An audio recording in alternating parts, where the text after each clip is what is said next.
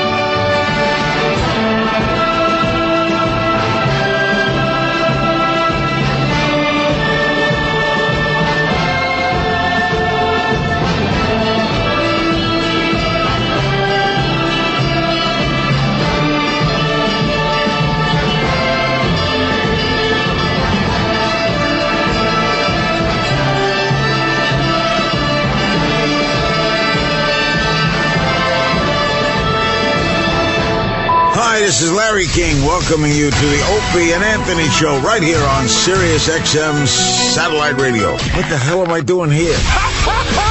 Isn't it brilliant? Forget it. The thing's out of control. Out of control. Great guests, interesting interviews, and of course, your phone calls as well. Gets my nipples hard. You know what I mean, son? Are you out of your mind? It's not the most talked about, not the most written about, and certainly not the most listened to show in the history of radio, but I'm still proud to intro it. Oh, you're going to have a ball. Yeah, good.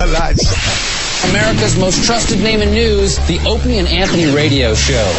Let's welcome our hosts, Opie and Anthony. By the way, who's Jim Norton? Good morning. Hey, everybody. Jimmy started us off by saying, let's see if they put Lindsay Lohan in jail. Violates probation again. I have empathy for someone that can't stop drinking and getting high, but there's something about her that just annoys me so much. Well, tits. Yeah, those are the only thing that don't annoy me, actually. I think what it is, it's one thing to be sneak and drink because you just can't help yourself, but it's another to shove it in everyone's face and have a barbecue with your friends. Oh, is that what she's doing? Oh, yeah. Yeah, she's under house arrest and she's having a barbecue in plain sight of everybody. Are you obviously allowed to do that? You're allowed to have people over, you just can't drink, right? I'm sure you're technically allowed, but, yeah, you know. I'm sure it shows a little irresponsibility, and then she doesn't pass another drug and alcohol test. She really should just be laying low, you know? Just kind of lay low. As in, Lilo? Lilo, lay low. Lilo should lay low. Lay low. But she goes back to court today. I don't know how many chances you give a person. If it was you and me, we'd be done. We'd be in jail already. Over. Right? This would be over. You'd be in jail. She's got ankle bracelets. She's got, home confinement. And she's still drinking.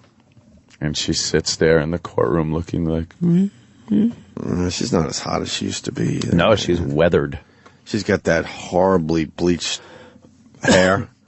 A little bleach in the hair is nice, but not when it gets down to that just over the top. It looks like it's destroying the hair bleach. Yeah, it pretty much is. She's what is she, a natural red? Yeah, she hates her red hair. You could tell she despises it. She despises being a ginger. And will do anything she can to get rid of the ginger in her. With her freckly tits. Oh, no, she was rubbing out freckles every night. She just hates everything about being a ginger. Yeah, a ginger. I think she takes Brillo pad to her cleavage, just freckled cleavage every night. Yeah. Yeah, she's not a fan of being a redhead. No. Mm-hmm. No. Godspeed there. God bless her. When's that? Later this morning she goes to a little court action? I believe so. I can't keep tabs on that many cases. You got the Casey Anthony. I'm all in with Casey Anthony. Mm-hmm. Yeah. He only had a half-day session. No, that must have bummed you out. Yeah. I want to see what's happening. I think she's gonna beat the murder one though. Yeah, no, you keep saying that. Yeah, I just want to keep reiterating so when it happens, people go, wow, you were right, Ed. No, they'll go, you're a dick. You were right. You're an asshole. Hair looked good yesterday. She wore more of a ponytail style instead of a bun. I hate the bun. Pulls it all back. It makes her hair look like, makes it look like she's really like a prison bitch. Like that slicked back, greasy fucking hair thing going on. But, with the long hair and the ponytail was flowing over her arm, over her shoulder, looking much better. In the big tight purple top she was wearing. She looks, some of the Google images on her, wow. Crazy person. And then others really hot. She made some crazy googly-eyed face at a lawyer the other day. Oh, God. And they freeze-framed it and fucking sent it, it was making the rounds. Are you outraged by that? Oh, no. That the media is manipulating pictures of her to make her look crazier? Give some more pictures, the better. Gives me a boner. Yeah. There she is with her hair bleached blonde and some fucking tatted, jacked up guy squeezing her tit. She's a party girl. She sure is. She's a party girl. How much longer for this thing? I don't know. It's going on for a while. Could be a while? Yeah. Rest of the summer? Nah, not that long. Oh, really? Yeah, defense, they're just popping up clown after clown. It's hilarious, really. Yeah. Oh, and that prosecutor, oh, boy. Oh, is he a good one? Is he? Oh, yeah. The Casey's prosecutor? Oh, yeah. Oh, boy. He did something the other day. There was some woman, and she was giving testimony about the skeleton they found for the child in the woods, and the fact that some people are speculating that the skeleton or the body was placed there maybe only a few weeks before they found it, and part of a hip bone was buried in the ground, and like in the sediment of the ground. Like it had been there a while. And she went, she goes, well, there are a lot of animals around. A dog could have buried it. And the prosecutor actually looks at her and goes, a dog? He's doing like the laughing thing. And the jury is just looking like, oh yeah, that was ridiculous. It was hilarious. A dog. A dog.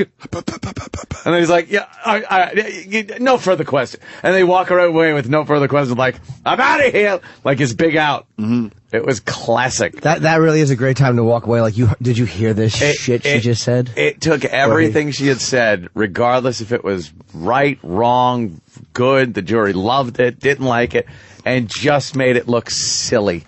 It was like, it was a dog ate my homework moment. It was like, oh, well, a dog could have buried it.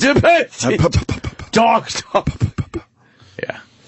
So, You seem to be enjoying yourself. Keeping tabs on that one. It is fun.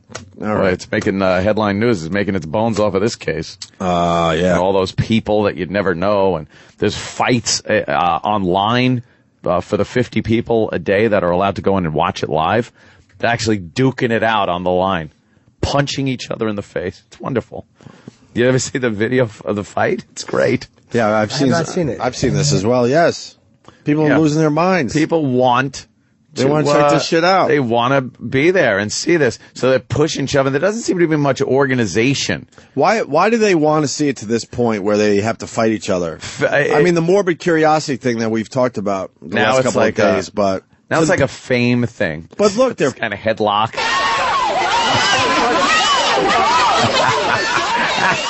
By the way, Ant, a lot of white people fighting. Oh, yeah. Believe me, this is all about Let's white point people. it out. White people fighting. This case is all about white people. Black people do not care about this case. It's all about white people. The people online are white people. They're punching each other. The court is full of white people. Just kind of got me off guard, trying to pull me out of line so that he could... The only black people involved seem to be the ones that Casey Anthony might have been sucking their dick to get a tattoo. Oh, that's all white trash. Yeah, Look like at a couple of black people there. There was one sister I saw. Yeah, probably going to some other trial.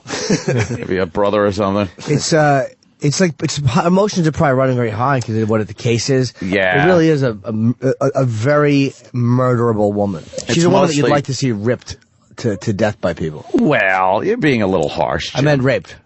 Oh, sorry, okay. I said ripped. You meant raped instead of ripped? Yes, ripped. Yeah, it's. I think it's a lot of these housewives with kids that want to go in there, and they've already made their mind up, which isn't hard to do. I mean, this bitch is a lying sack. Yeah. She is quite the lying sack of shite. Mm-hmm. But, it's the prosecutor's job to prove it. I don't know if they prove murder one. Seems like they're confusing everyone enough. Yeah, they're throwing in a lot of monkey the wrenches murder in one there. thing. Yeah. So, yeah. Hey, front page of the paper, we got the Medford guy, huh? Oh, my God. The Medford pharmacy yeah. murderer. Boy, you got to give it to the Suffolk cops. They tuned this guy up. Hats off, Suffolk County. That's old school. That's tuned him up. That's Lee Harvey Oswald shit they pulled on this motherfucker. First of all, he looks kind of like Lee Harvey Oswald. Yeah, he's a scrawny little fuck. And he got beat up pretty good by the cops. Yeah. As they brought him in, I guess there was a confrontation. Well, there could have been trying a to arrest slight him. altercation inside the residence, Opie.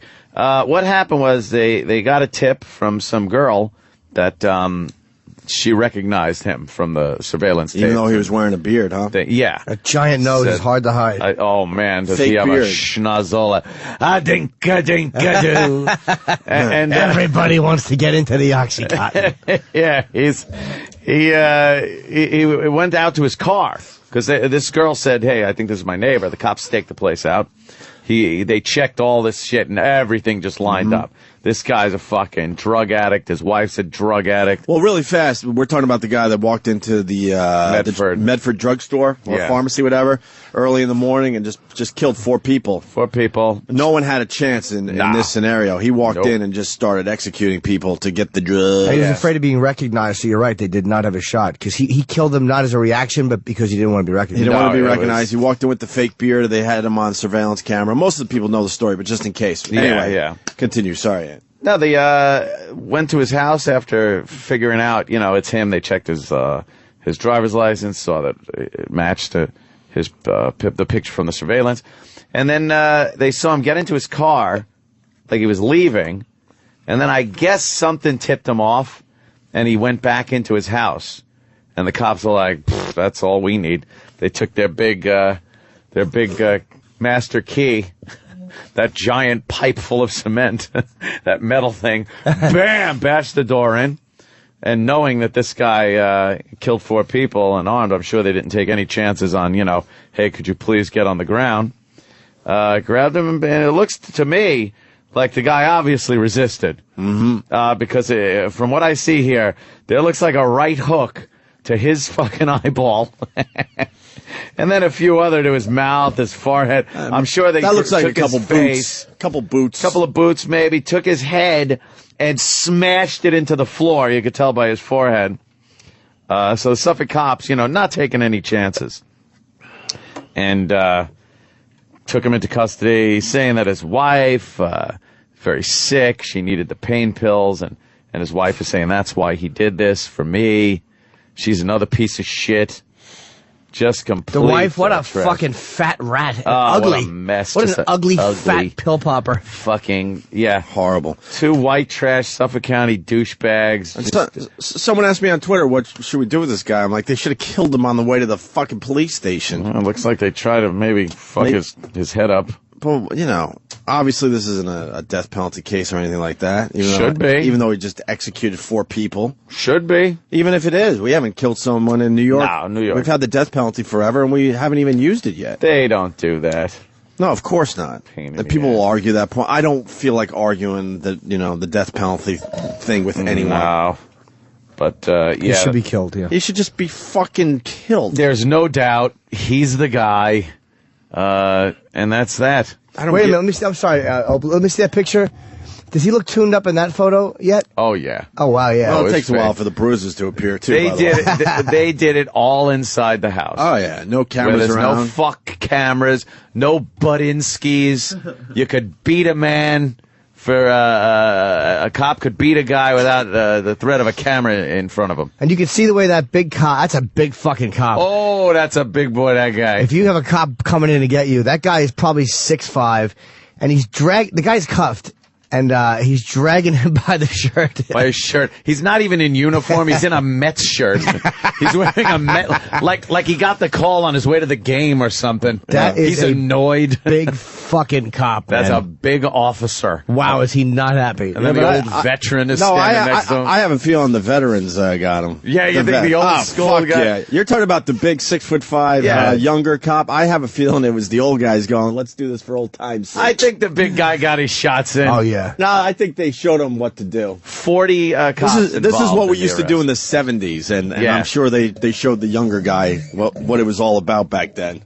Go ahead, hold him up. Hey, he's a war hero, Captain. His wife's fat. She does pills. But we got they got that scumbag. You knew they would soon with that much surveillance video. Oh yeah, you knew someone would recognize. But nobody wants to go to jail for armed robbery. That's a big jail sentence.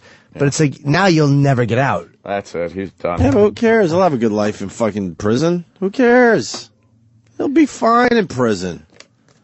He got 8,000 hydrocodone pills. I don't think he's going to do good in prison, to tell you the truth. Why?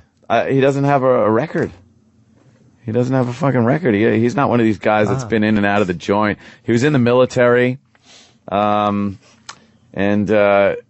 he's been like in, I guess, some kind of a rehab thing. He entered Brookhaven Hospital for pain management, the first step before getting into a detox program.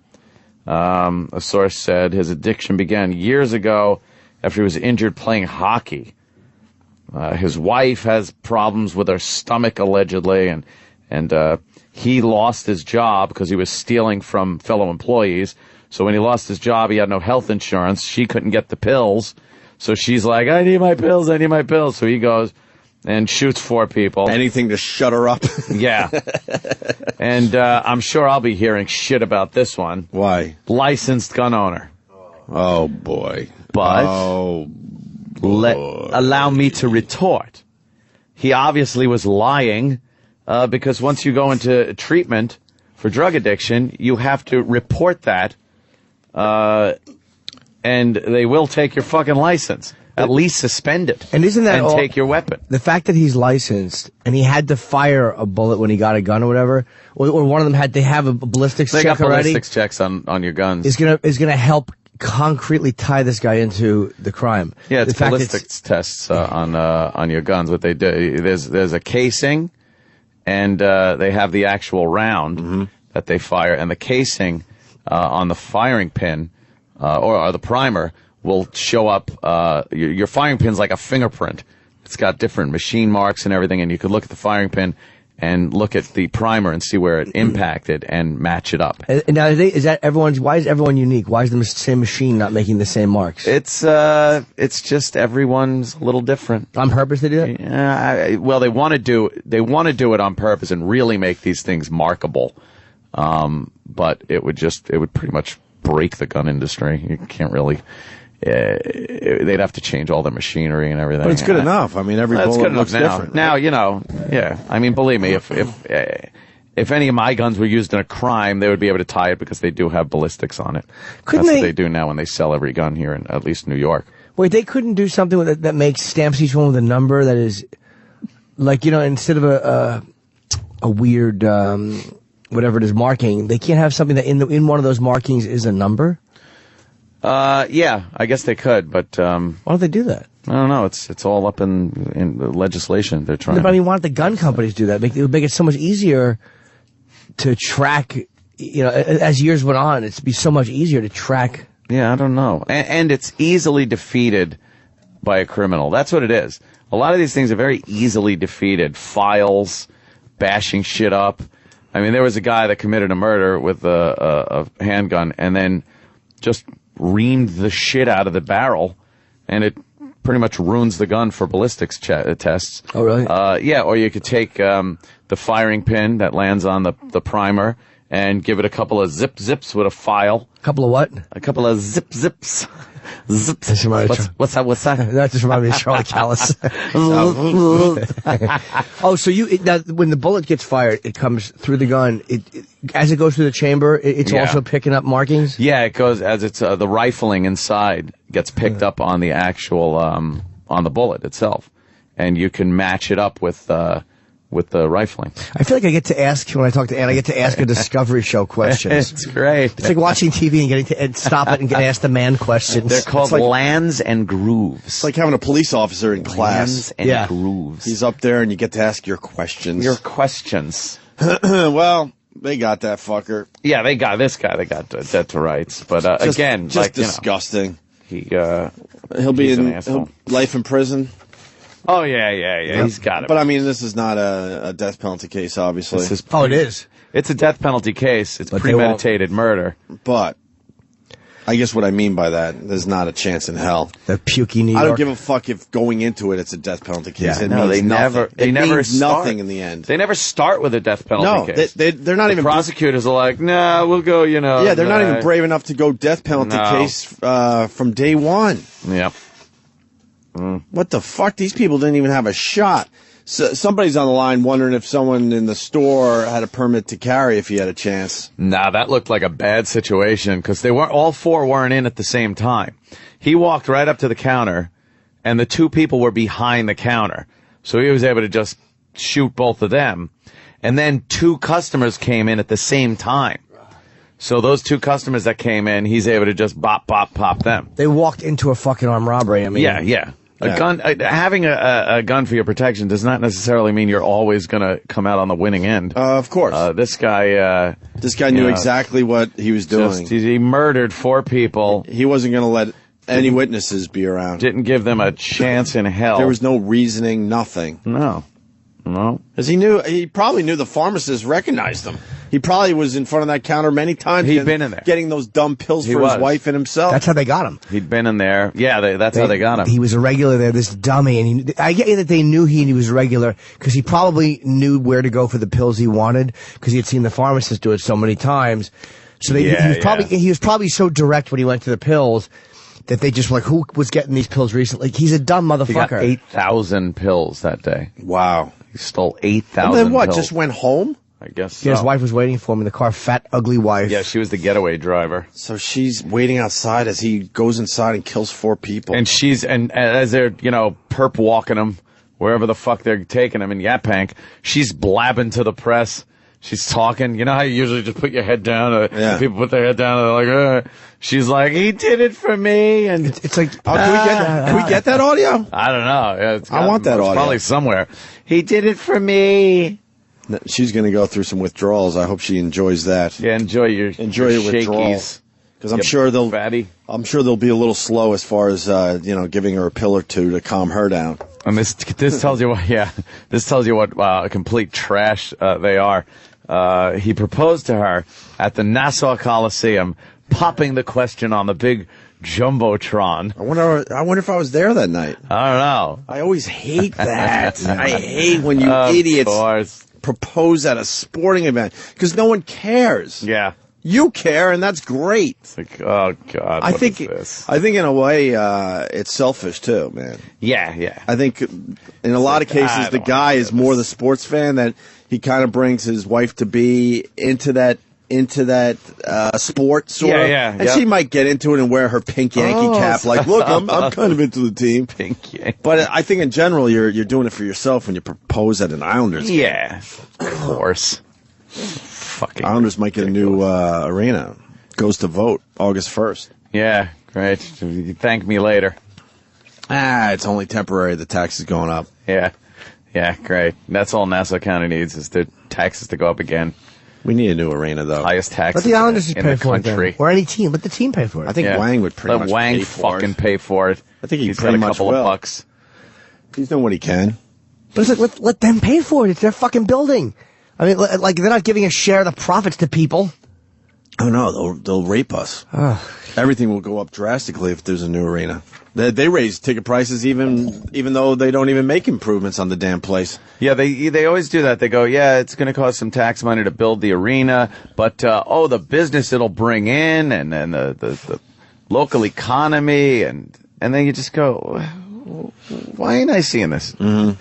And how come I'm still paying the huge taxes? It's even ridiculous. after it's built.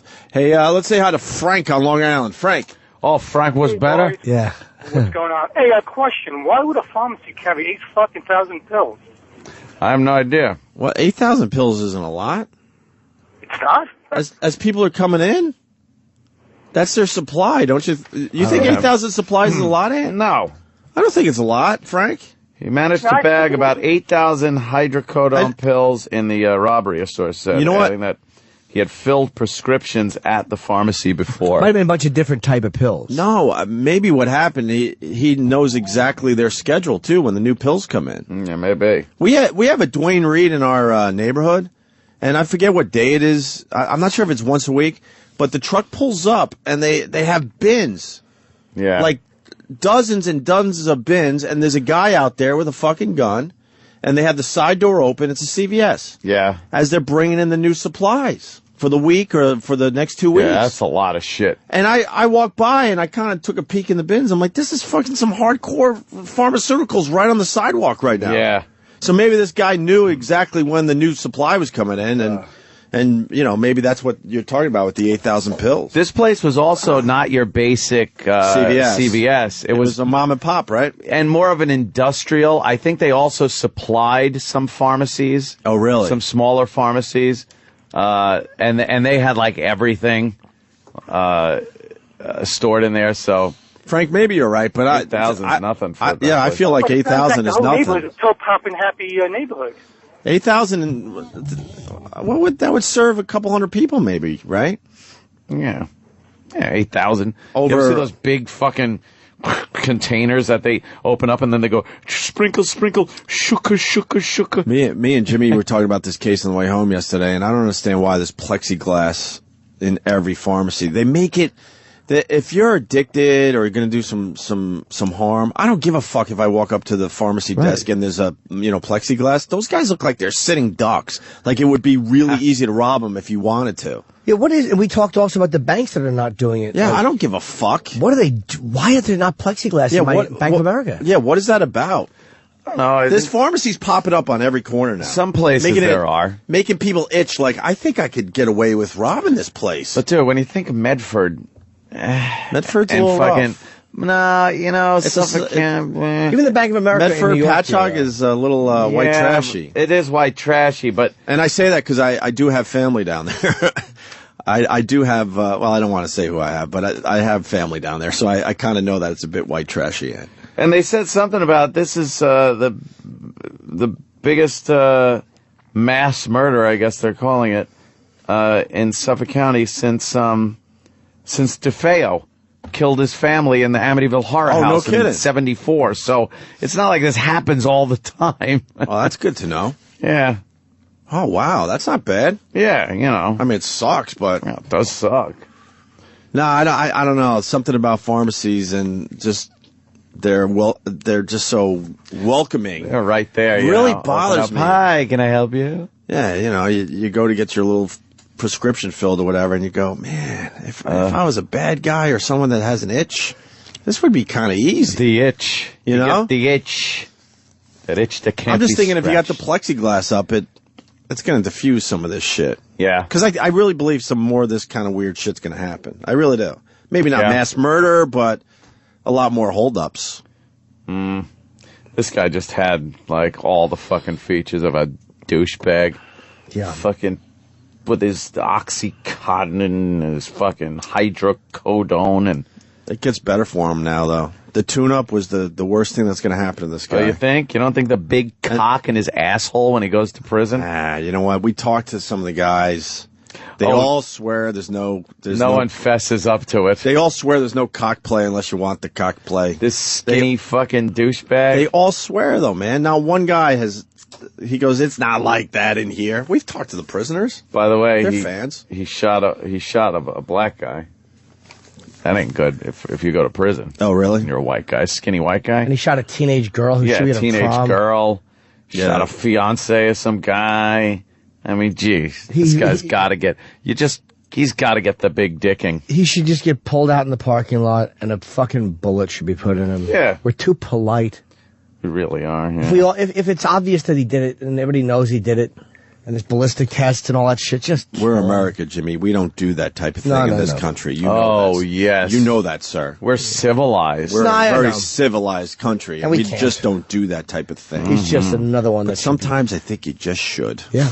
Simple as that. It would feel good. I'm not going to argue with anybody, by the way. I could be a friend to you. Is that what he said? Huh? The sisters in Shawshank. Oh, fuck. What was the line? I don't remember it. I got to watch that movie Hard again. to get. He's like, ugh, he's washing himself. That fucking guy's hilarious. Moving on. Kaz in Virginia Beach. Thoughts on Westboro Baptist Church protesting Ryan Dunn's funeral. That has a recipe for some disaster, my friends. They're just idiots. That has a recipe for disaster. They just know it's publicity for them. So that's what they do it. In America, you have the right to do that. Yeah. Because this is America, but, man, I wouldn't be bummed out if something horrible happens to somebody. Oh. Well, the last thing they were doing that made the press, a couple of the locals got involved, and they were parked. The church, Westboro Church, was parked at a hotel, and they got wind of it and pulled all their vehicles right behind the Westboro Church vehicles, so they couldn't even back out of the fucking Who did that? hotel. It was a bunch of people that did not want them protesting. So they didn't make the protest? Westboro, no. That's no. great. Yep. Make the cops tow every car. Yeah. And the cops will probably know what you're doing, and hopefully... Cops will go by the book. Cops will go by the book they'll with tow it it. and go like, all right, look, it's going to take a while for them to get down here. You know, they can't blatantly back up guys beating the shit out of these people, but if you're clever and you want to do that, Well, it's fine. What a great fucking idea. Yeah, they found out they were tipped off to where they were and just pulled up behind them, all their cars. And these are a bunch of fucking good old boy rednecks with their pickup trucks, and pulled up behind them. Is like, well, you ain't going anywhere. yeah. It turns out Ryan Dunn was pretty drunk, huh? Yeah. Holy mackerel, 197. Oh my God. Well, Break that down for me, Ed. 0.197. Well, 0.09 is legally drunk. So it's twice, and, So it's and a pretty little much bit more twice than that. the legal limit. And they estimate he was doing upwards of 140 miles an hour. They said 140 today. 140 miles an hour. Anywhere between 130, 140 miles an hour. And trying to make an exit like that, wow, just woof. He hit that guardrail, rocketed up into the top of the trees, and then came down, crashed into the woods. How high up are they And estimating? They were saying probably to at least 20 feet. Wow. Maybe higher. So wait, did he hit the guardrail where, the guardrail's on the ground and then kind of goes up? No, You know he what I mean? just hit that fucking guardrail and So was why would launched. Why would that launch him? I guess the energy going forward Yeah, that makes all of a sense. sudden made energy going up Picture taking a motorcycle and crashing into a low wall and the rider flipping up and over the top. That's what. Oh, I got you. He went right up, ripped the car apart, and then it just was killed instantly. I'm sure, right? They had I to would think. Yeah, They I said- would think. They said yesterday that they both died violently. Well, you're hitting that thing. But I mean, they really suffered. Like if really, yeah, if you die instantly, you're not suffering. I would think it still sucks. I would but think the second you hit that, that's what I would think. You're done. 130 miles an hour. I mean, that's 140 now. That's a lot. Yeah, you're not slowing it. That's fast. Not a Porsche. Hitting a fucking guardrail. It's Like not that. exactly built for safety. Like as far as like airbags all over and big fucking. Yeah. Turns out that long skid marks on that fucking road. You see that? Oh, they saw it coming. Tried to. Yeah. Ugh. Jeez. There's a couple things we got. Turns out that Bam and his mom predicted Ryan Dunn would die in a car accident. Really? Yeah, from Viva La Bam. Really? Yeah, we got it. It's on, it was on his show. I don't know if they made the actual prediction, but they basically were talking about how, this Ryan Dunn was taking chances with his driving, flipped a bunch of cars, wrecked a few cars, and then someone in the discussion, I'm not sure exactly who said it, we could listen and figure it out, said they predicted that he would die in a car accident. Wow. Yeah, you want to hear that? Yeah, creepy. And Dunn actually calls and says, dude, you better not have my car down there driving all over in my car. Isn't that so funny? Because that's all he used to do. Oh, Glom's friends? Oh, yeah, Don used to drive around people's cars. Well, the car he almost killed you kids in was not his car. He was supposed to be working on it. Well, Don learned his lesson when he rolled his car a couple months Oh, ago. yeah, sure, he learned his lesson. He'll never learn his lesson. Don destroyed his own car by rolling it by driving like an asshole. He always drives like an asshole. Too true. I'm serious. He's the worst driver, He's too. a grandstander. I'll tell you, he's going to eat it someday in a car accident. He already has plenty of time. I know, but I mean, like, that's his thing. Duh. He's going to eat it one of these times. He's wrecked 6 of other people's cars and 3 of his own. I have him in the death pool I know for that. death by vehicle. Yeah, he's the vehicle guy. See, that guy officially said it, and that wasn't Bam or his mom. Wow, that's on the DVD commentary. DVD commentary of Viva La Bam. Yeah. Yes. Great. I can't wait Holy to play. mackerel. I mean, I can wait, but believe me, we all know they're going to be playing audio someday. Me and Ope. We knew. No. We told them not to do it 270 miles an hour. I'm only safe on a track. I'm sure you're safe, but it's just things happen. I'll just shut up. You're crazy. We told them not to make the zoom noise out the window. But this is what Vroom. This is what Jimmy worries about. I know. It's not, I don't drive drunk. No, you don't. No. Oh, Bam's brother? People saying that was Bam's brother saying he was in the death pool. It's just a horrible story. It sucks. Mm. And then we have audio. I don't know if you want to hear it of Bam. He went to the accident site.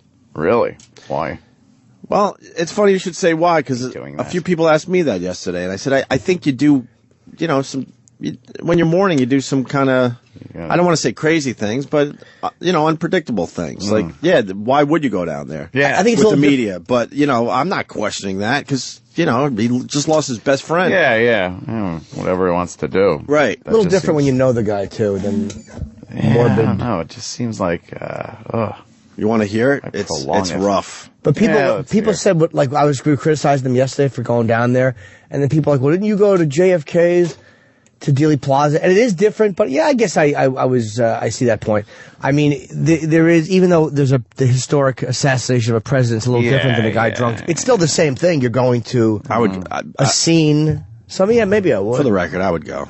I'm one of those guys. Morbid curiosity, I guess I just hate I really the traffic slowdown so much. I just resent people's nosiness so much. Sure. I don't know what it is, but, there's a fascination there. There's an animal instinct to it. It's like, animally, somebody said that nature has that, because we're seeing what happened to somebody else and trying to avoid it. That's what the nature instinct is. There isn't a nature reason for all this looking at stuff and wondering what happened. Mm-hmm. Ghoulish. Yeah. Yeah. Well, here's Bam. He went to the accident site. I think this is a couple days old now. And this is rough. You really want to hear it? Yeah, I haven't heard it. All right. Tonight, Margera went back to that crash site for the very first time. It was in a very emotional time for him. Right afterwards, he spoke only to us about his friend. Oh, good for you. Good only for to you, us. newsman. Only for us. Good for you. Good thing you got the exclusive. Oh, they're so hateable. They're fucking the worst. Why did he have to add that? Because he's a typical dirtbag reporter. Good for you. Look at me. Oh. Ugh. Only to us. Really? That was important? You're that. It's about you. You're that powerful that he only spoke to you. You just happen to be there, you asshole. Yeah. Fucking douchebag. We got the exclusive. Oh, listen to that again. I fucking hate him. Only to us. Really? Like he picked you. Did he pick you? Make sure you put in there that this is an exclusive. Yeah, well, I'm sure there was a graphic. I'm sure. Yeah. Guaranteed. Exclusive. Fox whatever exclusive. Sure. You guys are all the same fucking person. We don't notice the difference. You guys do all that shit among yourselves. But in the end, if Bam's on a news channel breaking down, we don't fucking know what news channel in the end, idiot. Yeah, we're not thinking about that. You assholes think all that shit through. Right afterwards, he spoke only to us about his friend. I've never lost anybody that I care about. He's my best friend. I was in Arizona when I heard, and I just remember I was with some friends having the best time ever, and at 12:30, I just started punching out the windows of the rental van and ripping out the speakers, and I don't even know why. I wasn't mad at anything or anybody, and if it's 12:30 there, that means that it was exactly when he crashed. You hear that? Jeez. Yeah, out of nowhere he started just losing lost his shit. He was 3 hours, behind with that time difference, and that would have matched up to when the crash happened. That's creepy. Either that or they were both fucking really drunk at the same time. Yeah. That too. He probably punches out things and rips things like every night. Yeah. That'd be like me saying, and I can't believe when my friend was killed. I was on erosguide.com looking at prostitutes. And I kind of sensed. Yes. But I bet you these guys all do drunk driving PSAs now. Knoxville and Steve-O, who's sober. And everybody thought Steve-O would be the first one to die because of how bad he was. I bet you they all do drunk driving PSAs. Yeah, I would love to talk to Steve-O about this. Maybe I'll try to talk to him. I mean, maybe down the road. Look, dude, he's sober. This may resonate more with him because his mind might be going, "Why I'm lucky that wasn't me." Yeah, he's still going strong with the sobriety thing too. So this continues. You're the happiest person ever. The smartest guy. He had so much talent. And he had so many things going for him. It's just not right. Not right.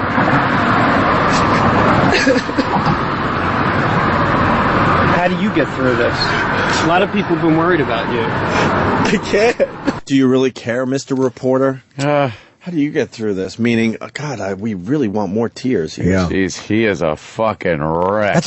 That's a rough interview though. It's like, what do you ask? I mean, oh Jesus! I guess that's a tough one. You don't have to ask anything. Is the answer, to be honest with you. Just shut your fucking mouth. People have been worried about you. I can't. Do you know how horrible it is being on an airplane for 6 hours, not being with everybody? You're just stuck on an airplane. No one had any idea, Brian. It was the worst phone call I've ever got in my life, waking up to that. Wow.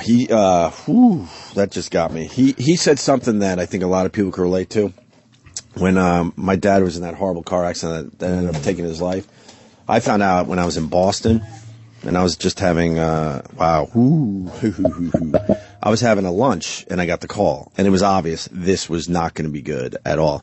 And then I had to drive from Boston all the way to Long Island just to get to my dad, my family, everyone at the hospital. And when he said, "Do you know how it's like to be on a plane for 7 hours, just stuck?" I actually sort of broke down a little bit yesterday thinking about that because it brought me back.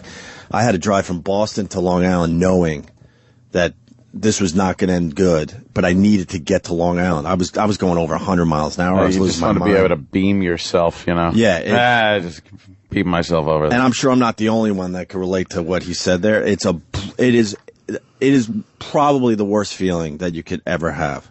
Yeah, I mean, knowing you can't get to where you need to be immediately. Right. To see what you could do, or in my case, I was hoping maybe to say goodbye to my dad, but unfortunately, that even if I was there, it wouldn't have mattered in the end. But right. Wow, did that hit me? Yeah, that was that's a rough one, man. All of a sudden, you find out. I don't want to make it about me. Let's go back to this. His best friend is dead. And he has to now get on a flight for 7 hours, 6+ hours. Everyone can relate to that, though. Everyone's been somewhere when it was a death call or an illness call or whatever it was, and you got to get where you got to go. It's fucking horrible. He sounds like he needs to be on suicide watch. Jesus Christ. Yeah, he's a disaster. really depressed. Time stands still. Yeah. That's what happens. I mean, the clock can't go fast enough. Yeah, that sucks. Cricket. I think there's a part 2 to this. Oh. By the way, Ryan Dunn. Now they're saying up to 140 miles an hour. Nate Sack from Westbury, he writes, if you jumped out of a plane with no chute, I wonder if this is true, you'd hit the ground at approximately 140 miles an hour. Is that all terminal velocity is? It sounds... that puts it in perspective. I thought that would be faster. Huh? I guess I'm wrong, but I would have thought terminal velocity, which is... Yeah, that's why I wonder if this is true. I mean, Nate Sack's pretty reliable. Maybe he did some research on this or heard it somewhere. I normally don't make terminal velocity errors when it comes to parachuting. I mean, I'm known for that, and I'm almost embarrassed that I can't answer that. Yeah. Part 2, Bam at the accident site. I'm curious, are fans still coming out to the crash site, Chris? Yeah, perhaps even more today than yesterday. Fans are flocking there, putting down flowers. But one thing we saw in particular was this. People coming to the crash site, fans and non-fans, trying to gather, steal anything they could get their hands on, from broken headlights to parts of the engine block. Some people actually told me they're going to put some of this stuff on eBay and sell it. T-shirts and lighters and all kinds of things. Let's break this down. They are scumbags, which that is exactly right there why you hate them, because they want to go and grab stuff for eBay. Like they should be shot. Yeah. But I need to jump in too. It'll be 1 or 2 of those guys. Maybe. He makes it sound like everyone's just grabbing and throwing it on eBay. That's sorry. No. You're right. But the media has a role, I guess. But it's funny to listen to him be indignant about it. They're going to capitalize on this, much like we are. At this very moment. They're going to put it on eBay. We sell to advertise. How do you say that? I just tripped. Yeah. Advertisers pay us, however you say it. You got a great point. They're both capitalizing on it. You got a great point. It talks only to us. I mean, that's good. That's good video and audio, Bam. I mean, it's good to see the guy be human, and it is interesting to watch a guy that we like. Somebody that fucking emotional, boy, if that Westboro church tries any shenanigans. That's why I said it's a... Wow, because Bam's the kind of guy that would just walk over and fucking stab somebody. But the thing is, they are used to people. They've been attacked. They're fucking... I think they're crazy. And all he would do is get himself in a legal nightmare and sued. It doesn't seem like he would care about that. No, he wouldn't. But that's I mean, what you need. You need the people that don't care what's going to happen to them, the repercussions, and just go over there and do what's got to be done. Yeah. Here's the rest. Stand those fucks. They are hateable, but what a great thing to block them in. Yeah. Just take the keys out of your car. Yeah. Here's where I'm parking. Fuck you. Here's the rest of the audio. eBay and sell it. T-shirts and lighters and all kinds of things have already made their way on eBay, but at the crash site, you should have seen these people pilfering away whatever they could. I talked to a police officer. They said that is illegal. That is still an investigation scene, and these people should not be doing this, but they were taking away everything they could get their hands on. All right. That's what people do. Yeah, I'm not some surprised dirtbags. there. I don't mind if they take it to save it. That's ghoulish enough. I mean, I did do that on 9/11, so I can't. Somebody gave me something, and I still have it framed. It was like, but to sell it is kind of shitty. I'm Ryan sure Dunn- more people are taking it just to have for themselves than to put on eBay. I would Autopsy bet money report. on that. What is that? Ryan Dunn autopsy report. Official one, the only one in USA. $10,000. Where is it? On eBay? Yeah. Come on. Who the fuck wants to buy his autopsy Are report? any comments on that? Like, It's probably fake. Fuck, it probably is fake, yeah. Of course. Of course it is. Somebody's fucking around. Because of the toxicology reports, the total couldn't be done yet. His autopsy report couldn't be done this fast, can it? I mean, the alcohol maybe, but can't they? Doesn't it take 2 weeks to test for drugs and pills and all that shit? Yeah. Yeah, that's bullshit. Let me say That hi to is Grant, bullshit. who lives close to the accident site. Grant in Westchester. Grant. Hey guys, Hey. I live like a quarter mile right from that exit, and I drive by every day. And every time I drive by, there's like more and more people out there. I drove by last night at 8:30 at night, and there's a good 25 people out there roaming through the woods. I've seen them grabbing branches and just ridiculous stuff. It's insane. People are vultures. They really are creeps. Yeah, I don't know what to say about that, Grant. Yeah. It's just ridiculous. All right, sir. Thank you. Punch now. See, I just bought an original 1979 Alien movie poster. Ooh. For my theater. How much? More than 500? 500. Okay. Yeah. It's really good condition. Ooh. Yeah. Would you let Sigourney Weaver sign it? You know what? I would rather have a different something for her to sign. Not that piece of shit. The original one with the egg. Why wouldn't you have her sign it? Because he wants. I know what he means. He wants. She was in the movie. Yeah, but you know what? That poster is just that's for the poster. That's the original. Yeah. I would have like something else. If I found out she was coming in at some point and I could get another one or a different thing, like maybe a card or something. One of the like things they put up in the theater or something like that. But the poster's got to be framed and put up by the theater. I have Pulp Fiction also. And Fargo, signed by William H. Macy, which is cool. But getting a 1979 original Alien poster. They're gettable, though. I don't want to. I would anything like certain movie posters, like the big getting movie posters is for a film I believe called Metropolis, which is virtually impossible. Even the original King Kong, those are hard to get, really hard to get. But the Metropolis one is the big one. Yeah, that's what a cool poster that is too. It is. I don't know how much it is, but the old Frankenstein cards, like Kenny. Those are great. Just take a picture of Club Soda Kenny, blow it up. Ask him to sign it. Throw a kid down the well, whatever the fuck he did. They caught Whitey Bulger? Yep, in San Diego. What? You didn't know that? That's like... Let me go to JJ in New Hampshire. How long has that motherfucker been missing? 16 years. Wow. We were in Boston. I think he went missing right around the time we went to Boston, which is 90. We were up there 95 to 98? He was on the Lam. Holy shit. What do you got on this, JJ? Morning, boys. Another spot on the FBI 10 Most Wanted open. They caught him this morning. He was living in a small little apartment, just like any average old guy, I guess. Yeah, wow. I didn't really have that much detail. Opie stole my thunder. Well, I'm sorry about that, sir. It's all right, fella. It's your Hey, show. Whitey, where's your hat?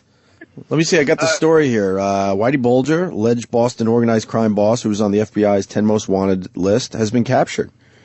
Do they capture a lot of guys in the top 10 list? It's very rare, right?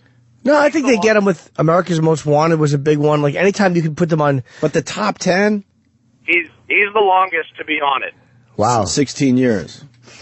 Wow. Taken into custody with his longtime girlfriend, will make his first appearance in court Thursday, today. Pair was arrested without incident from a residence in Santa Monica, California. Santa Monica. on Wednesday. I wonder what you do when you're in high. He obviously has money. How do they, maybe through a phone call? It says authorities credited a new publicity campaign for the tips that led them to the fugitives. Somebody recognized him, I bet. Some neighbor who had no idea who Whitey Bulger was. They began airing a 30-second public service announcement on Tuesday. Where? Centered on Craig. Oh, the woman. They got him through the woman. His girlfriend. If you watch that I Almost Got Away With It show, you ever see that? He should have bailed on his girlfriend. They always get nailed by a woman. They guys that get away with something and then they escape and they're on the lam. They change their name, their identity. They get licensed. They get all kinds of paperwork. They get a job. Everything's fine. Then then I fell in love with this girl. And you know what happens? They get so infatuated with the girl. They tell them kind of what the deal is. The girl freaks out a little bit, but it's okay. And then the second the guy does something like looks at another girl or breaks up with her or she breaks up with him, she runs to the cops. Oh, yeah, that guy? Yeah, that fucking guy. I've been living with him for fucking 5 years. Yeah, but in this case, the FBI ran these spots and they focused on her. Like, we're looking for this woman. And that was Tuesday, and Thursday people were like, fuck, I know that woman. She's right over there. Damn. That's how they got Whitey. Here's why. Because Whitey probably stayed in the house. He probably went out. She's the one who probably did everything. She did the shopping. She did all these things and went to the pharmacy and did all these things that he was afraid to do because he didn't want to be in public. He probably went out very rarely. So then they knew that she'd be the visible one in every neighborhood. Well, here you go. So this Greg or Craig is 60. The FBI says the public service announcement ran on shows that appeal to female viewers in that age group. The public service announcement listed some of Greg's or Craig's distinguished characteristics, such as the fact she loves dogs and other animals. She goes to beauty salons. She worked as a dental hygienist and likes to maintain her teeth. And she had multiple plastic surgeries. So this was all the stuff they kind of threw in the PSA. Yes. Do you know a woman that matches some of this stuff? Bulger, 81. Ran the Winter Hill Gang in Boston, was indicted in connection with 19 slayings. Jesus. The FBI put Bulger on its most wanted list in 1999, had a special task force devoted to locating him. 81. He's had a fucking good run. You know what I mean? When you're 81, you never want to go to jail because he could live to be 98. He could have fucking 17 years in jail, but when you're 81, you've had a great run. Last time they had a sight on him was 2002 in London. In London? Yep. Hey, JJ. I'm sorry, but how is he flying after 9/11 with, I guess, a fake passport? I don't Fake. know, man. Everything's got to be fake. Yeah. And isn't his brother, who's his brother again? I forget all this shit. It's been too long. JJ? Yeah, I'm not really sure. He was the head of, was it BU? Or something, man. Yeah, something like that. He was a good guy on the other side. Yeah. Oh, really? Yeah.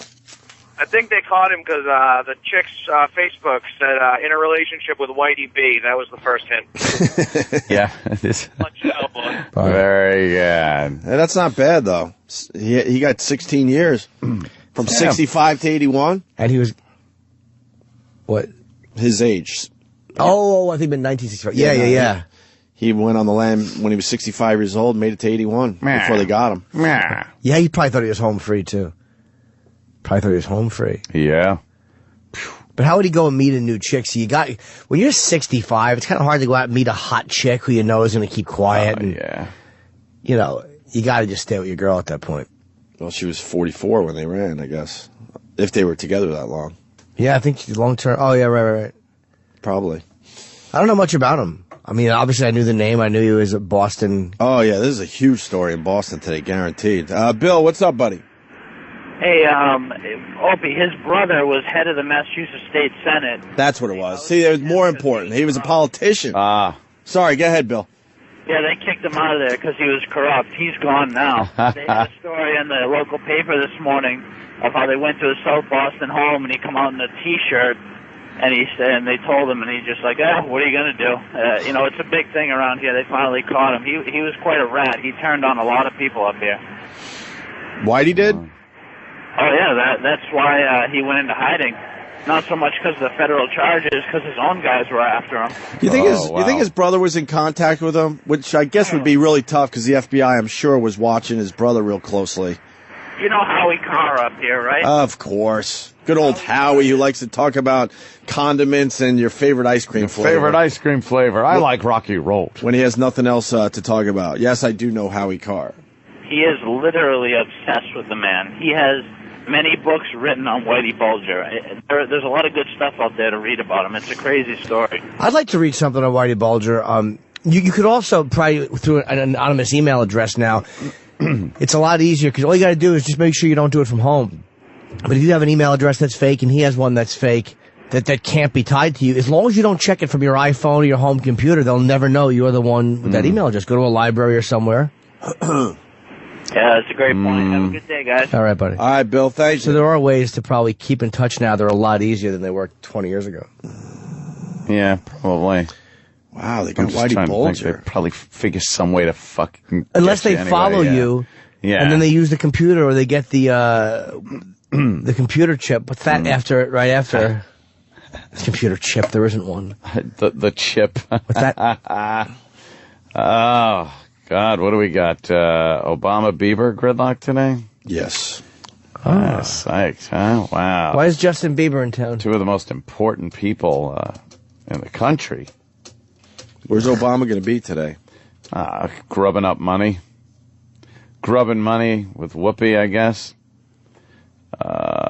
Where's he going? I have no idea.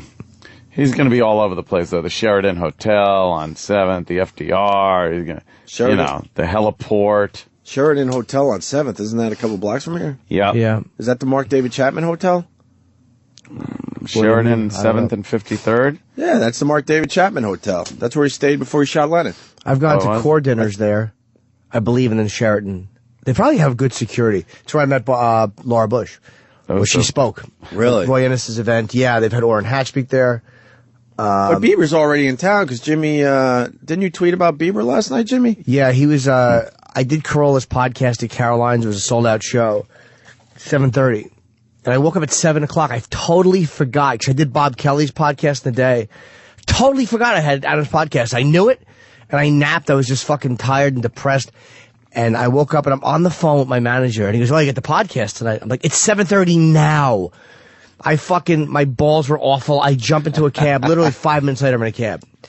And I'm calling Greg Charles. I'm like, "Just tell Mike August I'm on my way." And he goes, "Oh, you're fine. We're starting now." So I made it there probably 7:45. And I get in the back, and it's just full house. And they said they said Justin Bieber's in the crowd with two big guys. I guess he has to have security. So Adam Brink. Why was he there? I don't know. I mean, maybe I think that he just wanted to go to a comedy show. He must know Adam. Maybe he's familiar with Adam. He's just a little kid, though. Was he 17? Not anymore. You look at him; he's starting to look like these fans of his aren't going to be liking him anymore. Like, look at that picture. You see the little girl and the little fresh-faced Bieber. You think he's bummed that his fan base isn't growing with him? Yeah. No, but they'll all fuck him. These 17-year-old chicks that fucking... That's a No, not her. 12-year-old. Not her, but I'm saying in general, the girls that like him. I don't think a lot of 17-year-old girls are fucking, like, doing that with Bieber. I don't know. I really don't, man. Unless he can make the jump. He's stuck in kiddie land, I'm thinking. He's doomed. I would say most of his fan base is extremely young as he continues to grow. I didn't know where he was sitting in the room. God damn it, that's Selena Gomez. So we, Adam does like a half hour. Yeah. Just talking and stuff, and he's very engaging. And he brings me on, and we're just talking about massages and happy endings and all that stuff. And I'm talking about a finger getting slid in my ass. And then we just keep going, and we're fucking around. And then I guess everybody knew he was there. And the, Adam all of a sudden just goes, "Yeah, I guess Justin Bieber left." On stage, he says that. Probably your material was too. That's too probably much for what him. it was. Too blue. I don't know. I don't know if he had a time constraint. I would love to think that you're the reason he had to leave early and find something else to do. Well, I had a feeling it was that because he was. I found out where he was sitting afterwards because I toasted the audience. I'm like, we arguably chased the biggest music star on the earth out of the room. Here's us, and everybody laughed. But he was I was sitting. Adam was in the center of the stage. I was stage right, facing the audience, and he was extreme right right by when you go to Caroline's, you walk in the main door. When you say you're facing the stage, if you're looking at a comedian on the stage and you look to your left, there is a side door against the wall, and he was right by there. So I guess they got him in and out of there. Because someone goes, yeah, he left. He's squeaky clean, so probably when you guys started down that road, doubt. they're like, we got to get you the fuck out of here. You should apologize to Justin Bieber. Well, he's young. He probably just didn't enjoy it. Someone said he didn't laugh once. So oh God, I don't know. He got no sense of humor. Well, he has no life experience yet. Of course, he travels the world, but he still doesn't have life experience. Yeah, he's also. I'm not offended by it. He's 17 and he's hearing about getting jerked off, and I mean that would have cracked me up when I was 17. Totally. But I didn't have an image to. It's all his image. He's got it, and he probably didn't laugh because if I laugh, it'll look like I condone this. Then don't go to a comedy club. Maybe that's just not his thing. Or maybe where he was sitting, he was afraid too many people. I don't know. Maybe he wasn't in the back of the room. I told you, when I saw Tiger Woods years ago, when he came to see Dice, and I was watching him while Andrew was on. Yeah. And he was laughing. But he was literally on the table, like humped down, laughing. And it's like sometimes people are fucking. He just may not have thought it was funny. That's very possible. He's young and clean cut guy. It went over his head. No, people get it. She has a giant head next to him, by the way. Holy shit. That's just forced perspective. Selena Gomez has a wonderful head. She's pretty. But yeah, he probably didn't enjoy the show. She has too much of that dirt. She has too much of that dirty blood in her, though, for you, Ant. There's a little too much dirty blood in her. I don't know. I kind of like that. I think she looked good. Yeah. Yeah. And how filthy could Bieber's dick be? You know. He's not having sex with Selena Gomez. Oh, I think you're crazy. Of course he probably is. He's not. Yeah. But you don't think so? That's two publicists getting together going, look, this is good for both our clients. She was really hot. They do all that shit all the time. I would bet money no. Maybe. You know who's looking rough is that Britney Spears. Did you see? There were a few pictures that he showed of her at her latest tour. And she looks rough, man. She looks banged up. Yeah. She looks way older than her age. Yup. She does look beat up. A little rough around the edges. Life has fucked her up a bit, huh? Oh, yeah. She's had plenty of life experience. Hell fucking yeah. Everything. I just got a tweet. If Justin Bieber didn't chuckle once, my love for Jim Norton has just multiplied by 1 billion. That's great to think that you might have chased him out of there. It had to be that because awesome. if it wasn't a time constraints thing, or maybe he just wanted to go to a stand-up show and was like, what is this? He has a new cologne coming out. Is that why he's in town? Bieber did Letterman last night. Better be O-Day My Fingers.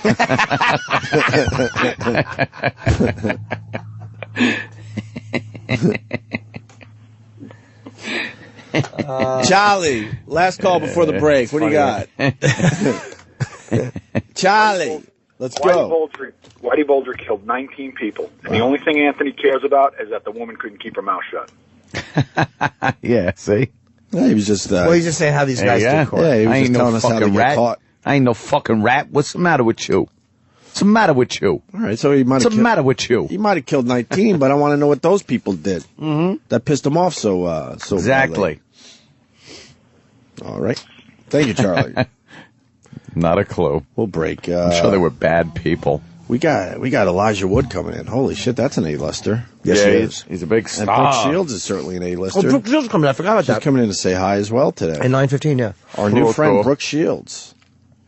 Wilford is on FX. It's Elijah's show. I enjoyed it. I actually enjoyed it. I watched 3 of them yesterday. Wilford. Yeah, it's weird. It's about a talking dog. It's a very bizarre show, but there were some brutal jokes, which I kind of enjoyed. Yeah, I saw it. I saw it last night as well. Elijah, what a career that guy's had. It seems like you got to be... Ever since he was a little tater tot. You got to be famous to get a show on the air. That's what I tell myself. So they're not willing to build new shows around new talent. Around me. Around new talent they made. Oh, you. Shit, what happened? But I don't know yet. Nothing. Nothing has happened yet. I'm still here. Like, meaning... in this place in my life, not in this room. Oh. No. You know what I'm saying? Like, fuck, I'm still here. No. God damn. But I mean nothing. So that's what's happened. Nothing. It's fiercely depressing. Oh, yeah, he was in The Good Son, that one. That was a good one. Oh, yeah, with Macaulay misbehaving. I love that movie. He was a bad boy. Sure he was in his denim coat. Look at that. You're all rough. You got leaves on you. Come here, let me muss your hair up. Come here, Macaulay. Look at your denim coat. They throw the dummy over the oven. Don't do that. You're going to get in trouble. Take your little hat off. They fucked up Macaulay Culkin's career, man. He's smiling. By having him die in that other movie from the bee stings, and then making him like this evil kid in this fucking movie. I cried so hard. You did? He got the bees all over him. Yeah. And I had a big tent in my sweatpants. He was allergic to the bee stings. Yeah, I know. I was like, be careful. They're going to start stinging you on your penis. Got to get someone to suck the person out. Person. You got little bee stingers in your penis. Why don't you come over here? Let me get the bee Your bee sting. Let me pull them out with my teeth. I'll rescue you. I think Uncle Paul should be arrested. I was crying a lot in the theater when I seen that one. Yeah. What about that Klumsky girl that was in that? Oh. The girl that was in that I couldn't movie. see through my tears. I had such a big lump in my sweatpants. They had an Anna Klumsky. My little friend was with me watching. Oh, yeah? Did you have popcorn? Sure I did. Well, allegedly. The hole in the popcorn. I had to leave the theater. There was a problem.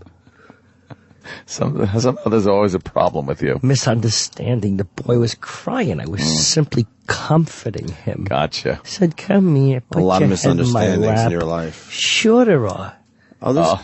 Yeah, the scene where the little Macaulay is in the coffin. Oh, and I like what, look at that. Who's that? That's that Klumsky. Yeah, when she's looking through the banisters.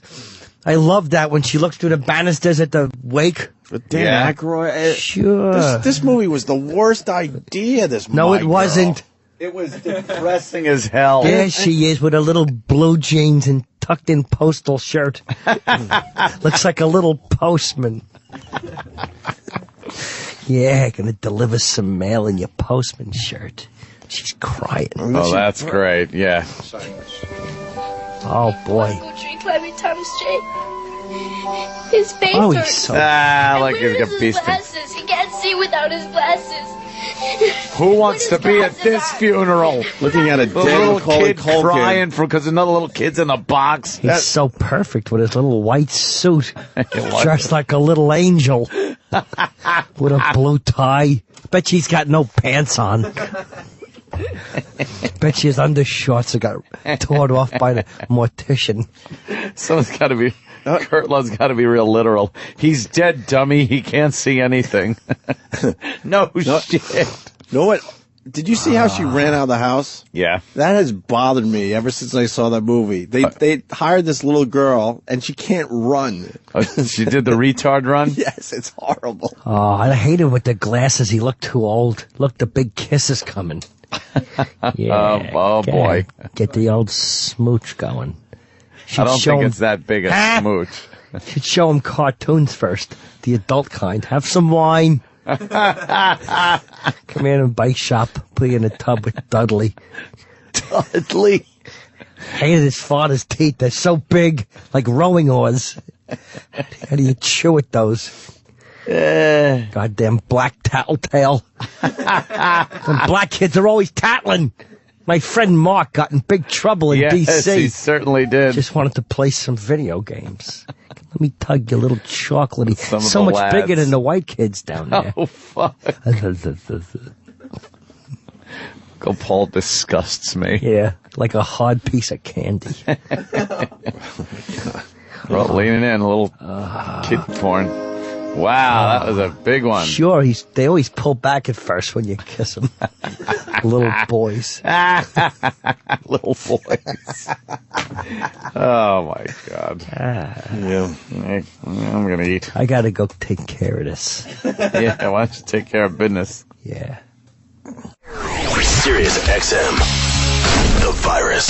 Thanks for calling the Opie and Anthony FU Line. Here's the latest batch of FUs. Fuck you! Yeah, this fuck you goes out to Paris Hilton. Paris, fuck you. You wasted 20 minutes of quality Opie and Anthony time by sitting there being nothing but a stump. Fuck you for that, and fuck you for just being Paris Hilton. Fuck you. Fuck you. Yeah, I wanted to give a big fuck you to the girl that was on her rag when I was fucking her in my car, and she didn't tell me she was on her rag. And I'm sitting there fucking banging her, and now it looks like I got fucking splatter art all over my dashboard. Fuck you, you bleeding cunt. Fuck you. This FU goes out to my sister Jody. I get a phone call at fucking work today saying that you called 911 and had an ambulance come and take you to the hospital because you had chest pains. I drive all the way to fucking Bel Air, and I get a text message from your husband saying she doesn't want any visitors, including your parents, because it stresses you out. You could have been having a fucking heart attack, and all we wanted to do was come up there and be with you in the ER and make sure you were all right. You know what? Fuck you. Fuck you. I got a big fuck you to my dick. Not only is that fucking little, you gotta come in fucking 20 seconds. Fuck you, you little prick. Fuck you. Hey, I'd like to give a fuck you to the fuck you line. Who's doing the fuck yous? He sucks. F you. Fuck you. This fuck you goes to my mother-in-law. You live in my fucking house. I pay the fucking bills. You know what that means? You have no fucking say. Fuck you. Fuck you. This is your official countdown clock. There are now 67 weeks left on the contract. Fuck you. Call the Opie and Anthony FU line. 866-FU, line 1. That's 866-FU, line 1.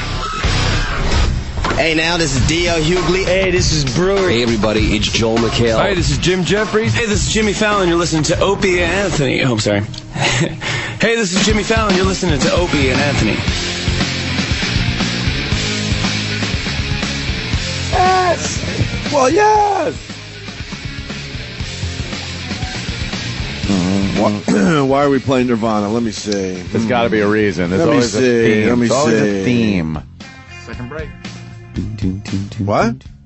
It's a second break. That's why we're playing Nirvana? Because it's the second break? No, that's when the themes come. Oh, really? Right, yeah. This is the thematic. I don't see any Nirvana music. I don't see any Nirvana stuff on here. It's under entertainment. Opie, it is the 20th anniversary of Nevermind.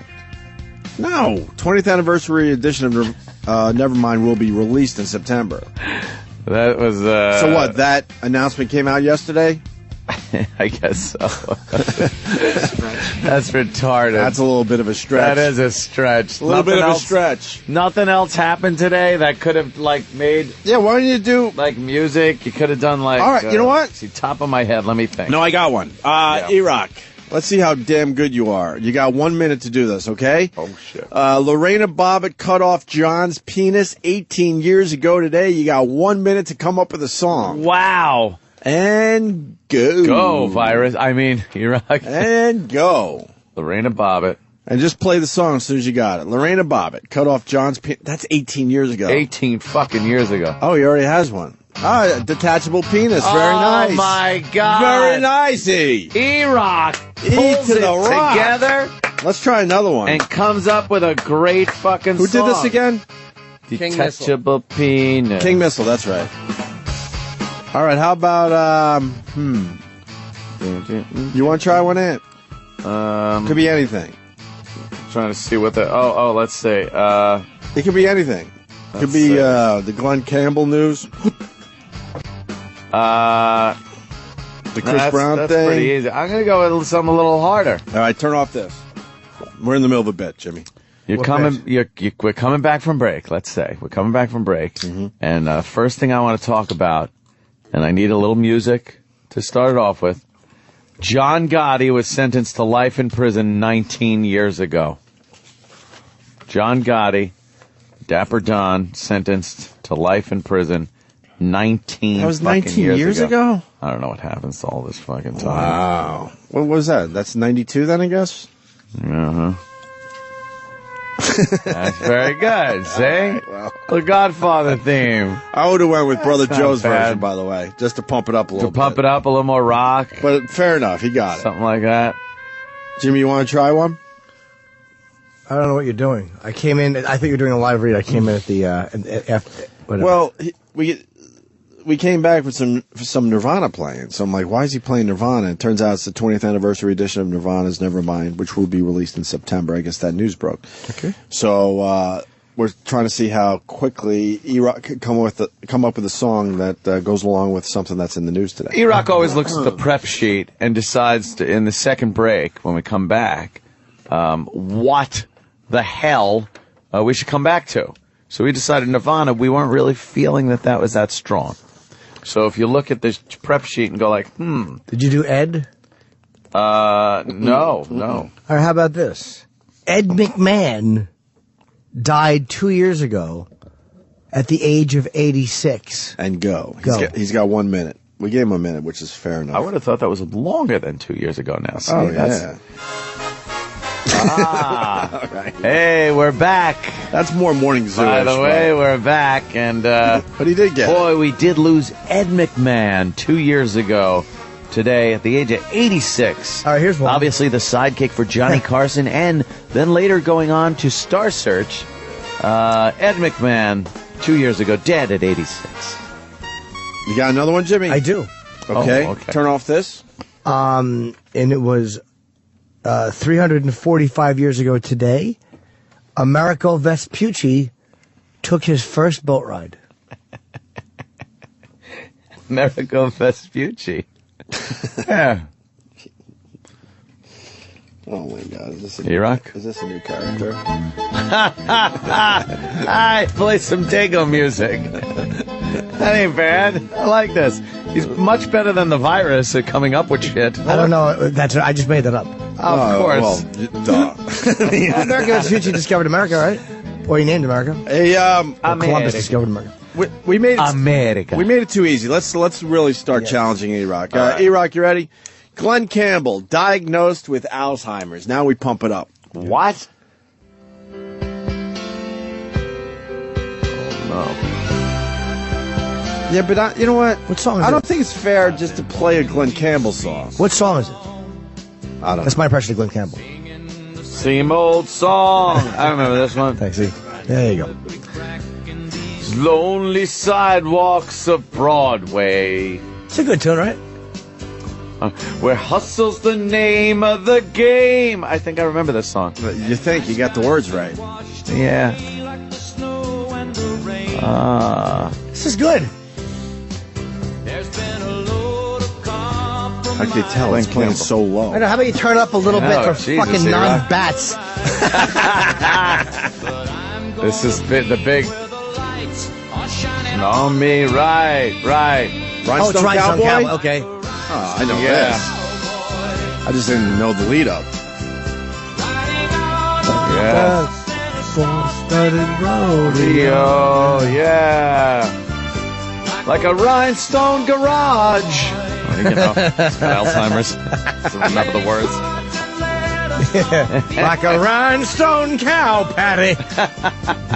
No. I don't know. I was more of a Wichita lineman guy myself. I don't know that one. I like that song. Got a little Wichita lineman?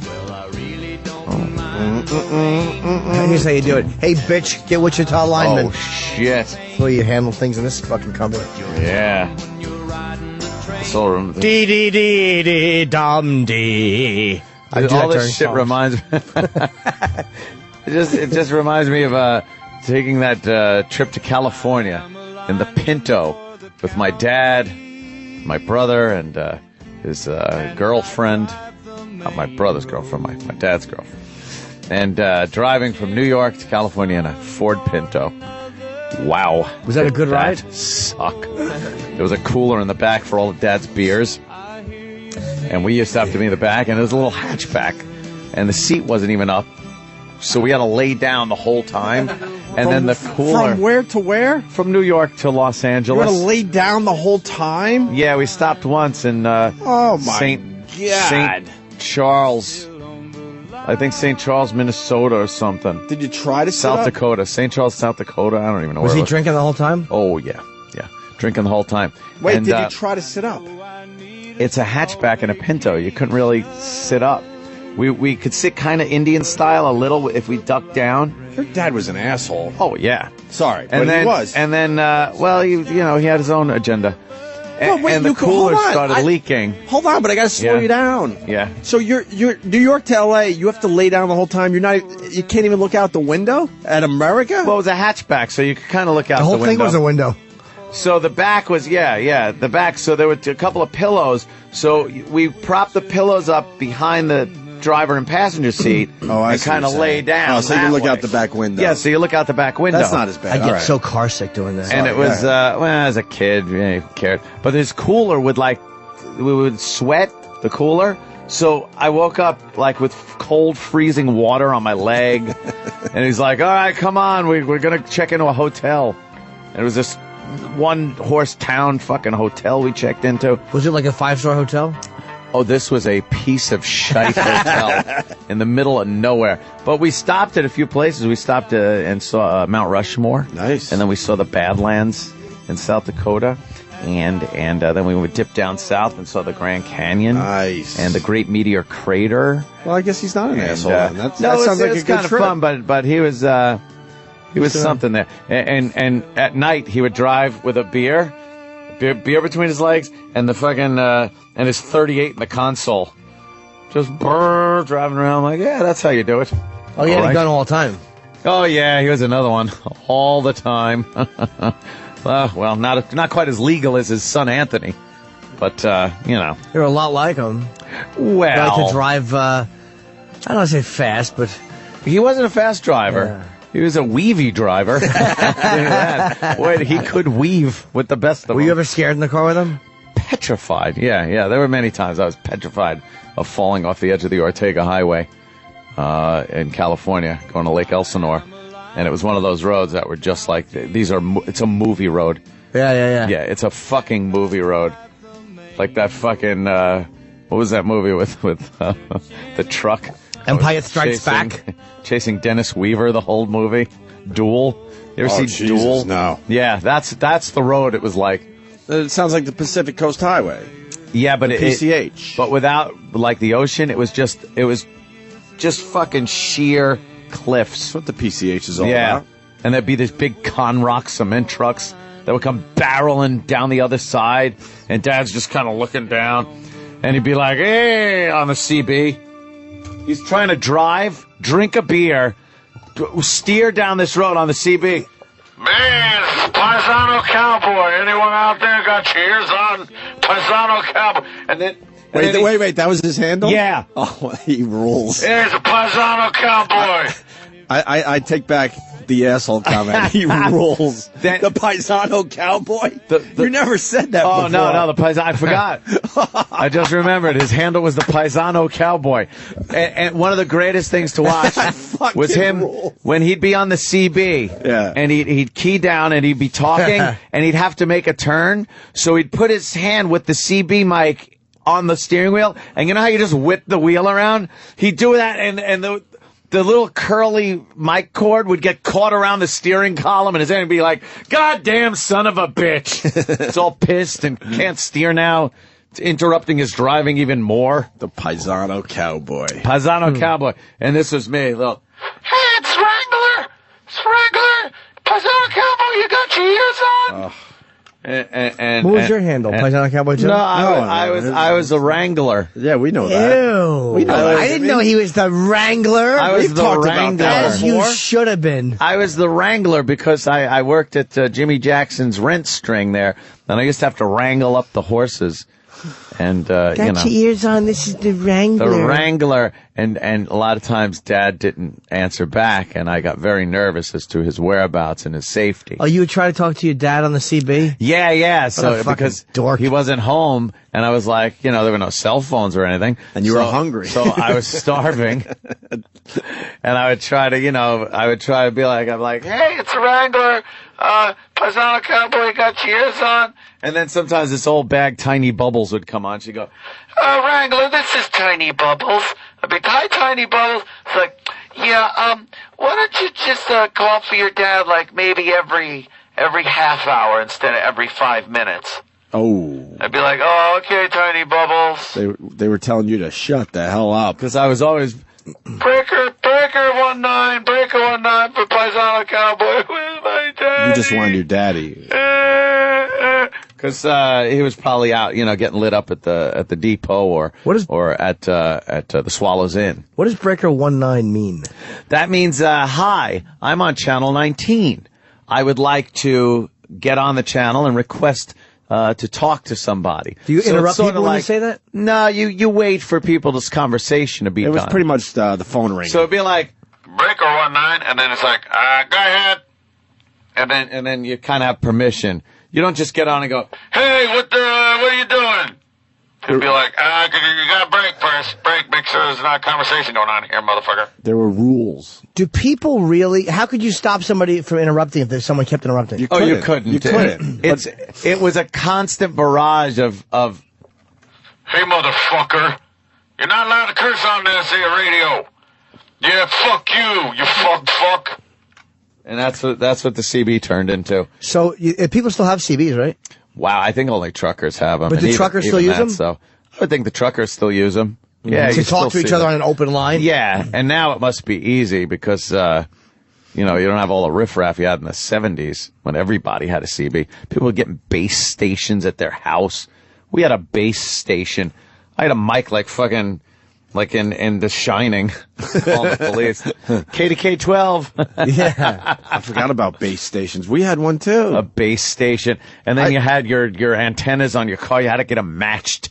It was hard to match your antennas. Did you just go out, in our case, just out to our driveway just to hang out on the CB? And talk on the CB. Yeah, on a summer night.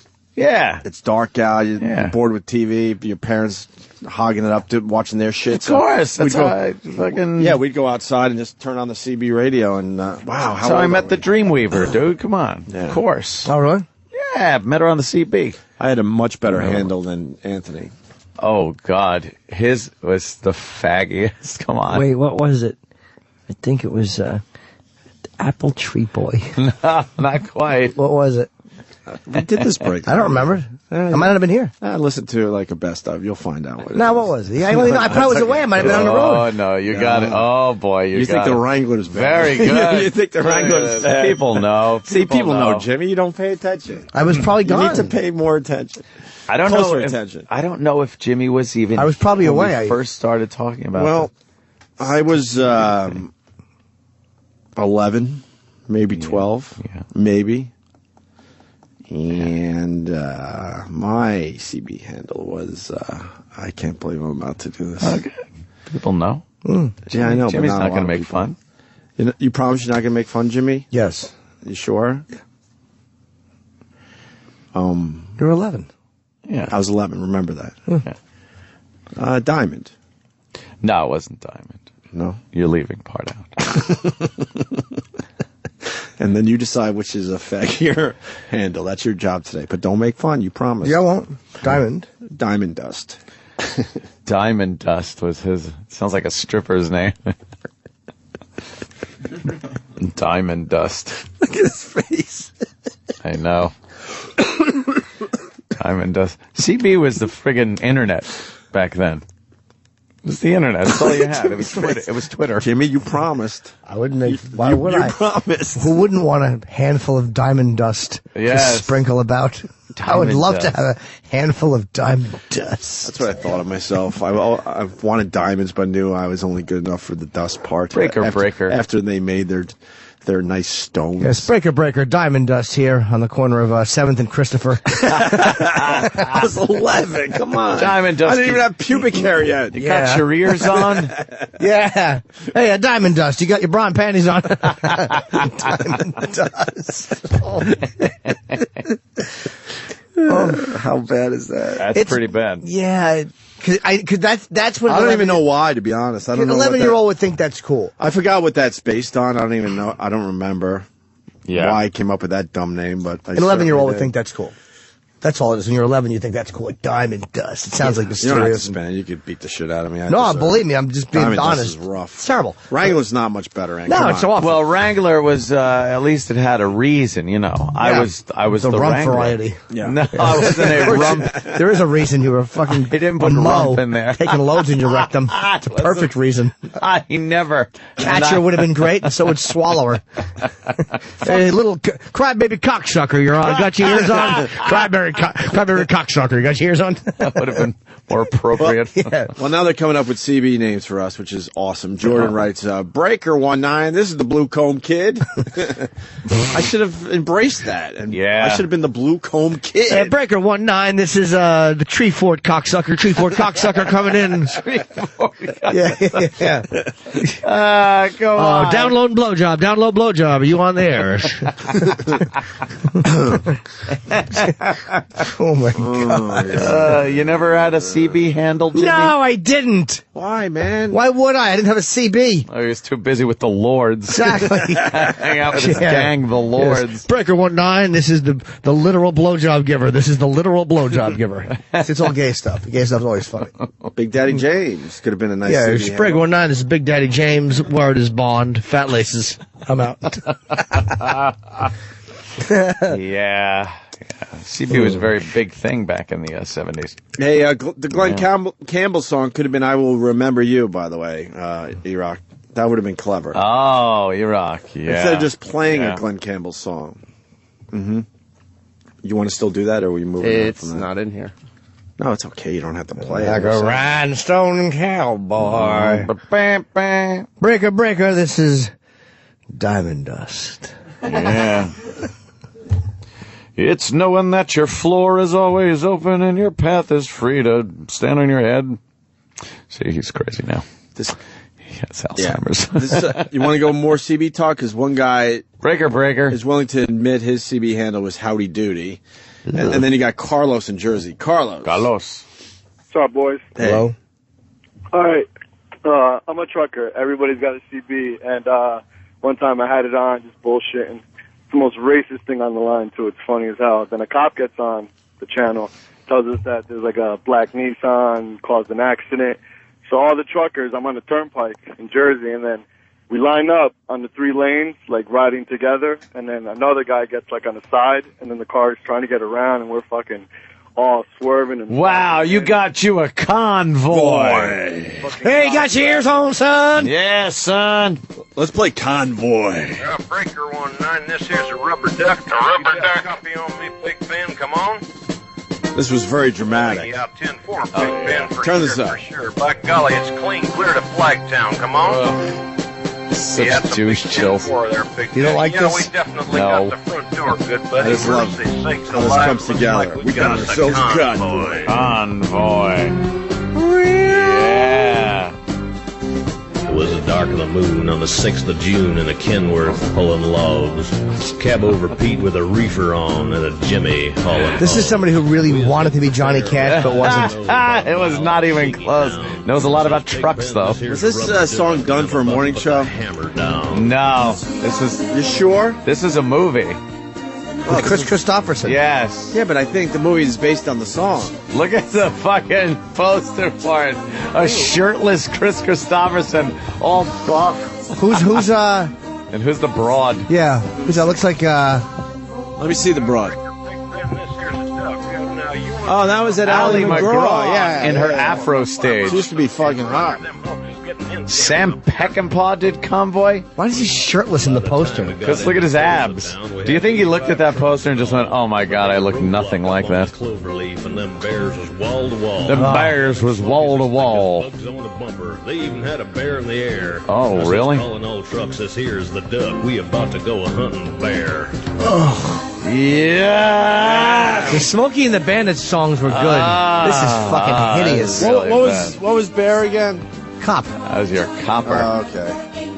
Yes. Yeah.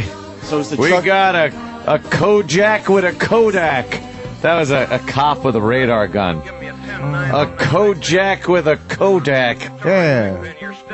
Hey, Mercy sakes, you better back off another 10. Well, we rolled up Interstate 44 like a rocket sled on rails.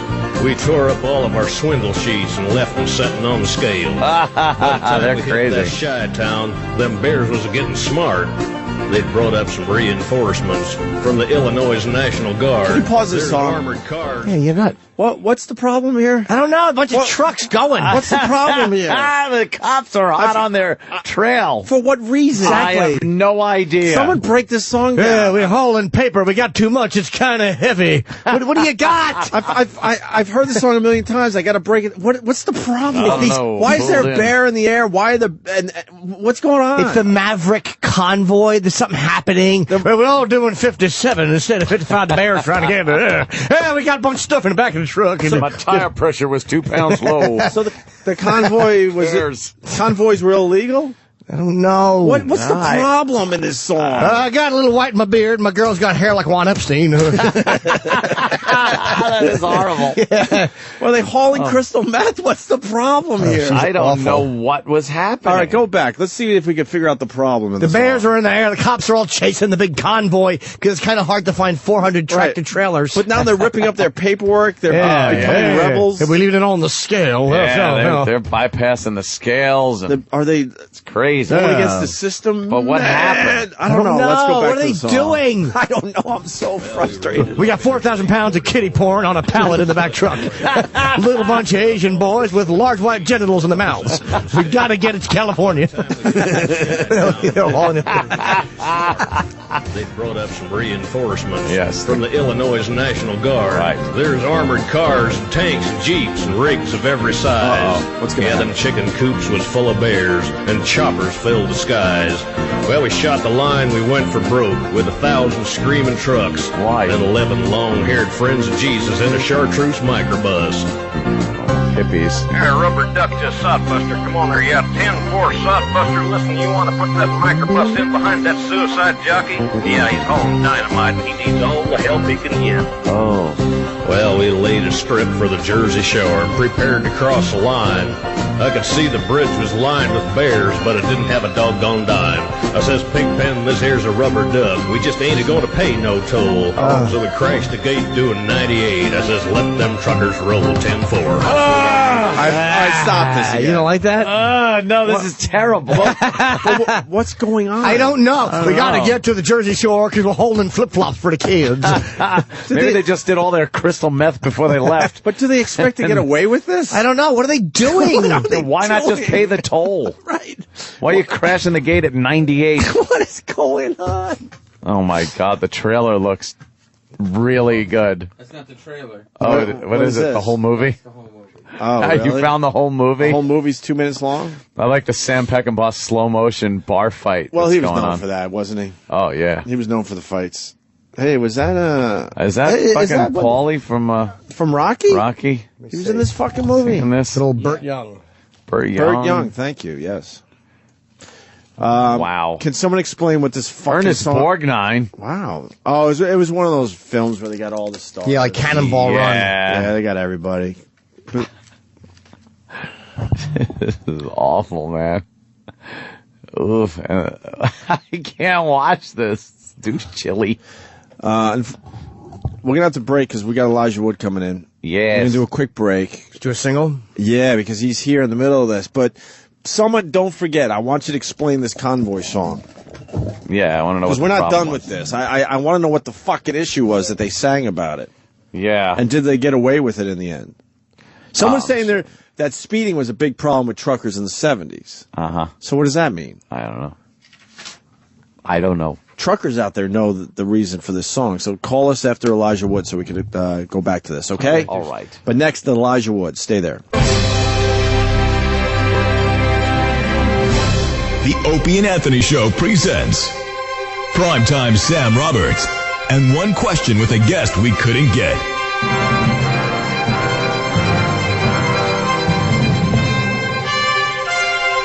Star of film and television, Robin Hood star, Christian Slater. Primetime Sam Roberts here with Christian Slater. Christian, do you watch Top Chef? No. Thank you so much for your time. My pleasure. This has been Primetime Sam Roberts and One Question with a guest we couldn't get on the Opie and Anthony Show. If you got nothing better to do right now, why don't you call the show? 866-WOW-1-WOW. That's 866-969-1969. The Opie and Anthony Show. Are we back? We're back. There we go. We got Elijah Wood outside the studio. Bring him in. Elijah. Just met him literally a minute ago. What's up? How are you, sir? Take a seat. Very well. Yeah. Busy? Well, they got you all over the place? Not so bad. Really? Yeah. Not too bad? No, not so bad. You got to be used to this by now. Yeah. Jesus. He's like, yeah. Amazing. Yeah, a little bit. We were just, what were we just watching? That's Jimmy, Opie, Anthony. Yeah. That's me. We were watching. Travis, What's up, Travis? He doesn't I like the way he matter. looked at Travis, and you only introduced Travis out of obligation, which I kind of like. Because he was in my line of view, and it's like, I know we're going to talk about Wilford, which is on. Are you the whipping boy, Travis? Oh, Yes. okay. Slumped in the corner. I'm getting the order of. Yeah. Okay. We're going to talk about Wilford in a second. Yeah. It's on, premieres tonight at 10 p.m. on FX, and we saw it. But quickly, we were just talking about you coming in and stuff, and we saw a scene from The Good Son. Yeah. We forgot you were in that. Yeah. Because you've been around forever. Yeah. And you were Macaulay Culkin's brother in that, right? Victim. Cousin, I think. Cousin or It seems something? The victim. Yeah. And then That was horrible. And you guys are throwing the dummy over the overpass. That's brutal, man. It's so It was a real, like, brutal movie. It's kind of an intense scene. Yeah. Yeah. Like it's all like small stuff right before that, and then they throw the body over, and you're like, whoa. Yeah. and Macaulay's all, like, into it and everything. Because really. it goes from it was smoking creepy. cigarettes to creating car accidents. You know? Yeah. Stuff that a lot of us can relate to, maybe throwing snowballs at cars or something. No, Next thing- shooting bolt guns. Yeah, next thing you know, you're throwing a dummy into traffic. What the hell?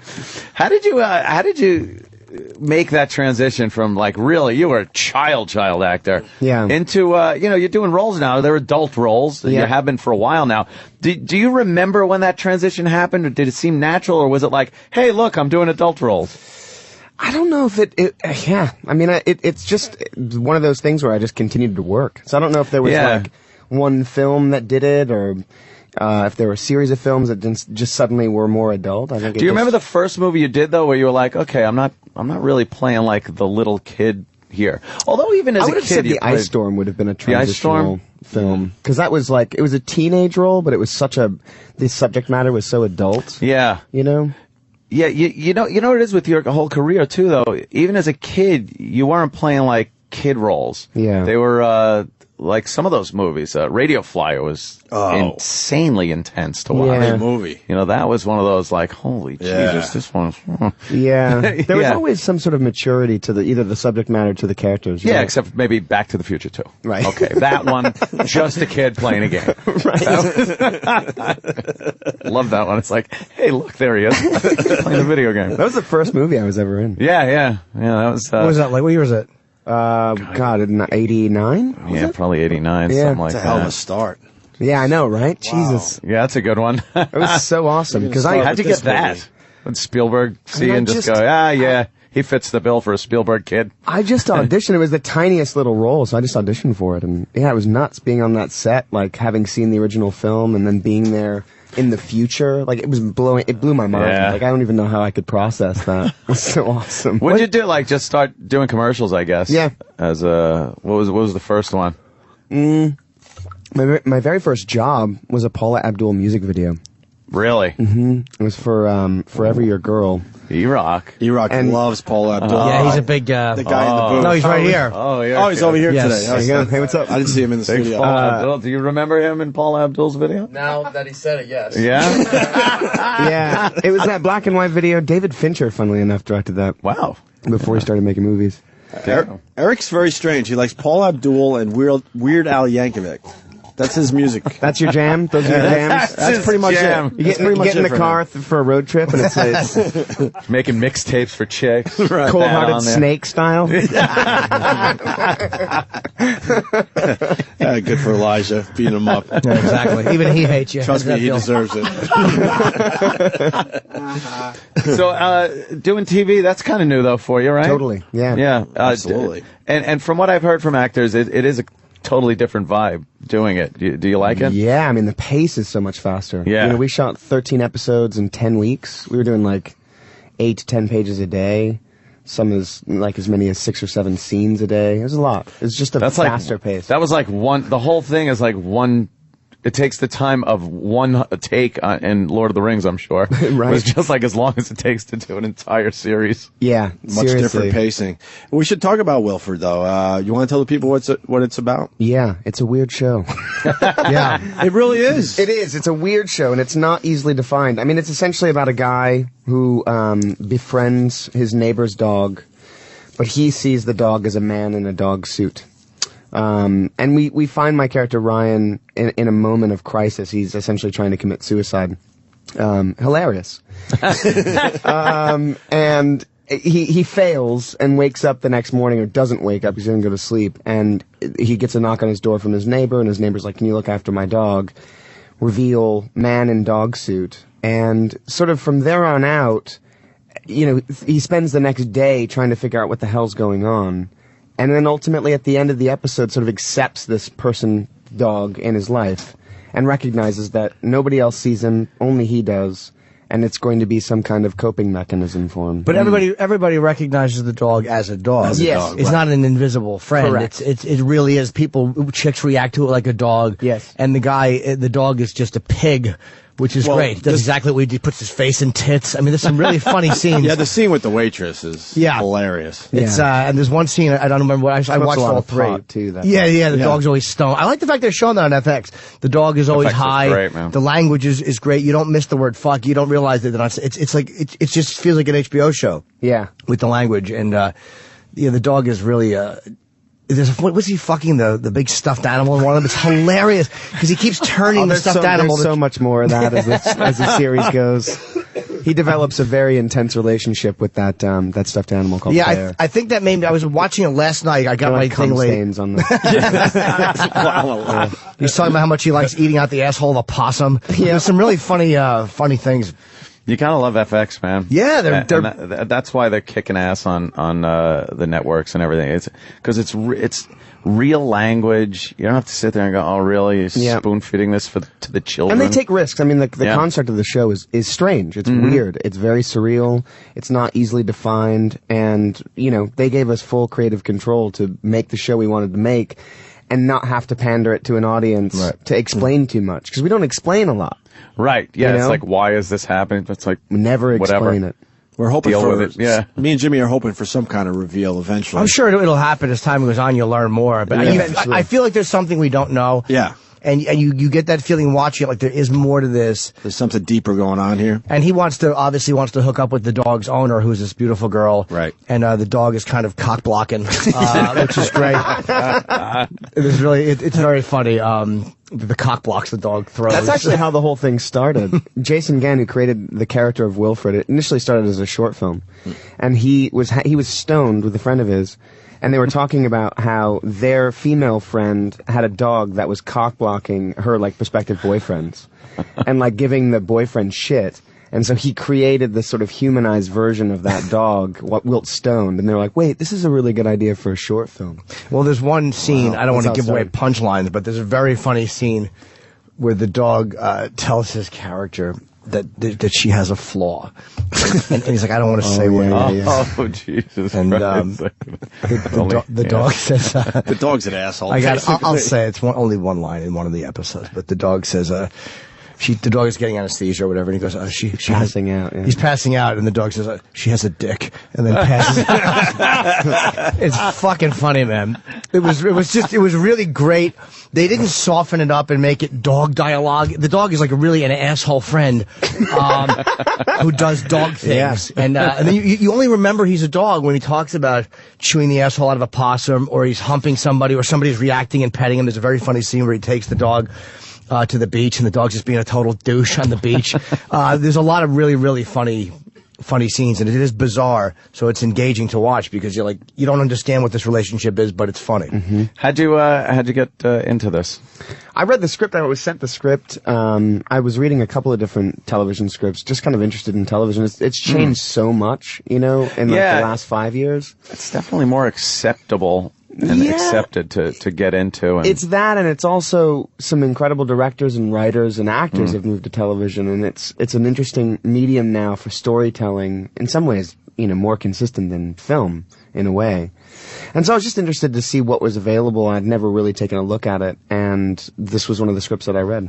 And a lot of it seems like the funniest thing I'd ever read, really. A lot of, like you just said, a lot of people that probably would have been shut out of TV 15 years ago because NBC, CBS, ABC, or whatever, the few networks use these writers in the same fucking cornball, beginning, middle, and end to an episode, and now all these creative people have other outlets. Like you might be able to do the show on a network, but it wouldn't be as funny because half the jokes wouldn't be able to play. Yeah, you're totally right. They would have to cuten it up. Well, it was so anesthetized, Yeah, the suicide attempt, they would be like, I don't know if we should. It's too dark. Yeah, it's too dark, and we don't want to show sadness, and and we don't want to offend people, and right, because making mockery of him taking a bunch of pills, and it's just great. It's just great. His fucking sister's annoying and always yelling at him, and it's kind of hot. Fucking his neighbor's a fucking complete. It's a very funny scene where he hangs out with the neighbor and they porn out to watch hardcore porn together. It's some funny shit, man. Fucking, a really kind of a weird homoerotic relationship with the neighbor, but the neighbor's not gay. He's just creepy and fucking invasive. Yeah, there's a lot of very, very funny, funny things with but the dog just sets him up to get fucked every time. Metaphorically, the dog sets him up to have problems. It's like a really weird, aggressive relationship. Like the dog loves him, but also wants to see him just be ruined. Fail. Yeah. Like the dog talks him into shitting into the neighbor's boots. There's a lot of very, very funny things. I won't give any more away, but it's worth watching. It's a very strange show. Dude, Elijah. they did that in the fucking in the pilot episode where the dog shits in the neighbor's boots, and he's like, well, come on, there's one more, and he talks him into shitting into the neighbor's boot. Like, what a great thing to put in a fucking pilot. And Elijah's character enjoyed it. Yeah, he was very happy. The dog kind of frees him in a way from being this really sad guy. The dog is kind of a balance. See, that's the whole point behind any of those things. Like, there are these ridiculous scenarios that Wilford tries to put him into that are seemingly harmful to the character, but ultimately what they're about is getting Ryan to live outside of his comfort zone. Because what led him to suicide was essentially like living a path that was not his own. His sister told him what to do, his dad told him what to do, and he ceased to follow his own path. Right. And Wilford's like, fuck that. Shit in the boot. Yeah. Basically. Steal the guy's pot, the guy had big pot plants. But a lot of drug joke. I like the fact that they're smoking pot and it's like they're not sanitizing it like television would do. And that to me is and it's on right before Louis. So it's like people are going to tune into Louis at 10:30. I mean, tune in a half hour earlier and watch both shows. FX has a great... Louis' show's incredible. Yeah, it is very good. It's fucking... he's brilliant. I mean... Incredible. I mean, that first season, it was so interesting because it sort of found its legs 3 or 4 episodes in. Yeah.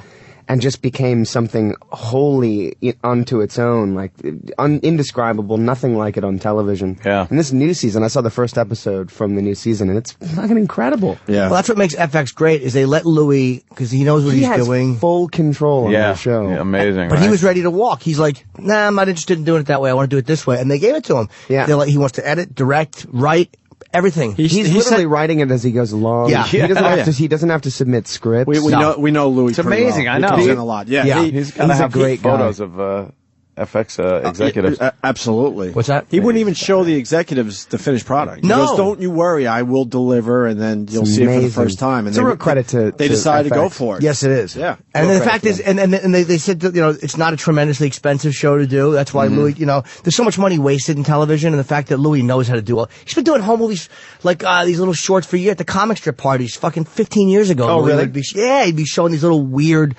videos he made. Louis was always the guy doing that. And nice, it pays off. Yeah, he certainly did for him. So funny. Easily, I think, one of the best stand-ups in America. He's great. He's absolutely great. Extraordinary. I want to ask you about doing Lord of the Rings. It took how many years to film all those? It was 4 years. 4 years. Yeah. Now, you were 16 pretty much months of actual being in New Zealand for a block of time. Yeah. That's a lot of time. Now, obviously, it worked out pretty well. I mean, very successful movies. Would you ever commit to that much time again? Because it seems like a lot of career time, and it is kind of a gamble, not knowing if it's going to pay off. But you're out of the loop for a while. Yeah. It was never anything I was worried about or considered. I mean, I think I recognize the fact that they were essentially setting out to make the Lord of the Rings, which is an incredible series of books, and it was going to be unprecedented. And the fact that Peter Jackson was directing it, I never really thought twice about it. It was such an incredible opportunity. I knew, regardless of how it ended up being received and turned out, I knew it was going to be a unique experience for me and a sort of defining experience either way. And it turned out to be fantastic. And the films are great. But it was just, I was 18 at the time, and it was the most incredible opportunity I'd ever had. So it was just, there was no question in my mind that it was something that now would I dedicate take a similar kind of, it really depends. You know? I think it would depend on the filmmaker and ultimately what the material is, but that was a very special circumstance. 4 years on doing like Smokey and the Bandit 4. No. You'd say like no. No. But it was a special circumstance, you know? The whole thing felt extremely unique and like being given an opportunity to take an adventure, you know? When I watched, because I watched every bit of the DVDs, the making of, all the behind-the-scenes stuff with Weta and everything. A lot of footage there. Oh, my God. It was like, all right already, Anthony, what are you doing? Like, I'm almost done. Another 3 DVDs and I'm done. But just an amazing amount of work that went into that. And it really is the only way it could have come out that way. Yeah. When you look at a book like that, or a series of books like that, and realize somebody's going to try to make a movie out of it, you really got to go, because it seems impossible. But he really pulled that off amazingly. Yeah. It was a pretty extraordinary feat, you know, when you consider how many people were involved in the making of it too, and like the ultimate collective effort it took. It was just mind-blowing, like down to the guy like making the chain mail, like sitting in a room. Yeah, that's it. Like all the authentic costumes that went into it. Blacksmiths that were making real swords. Blacksmiths that made the swords and everything. Yeah. He really wanted that. It was a sort of Herculean effort, but it also felt like it couldn't have been done anywhere else, and I think we were all very aware of that at the time. Like if it had been done in the United States, it probably would have been double the money, and the atmosphere surrounding it wouldn't have felt the same. It really felt like a family effort, even though it was this massive film. It's so funny talking to people about it, because they're like, you know, you're used to huge films. Like, yeah, it was huge, but it also felt like the world's largest independent film. It was very much a local family effort in this small country, and we felt very tucked away from Hollywood and the rest of the world in our own little world, making this, you know, Middle Earth come to life. Did you spend a lot of time with them? Did you see the Maoris, I'm sure, when you were there, right? Oh, yeah. It's, did you ever see Once for Warriors? Oh, dude, that movie's incredible. It's fucking amazing, right? Amazing. Great flick about New Zealand and the alcoholism in the Maoris. It's fucking... Really? Yeah, but it's about one family being broke. But I always think of that when I think of New Zealand. That's all I know about New Zealand. So I just want to interrupt with my bit of knowledge. Bringing nothing to the conversation except just getting my voice on the radio. It's a really powerful film. Oh, fuck, man. It's almost like the Native American experience here to a certain degree. Yeah, you know, he's a big soap star over there, the guy who played Jake the Muss. And there's certain things in the book that happened that he wouldn't do, so they had to change it and put Uncle Bully in. Interesting. Well, you know, it's 1994. I'm acting like big spoiler alert. But you know, the daughter is raped. 13, she's raped by the uncle, but in the book, I think it's Jake who rapes her. But oh, wow. All right, just figured I'd completely destroy the conversation. I did enjoy Wilford a lot, though.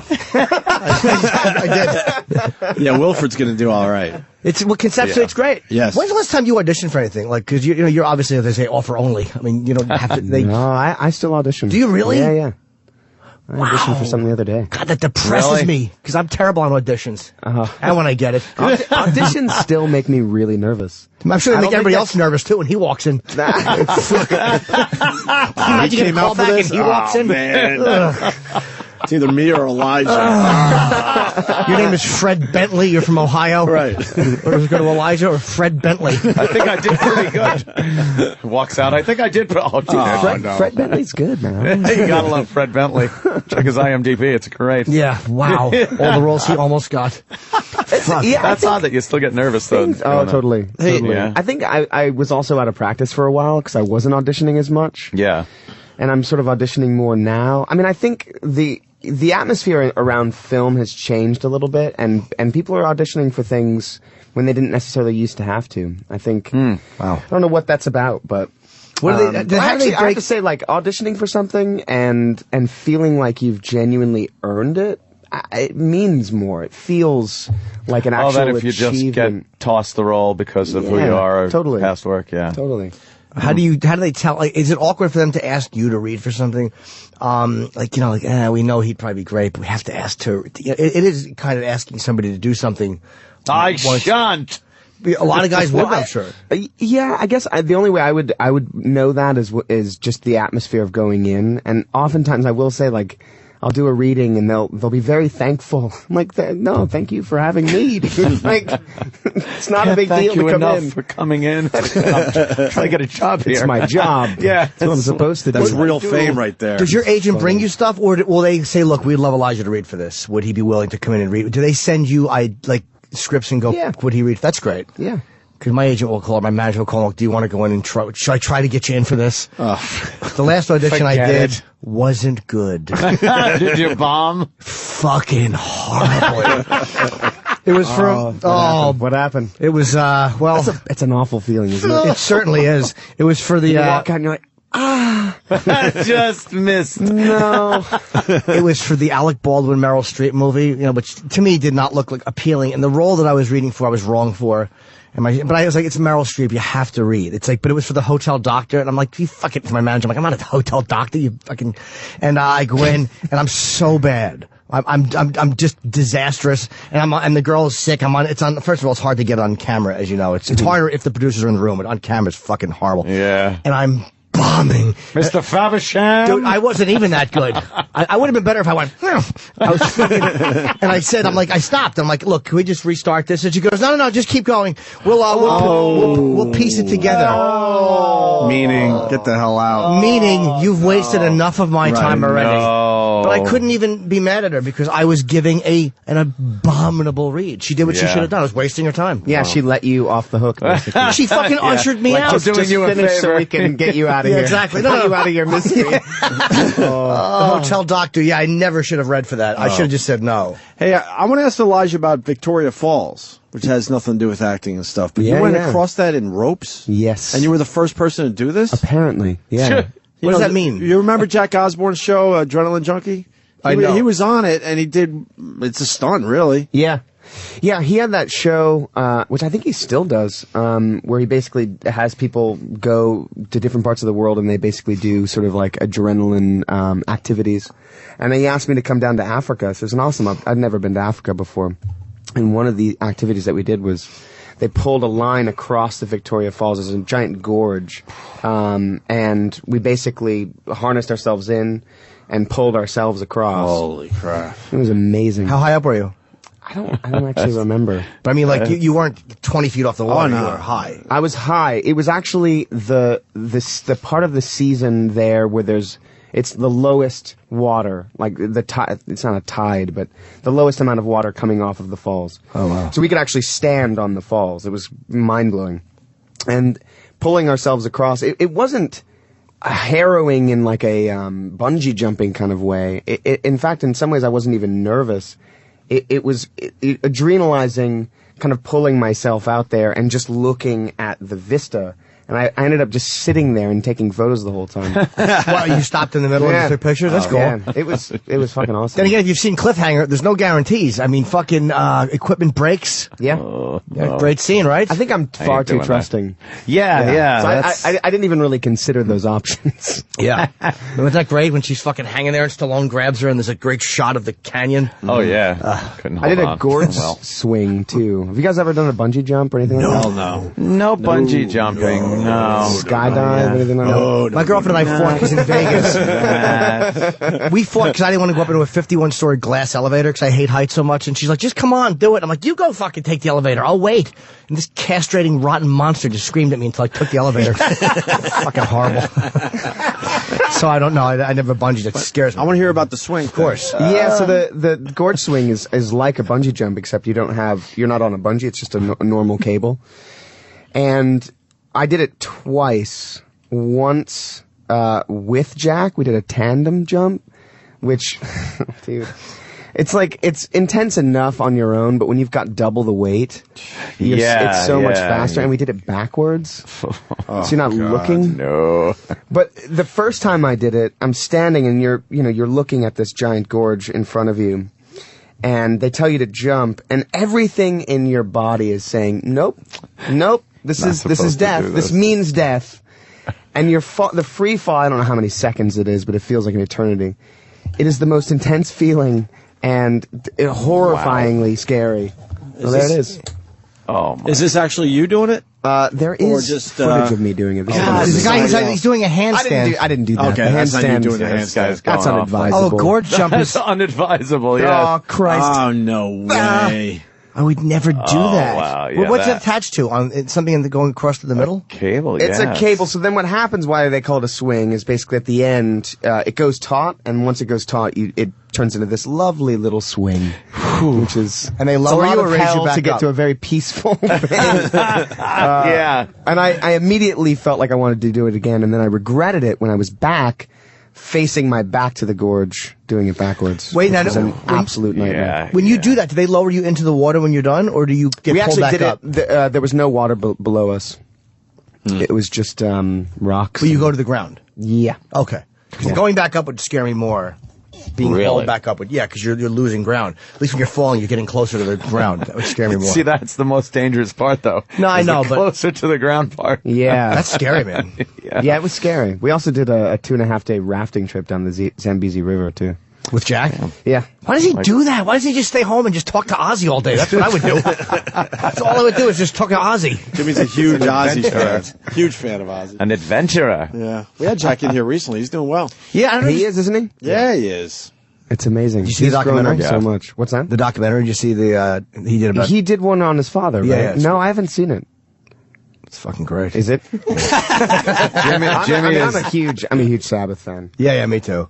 I'm Jimmy is the fucking... consummate Jimmy's Ozzy. the- Sabbath No, but I wouldn't have fan. brought it up unless he mentioned Sabbath Jack. But it's amazing a guy with such a great career, and I mean you, like would take these chances to.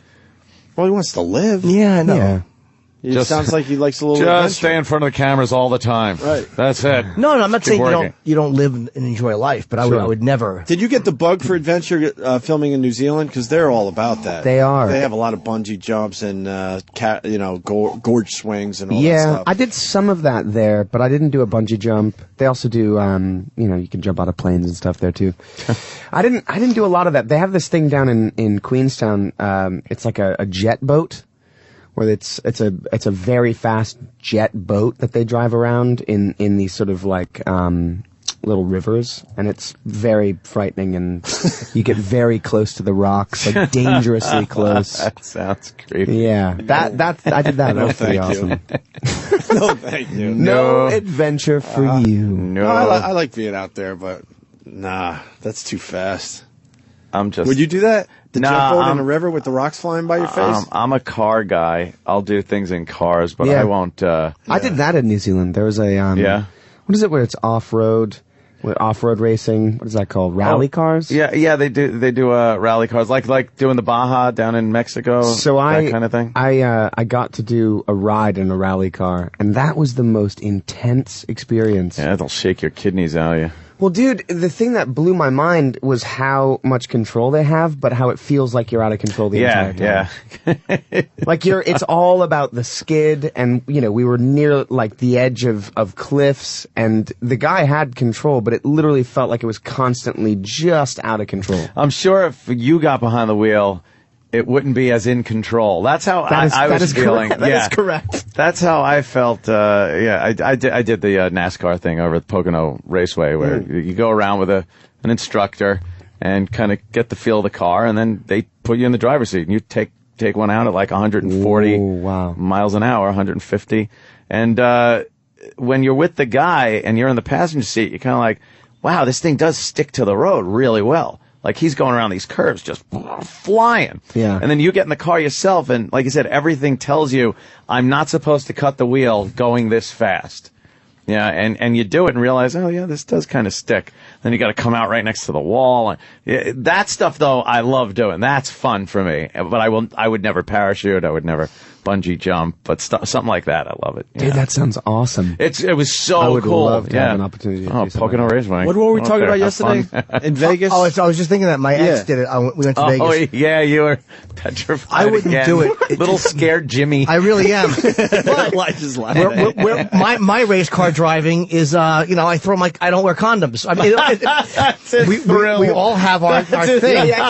Come on, healthy.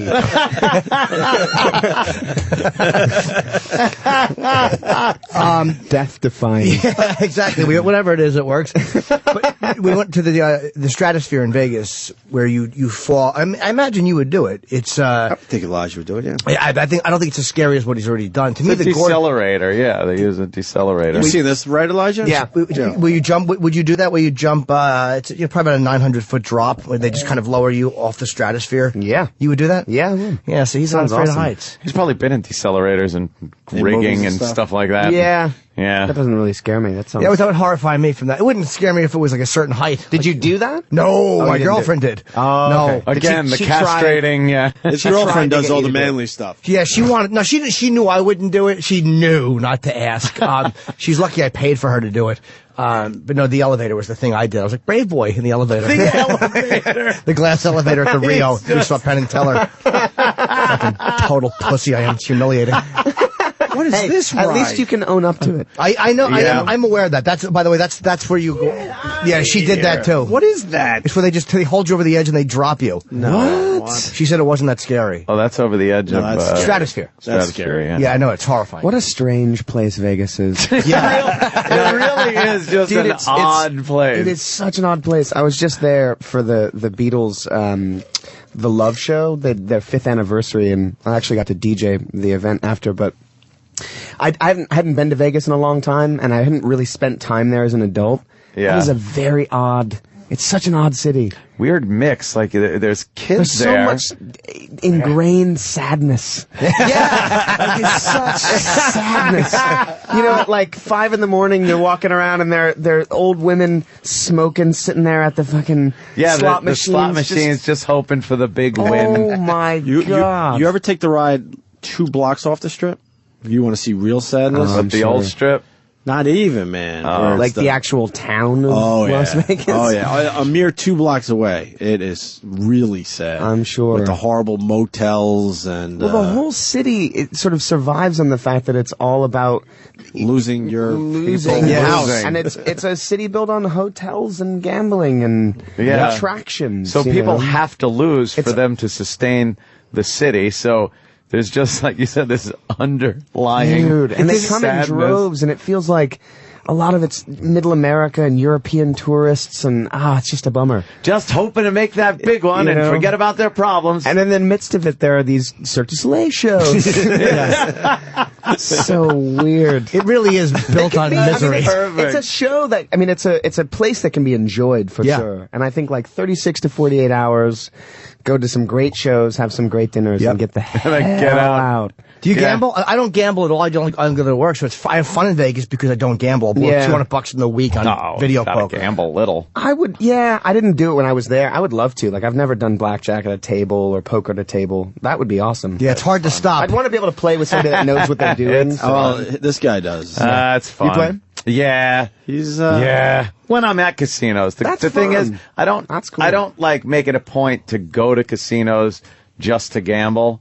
I go there like if Jimmy's playing at one of the casinos, I'll go, or a concert's on that I want to see, and then I'll go and I'll gamble and do that. But high roller to jump in a car and just go, I want to gamble. I'd be broke. But when you're there, you're all in. Oh, he's in the high roller section. If you're going, you go. He spits on the floor and they allow him to return. If that doesn't tell you how much he's gambling. He has a pillow that he gets to scream into. Yeah. I was being much too loud one night. I think he's being a little too polite how he's discussing this with you. Yeah. And my buddy Keith, he's a cop here in New York. He usually He's my security guy. Nice. And he grabbed a pillow and he's just like, here. Because I would lean over sometimes and punch him. I go, fucking 21 dealer, what is that crap? You can't win with a 20 at this table? 20's not good enough at this table. Like, that's me. I'm just going nuts. It's a sickness. It's a good time. Every codependent around him is like, go ahead, please, just win. Please win. So we don't have to pay for our own dinner. Please. We have to get a lot. He has to wrap something. Yeah, we gotta wrap. We want to get the plugs out, too. Busy guy. You can follow him on Twitter. It's at Wood Elijah, one word, Elijah. Wood Elijah is the word. Oh, cool. And Wilfred, I really enjoy this. I liked it too there, Elijah. Thanks, man. I think you got Right, something man. here. Premieres Not that tonight. you need us to tell you that, but What time tonight? I think you're going to be a big 10 o'clock star. tonight. 10 o'clock tonight. 10 on FX. tonight. Before FX. Louis. And there's some really fucking edgy stuff in it, and I love where they went with a lot of the jokes. There's nothing cutesy about it, and for shitting in the boots, they won me immediately with a shit in the boot moment. Very funny. You can always score high points with shit in the boot. You can though, because you don't see. I've never seen the that. pilot, man. I've never seen that in a show before. Roll it was it out. fucking funny and it was aggressive, and I'm I excited to liked it a see lot. where the show goes. You know, that we did 13 episodes, and over the course of the season, it felt like the scripts were getting better. I love all the scripts, Sure. and they're very funny initially, but it started to open up conceptually to play at a lot of other levels, and I feel like what it becomes at the end of the season, I'm really excited for people to see where it goes. I think that's what a show has to do. You start off here, you let everybody get used to the characters, and then you start to build on it, and like you said, expand. That's great. Yeah. Yeah. Well, good luck, man. It's Thanks, actually very man. funny. Thanks for coming in, man. Yeah, it's been a Absolutely. pleasure. Fun. All right. Yeah, you guys are awesome. Thanks. Elijah Wood. Sirius XM. The virus. What we have here is the best of both worlds. The fastest reflexes modern technology has to offer, onboard memory, and 30 years of human experience and interaction. BoboCop, what are your prime directives? To serve the public trust, protect the innocent, uphold the law, and to jerk off in a toilet, alright? Part man, part robot. Complete imbecile. Alive or dead? Dead or alive? What am I supposed to say? Hey, fuck you, you metallic mongoloid. Eat a bowl of dicks. Will he be able to recall his past memories? Don't you remember? Bobo, it's you. What's me? You, Bobo, it's you. Who is? Holy fuck, Bobo! You! It's you! Bobo, it's you. I think I'm in a weak signal area. K-9 units, please respond. We have a 16-3 in progress. Alright, let's go, Mr. Mamoonigan. Bobo Cop! Who is he? What is he? I suck. The dumbest, most annoying person on the planet is now a law-enforcing cyborg. BoboCop, any special message for the kids at home? Believe me, alright. You gotta wear a condom when you go to sleep, because you don't want to jizz in your pants when you're... BoboCop? Sorry. I mean, stay out of trouble. Bobo Cop.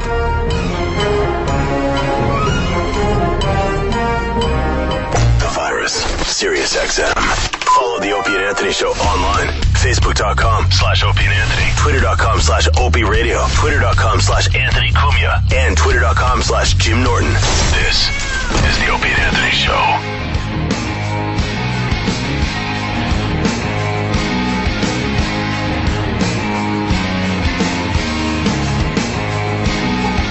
Elijah Wood. Holy crap, man! That was cool. It was very cool, man. A little starstruck, you think? Him, I mean, when he saw us for the first time. Yeah, exactly. Yeah. You could see it in his eyes. Yeah. He's one of those guys, though, especially since him being in the Lord of the Rings. And it's right up there as one of my top movies, series, whatever you want to call it. It's a masterpiece. It is. I told Epic. Anthony during It's the epic. break, no matter what he does for the rest of his career, he'll always be associated with that film. With a classic. Those films, I should say. But, at one point he's talking, and I'm just kind of looking at him. Going like, hey, look, that's Elijah Wood. That's Elijah, holy shit. Hey, look, his mouth is moving like Elijah Wood's mouth moves in the movies. So nice and so down to earth, though, right? And down to Middle Earth. Yeah. I get it because it's a... I try to be down to earth, though, man. There's no reason not to be. I mean, why Yeah, wouldn't- Jimmy. Oh, you didn't mean. Oh, Jimmy. We always talk about ourselves. He was very cool. Joe DeRosa. What's up, Joey? DeRosa. How are you, bro? You motherfucker. He's pointing to come in. Fuck him. I'm kidding. Joe. What's up, Joe? What's happening, man? Look at you. Hi, Joe. It's Smiling Joe DeRosa. Hi, Jim. So we call him. What brings you to this neck of the woods? What are you doing in this this part of the building?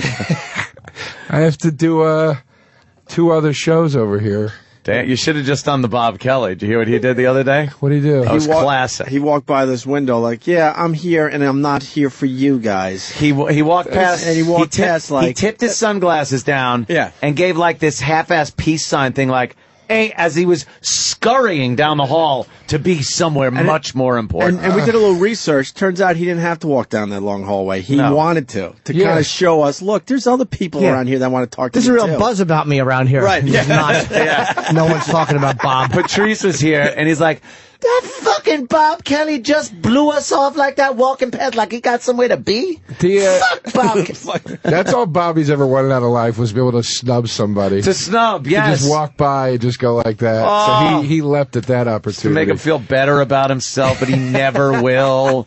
Yeah. Yeah. If he could snub somebody as he's entering the pizzeria to balance out the guilt of what he's about to do. That's so funny. Oh, man. Yeah, now I got to do Broad-Minded. Oh. Whoa, why? La-da-da, ya-da-da. No Wow. comment. I don't know. I got booked on it. I don't know what it is. What? Don Wickland's show. What are you going to... Was that Don's show? Don Wickland's. What? Aren't they out of fucking D.C. or are they here? I don't know. Oh, okay. You have to do an ISDN. They're not even going to be in the same room as you. You're kidding me. Usually. Are you guys, because you're going to discuss recipes? What are you going to do with them? I thought it was a comedy show on Raw Dog. Uh-oh. Wait, is it? Oh, boy. I don't know. Maybe it is. I think it's on Cosmo. No? Oh, wait. No, I think it is. Oh, no. Man. Oh, boy. Now you're fucked. Ah, Jesus Christ. What is Broad-Minded? Hold on. I don't know. Oh, well, fuck it. What are you going to do? You know what happened to me? Sounds like your career's doing well. Oh, Jesus. He did a good job guest hosting for Andy Levy while Andy hosted for Greg. You guest hosted? No, guest hosted, guest Andy Levy. Oh, Andy Levy was he hosting. did Andy's part when Andy was doing Greg Gutfeld's part of Red Eye. Yeah, you're getting raves on that. It was fun. Thanks, Jim, for saying that. You were great too. Thank you. Yeah, it was fun, man. They had me on a few times to do that. It was fun, man. I also want to apologize for the talent drop that has just happened in the room with Elijah Wood walking out. Oh, and me did you walking see that? in. And then DeRosa walks in. You're the buffer between him and Brooke Shields. Yeah. We need a regular. We need one of our. Yeah, we need a little buffer. We need a sort beer. of like that between sherbet, two A-listers. That sherbet that cleanses the palate. That's you. Right. You're the sherbet. Between the filet mignon and... You brought in a W-lister between the two A-listers. Yeah, we have Brooke Shields coming in today, man. That's awesome. Yeah. What's she up to? She's doing the Addams Family. She's taking over the role of Morticia on Broadway. On Broadway. Yeah. I never thought that play would last. I mean, obviously it's good if it's been around this long. This is the show you're doing. Broad-Minded. Start your day with the Broads. The Broads. Christine and Molly, as they deliver their unfiltered opinions on news, entertainment, music, health, money, look out. life, and finding a husband. Look out. The girls are probably pretty feisty. Whether it's Molly asking Oscar winner Quentin Tarantino about his latest film or Christine singing along with Kenny Rogers, it's unpredictable, raw fun. It's not raw fun. What started as a friendship over 20 years ago is now a high-energy morning show that invites you into the uninhibited lives of two women that have real problems, stories, thoughts, and advice. Oh, my gosh. Yuck. Well, I mean, that's great. No, that's that's great, man. Fire your man. Yeah, I'm a good, healthy-minded male for them to talk to. Who knows? They might have a big audience, though. Honestly, I think they're cool. I hear they're all right. We met them years ago, and actually, they were nice. I mean, they were fun. cool. They're all right. I just thought... What's wrong with you? I just said they're all right. Yeah. It's just you make me laugh. You make me laugh. You make kid. me laugh. They're all... I just saw Joe at the Louis thing. And when we were walking out, did you see Natasha Lyonne from the American Pie movies walking in? She was at one of Burr's shows. I met her a few weeks ago at Caroline's at one of Burr's shows. She was at one of Burr's shows? What is she, like a big stand-up comic groupie? I think she's like friends with Burr's manager, because she was there that night with him. And then she showed up at the Louis thing, so I guess they're friends. And Nothing says listening, by the way, as packing your bag as Joe's trying to answer your question. I can multitask. I can pack my shit. He asked Joe a question, and he's packing for like a trip. Yeah, really? It's like talking to a grip at the end of the shoot. I only bring it up because his aunt does have to leave early. It's not that he's not interested in your answer here. Is that true? Look at him. He's bending over. Uncle Leon does that? Who does she know? Look at him. He's just wrapping up wires. I know. Right here. Maybe you should explain to Joe that you have somewhere to go. Where you going? Actually, I got my yearly checkup. Your what? My yearly doctor checkup. Yeah? Yeah, I can only get a 10 o'clock fucking appointment. Oh, Jesus Christ. So I got to drive back out to Long Island now and get prodded, poked, and fucking everything else. And then you got to go to the doctor. I might get the fingers in the ass. Stay tuned, people. Stay tuned. Have you ever got the fingers in I've gotten a finger up the ass to check the prostate, and then he wipes it on something to make sure there's no blood leaking out your asshole. Yeah, your mustache. I hope he doesn't have a cum detector on that thing. Oh, Jimmy. How do you feel about a finger up the ass non-clinically? Non-clinically, no. Clinically, no. I don't like it at all. No, I know it's not made for that. No, I know what goes on back there. Really? I'm a big fan. You're a big fan? Big fan. My ass is like, it doesn't work right with shit going in. Shit coming out is fine. How come taking a nice dump feels great, but if you try to shove that dump back in, I'd be screaming. Yeah, no, You're a big fan, huh, Joe? Jim, yeah. I like my ass played with. I can't be penetrated too much, but I like it. You make it feels like Jimmy then has to take shit. Joe, how far? I'm gonna shit. Yeah, I'm gonna shit. Some have to shit. Well, first knuckle. That means you like 2 knuckles. All right, that's. If he's saying one. No, we're grading on a curve. If you're gonna admit to 1, that means you like 2. By the way, he's pointing to his wrist. That's not a knuckle. Yes, up to here. It's a big ass knuckle. That's his shoulder. I'll just keep going farther. Yeah. Just keep going. The first knuckle. He's pointing to his right finger. But yeah, that's why I brought it up. Can I tell you? It's really super fast. I'm on Facebook the other day. This girl friend requests me, and she's really hot in the fucking picture, right? Uh-oh. And I'm looking, and I'm like, oh, this girl's cute, man. So I go on, and I start looking at all her pictures. I'm like, God damn, this girl is fucking beautiful. Jesus Christ. Really? She wants to be I think she's like a model. And I'm going through all the pictures, and I'm like, let me see. Let me see if she's taken. And I go to the thing, and it says in a relationship with Anthony Cumia. Oh, shit. You met her the other night. I didn't recognize her because all her Facebook pictures are like model you know what I mean? They're all black and white, and you know? All artsy. And I was thinking, she does look kind of familiar. It just wasn't registering. That's hilarious. Let me see what douche she's... Oh, no, he's a good guy. Douche. Well, it is true. That's magic. I work that Jedi mind shit on girls. You want to go out with me. I literally, out loud on my computer, I went, oh, it figures.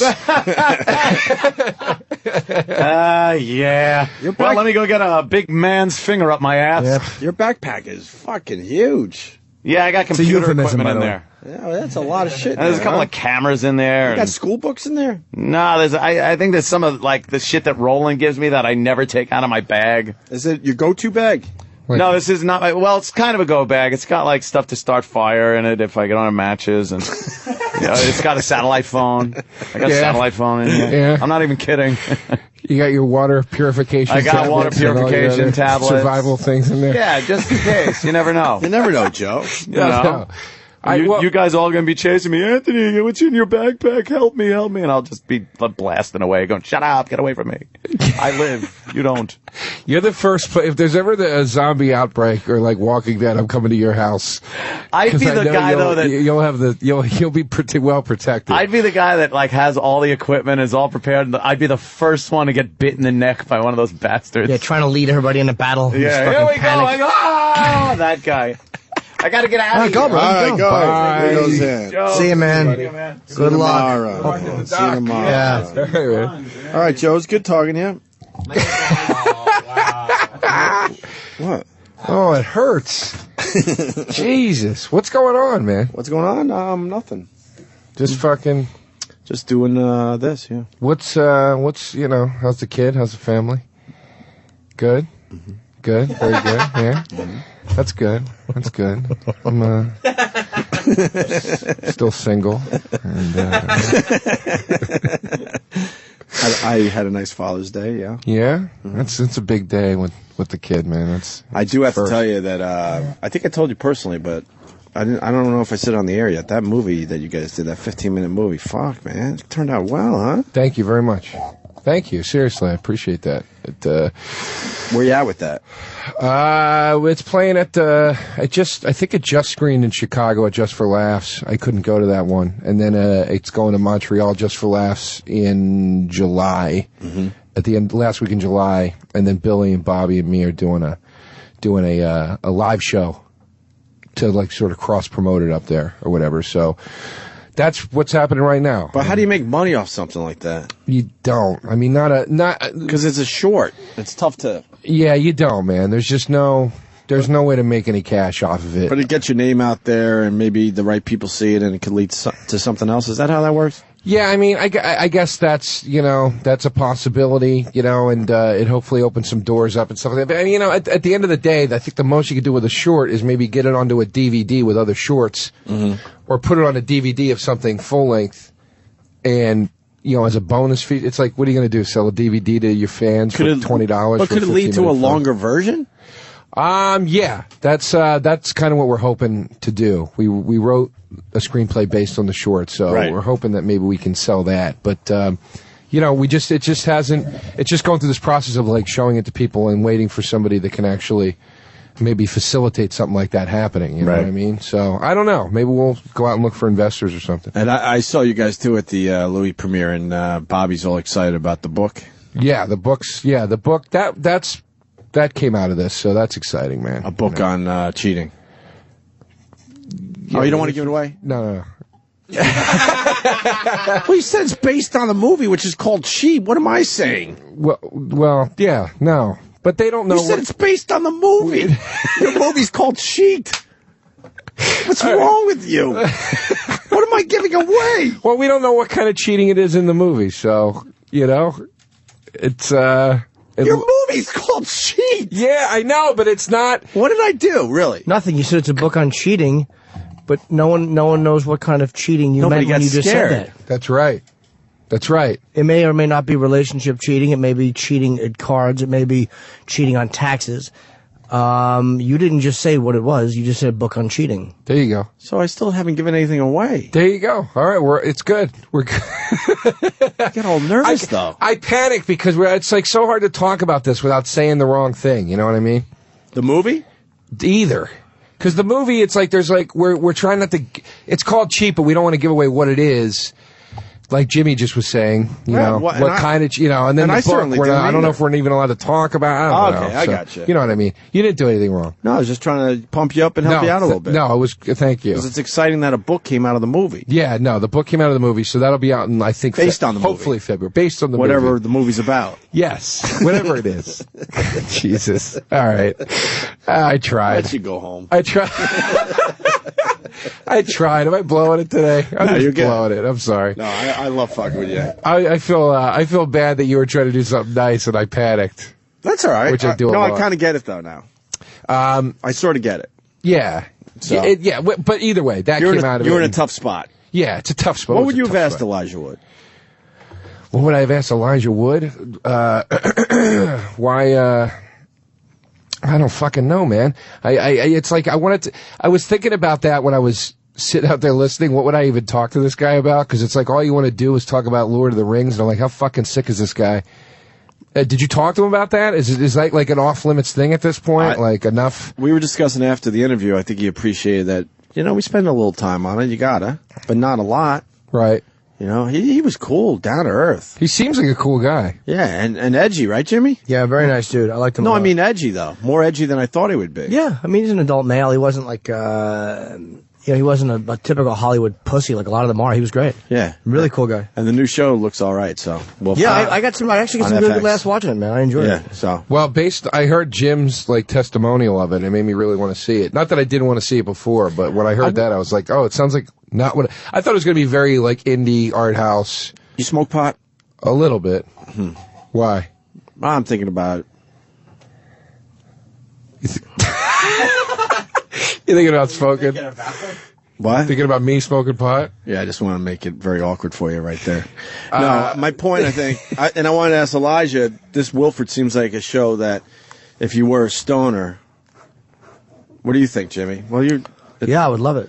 If you were stoned, pot, yeah, because there's a lot of pot smoking in it. Yeah, if you were stoned and then watch Wilford, I think it might be even more trippy. Yeah, of course. For the viewer. Any comedy with pot, I'm sure helps. So what's up with the knuckle thing? You go too deep, huh? 2 knuckle deep? 2 knuckle deep. No, I go 1 knuckle deep. 2 fingers, 1 knuckle? I'm not adverse to the idea of 2 knuckles. It just doesn't fit. I just don't want it to hurt. That's all. It's not like a gay thing where I'm like, no, fucking take 2 knuckles. The listeners.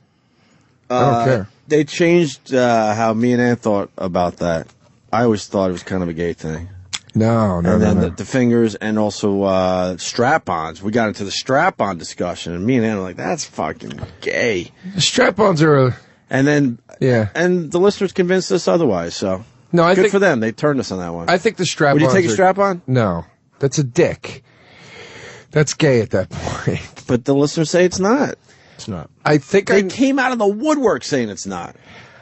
I think you just want me to somehow admit that I would take a strap. I tried taking one, I couldn't. My girlfriend tried Jimmy fucking admitted me, it. I couldn't do it. can't. Yeah, I don't. What if it was shaped? What if it was shaped differently? Huh? What if it was shaped differently so it didn't look like a dick? Right. No. Which is tough to do because you're going to think dick every time. That's where my What if it looked like a banana? It was yellow. It looked like a banana. Yeah, what if it totally didn't look like a cock? Without that but like a stem, because I think banana? the stem would really fuck you up. Right, yeah. Now would you take it? Would you take a banana up your ass? No. That was strapped on to a woman. No, because it's you know what it is? There's a mental thing here. It's not the idea, it's not just, oh, I want something in my ass because it feels good. There's something about it being part of the woman and the woman doing that. Once she puts the strap on, then it's not part of her anymore. Does this make sense? You know what I mean? When she's putting her finger in, it's like that's her. That's part of her. And she's doing that because she wants to do it. Once she puts a strap on, then it becomes this thing of like sort of like a fantasy where it's like, oh, pretend I have a cock and I'm fucking you. And I don't think I don't think I could get past the silliness of it. Yeah, you know. Now she's strapping on the belt. When she's stepping into it. I don't know. I don't know if I can get past that part of it. Yeah, there is something silly about it. It is, right? Yeah, absolutely. Okay. Yeah, I don't know. Would you blow a strap on, Jim? Wow. Would I have? Where's that come from, Joe? That's a little weird. I don't know. We're talking about strap-ons. I've done it, yeah. Yeah? Sure. How do you feel? I'm assuming you're completely against it, Opie. I don't know I don't understand the point of that. I don't know. People get into it. There's something dirty and humiliating about it. If a girl is telling you to do it, there's something humiliating about it. Mm-hmm. Would you, Joe? No. Liar. No. I don't think I would. I don't think I would. You kind of want to, though. I mean, but you'll take a chick's finger in your mouth, right? What's wrong with that? No, I'm saying that's why I'm saying I don't think I would, because I'll do that, and I'm like, well, is there a difference? I don't know. Once again, it's attaching something. It's a toy. I've never been a big toy guy. Yeah, like it just doesn't. I think it goes back to just being silly. All of a sudden, you're like sucking on a strap-on. What if it wasn't attached to her? What if you just hold it like this? Would you? No? It's still a girl's ass you're reaching under and squeezing. It's still there's a pussy under it. And you'd be surprised how they like the feel of it against the top of their pussy. It's just a dirty thing to do. Sure. Do you put it in the dishwasher after you're done? Yeah, how do you clean with one of the those cereal things? bowls? I've cleaned a girl's dildo before, and you just got to wash it in the sink. That's the most humiliating part. When you look up and make eye contact with yourself in the mirror. As you're scrubbing it? Yeah, and you're washing the star of the show. Scrubbing it before you give it back to her? Yeah, because my average dick just couldn't do the job. I don't know. I met a couple of twin porn stars recently. Yeah? Yeah, at a club. And what do you mean a couple? More than a pair? Like twins. Like no, I get the twins, but that's it sounded like you've no met more than one pair of porn twins. No, I just mean a set of twins. One set of twins okay. at a club recently. And one of my favorite porn videos of all times is one puts on a strap on and fucks the other one. And it's filthy because not only is one sister getting fucked by her sister, the other one is going, oh yeah, like, this feels so good on my pussy. Like, they're getting into fucking each other as legally as they're allowed to on video and then distribute it or whatever. How was their acting? What Were you buying into the fact that she was really enjoying it? 100% bought And it. were they real sisters in real life? They're twins. They're identical twins. Oh, that's fucking weird, man. I 100% bought it. So I'm at a club and I see these two girls and I turn to my friend and I go, I think they're porn stars. And he goes, no, I don't think so. And I sat down and there was a bunch of us there and slowly but surely people started walking away.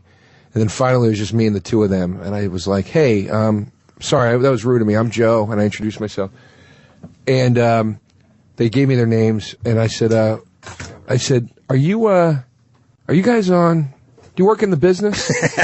Because I didn't know how to like breach the subject. And Right. she goes, they go, no. Why? And I go, you just look familiar. Do I know you? No. And I go, are you sure you don't work in the industry in any way? And they go, yeah. And I go, in any capacity. And one of them goes, what's that supposed to mean? And I go, nothing. It's just you look familiar. And they go, no, sorry, not us. And literally, it was like everybody just sat there like this with their head down for like 2 minutes. And then the one finally goes, well, years ago, we did some movies together. And I go, you're the porn twin. You're porn. And they go, yeah. And they go, but we don't even recognize that part of our lives anymore. We don't acknowledge it. And I was like, all right, well, that's cool. I respect that. You did something. You're not down with. But as I was talking with them and being like, wow, these are totally... What normal people? It's like, you're like, no, I saw you fuck your sister. Yeah, they with a just didn't want to acknowledge it. It kept popping back in. Right. It kept popping back in. Wow. Yeah, so. Well, Joe, thanks for stopping in. No, they're telling us. They're you telling gotta us go. they're saying he's going. And I'm not doing the gag. You're scheduled for 9:15 with Broadminded. All right. So now they can tune over to Broadminded to check out the interview over there?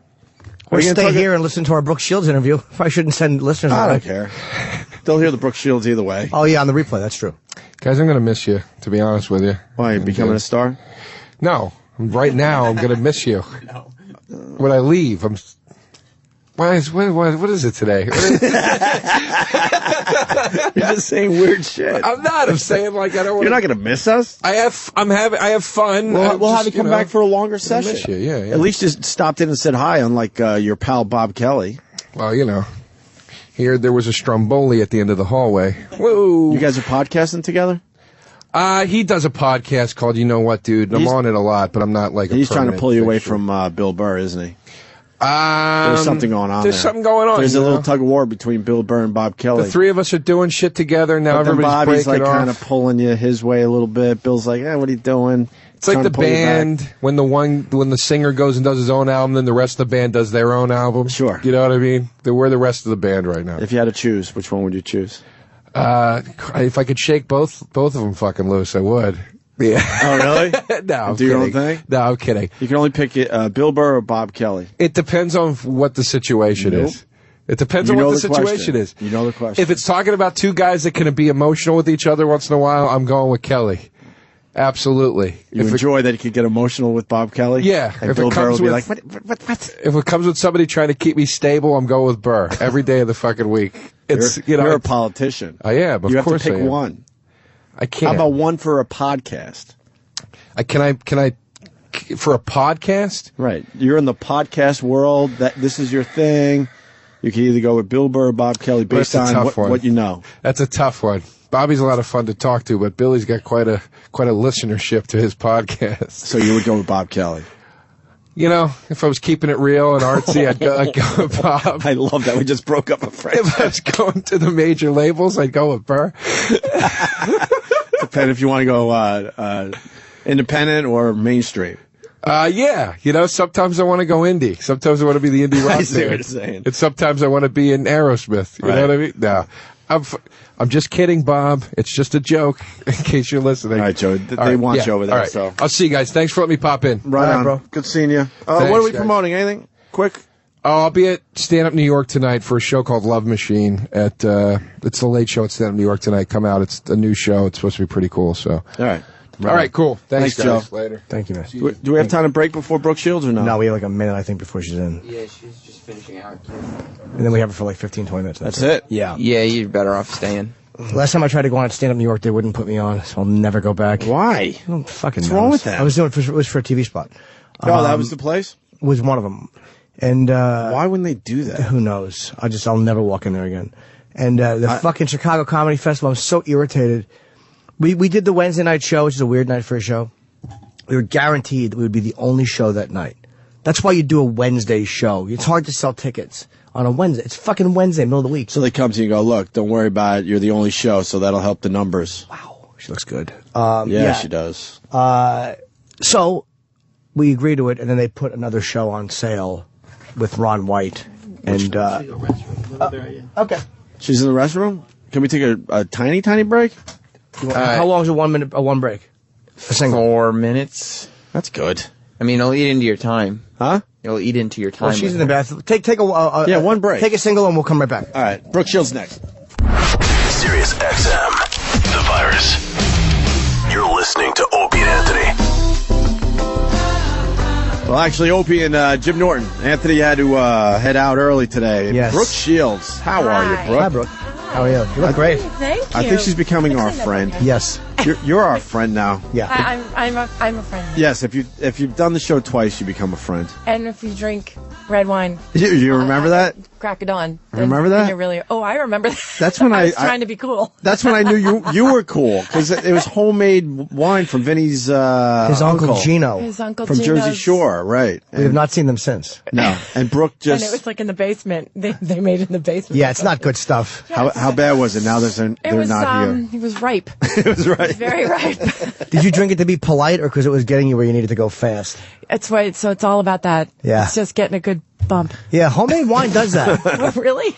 It gets you loaded quick. Well, you didn't. It was very syrupy. But I remember thinking, all right, this is it. You either have the, you know what's or not. So you're being polite, but she hated the wine, and she's just a very nice person. We all hated the wine. That's the point. it was warm. Yeah, Very. It was just I don't know. Fermented, but it was I was honored to have been brought into the fold. Yeah, by drinking. But that really is awful. We have an A-list celebrity come in, and we give her this idiot's wine, this foul stuff he carried in his pocket. But then I'm thinking, wow, Brooke's cool, because most would say no with the wine. I'm not here to drink his shitty wine. Are you doing TV today too, or are you just doing radio? TV, I did. I'm going to do The View. Why do so many people hate doing radio? Like, because you could do any show you want to do, but like a lot of people don't like doing in the general thing of radio. Well, I wonder why. I like the format. Actually, I feel like there's a freedom to it. Right. I think there's a freedom to it, and I actually respect it as a medium because I think it's endured. You know? Right. And I don't know. I didn't know people didn't like it. Some people don't. I think a lot Maybe of... is it just personal? It probably is. It's probably they just hate doing this particular show because they have to sit where you're sitting. There's a lot of celebrities that blow off radio and go right to TV. A lot.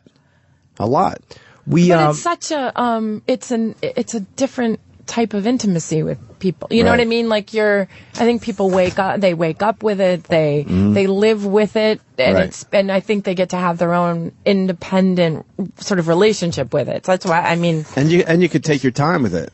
You know what I mean? We haven't even started the interview yet, but she's on the air hanging with us. It is. No, I'm serious though. It's not like, okay, go. What are you working on? And Yeah, 3 minutes and then a clip and then you're done and then the commercial. Right. It's less formatted in that way. Or say it that way, which is much better. The confines are different. Right. How's that? People really do get a weird relationship with you in radio because they're listening every day and it's a soap opera and they know so much about you because you got to fill 4 hours so they learn everything. But they also can create a visual that they choose. Do you know what I mean?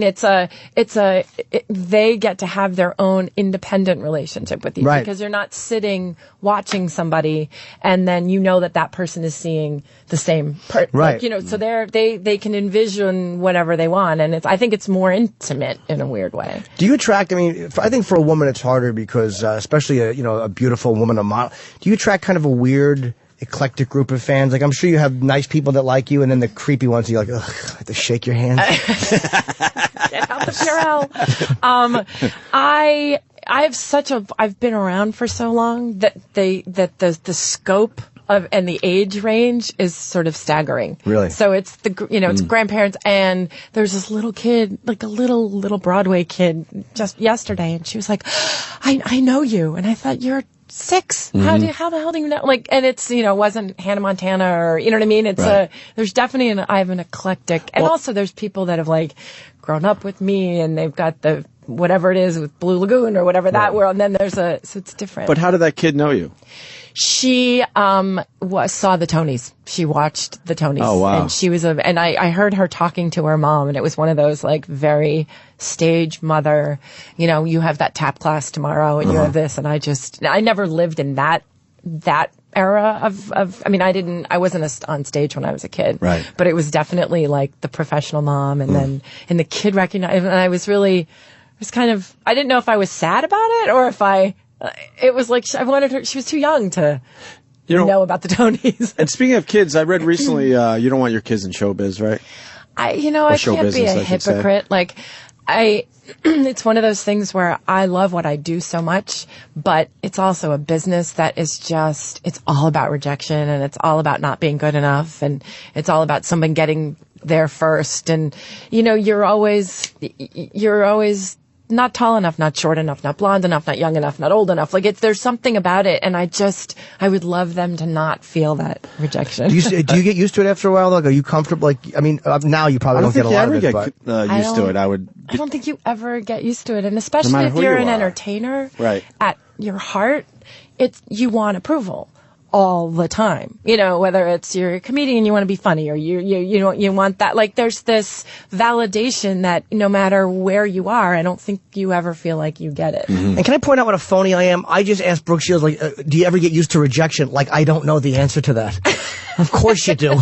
I've adapted. No, I don't know if you get used to it, though. I think you start to go, oh, I get it. I'm going to go over there then. Go where you're wanted. That's my career has been go where I'm wanted, because when television's cold to me, I'm lucky enough to be able to go, okay, I'm going to go over here, or I'll write a book, or I refuse to allow myself to feel rejected, but you feel it. I've gotten used to a certain level of it, like where I understand that a lot of it comes for me, not as much as stand up with other vehicles. But you're right, you can always go do something else. I didn't think of that, but yeah, you're used to it though. I expect it, but maybe that's what comics are like. But yeah, I just automatically expect it. I don't know if anyone would get used to rejection. You know how to handle it after a while. That's a rough feeling. I'm surprised when they don't.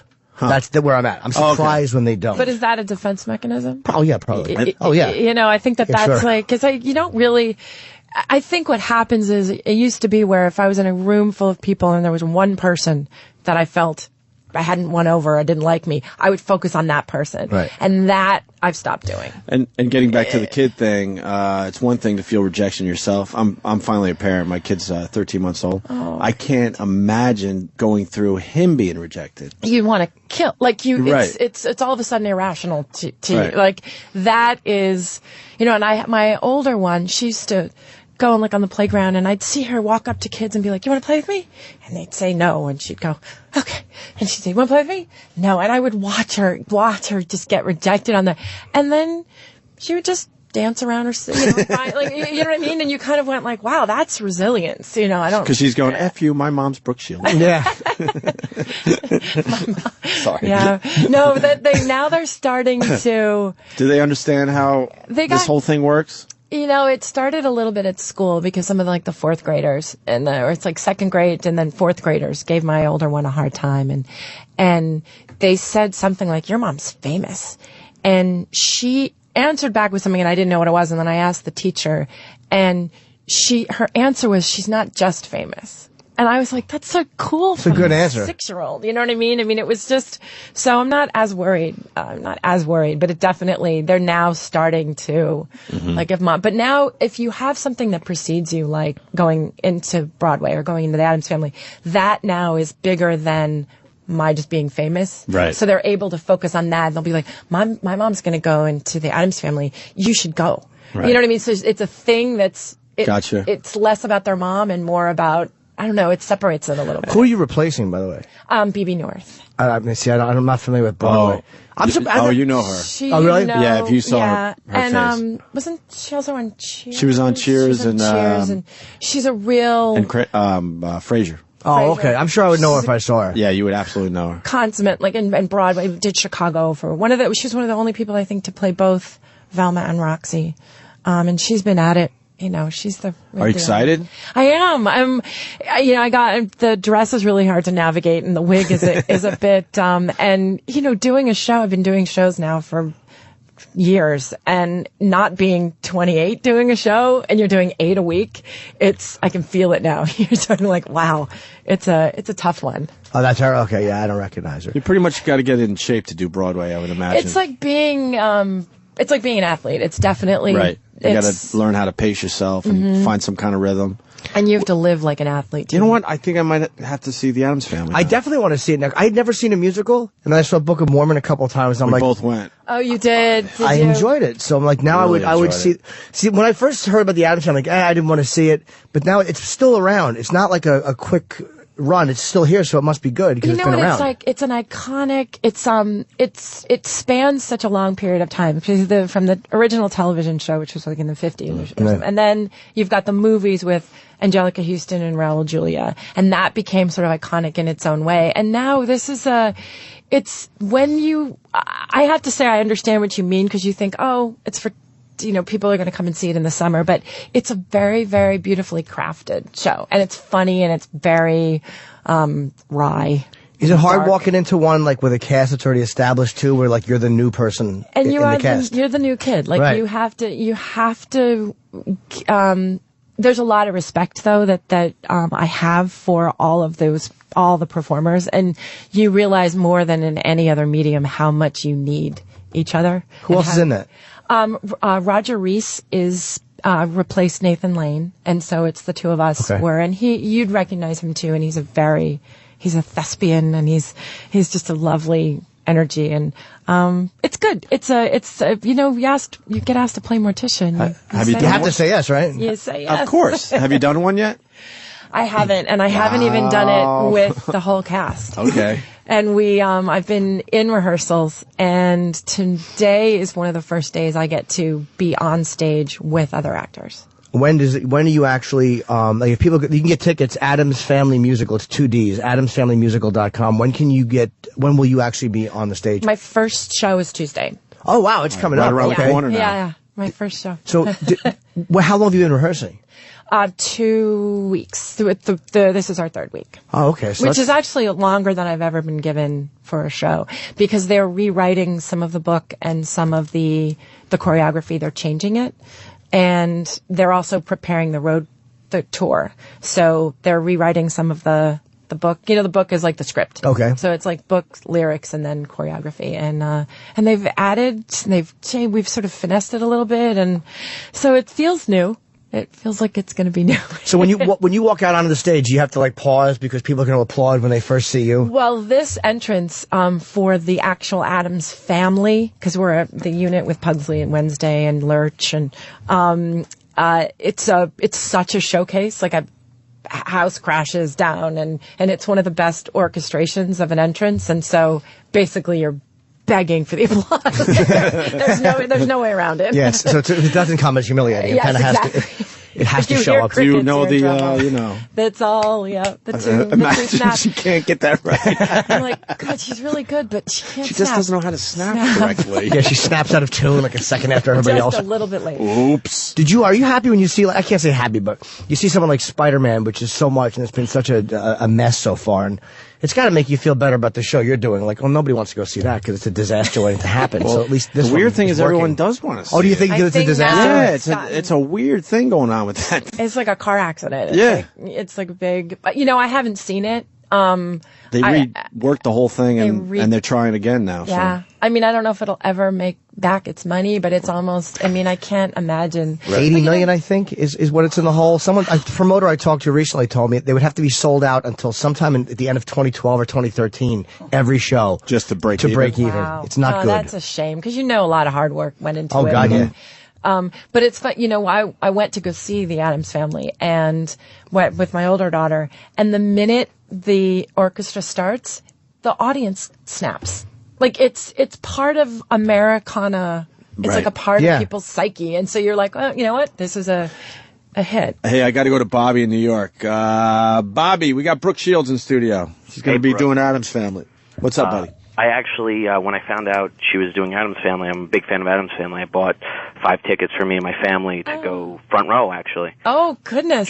Just because of you on Opie and Anthony, because your rapport with them is really, really good. Yeah, when Jimmy started talking about Brooke Shields and you guys met doing Furry Vengeance, and Jimmy's like, yeah, she wants to come in. I'm like, no way does Brooke Shields want to come in and hang with us. We had so much I guess you had a fun. weird, maybe it's a reputation. I just thought this would be above you or something. I don't know what it was. Beneath you meant to say. I'm not beneath, excuse me. Sorry, yes. That was the subtle slip of a megalomaniac.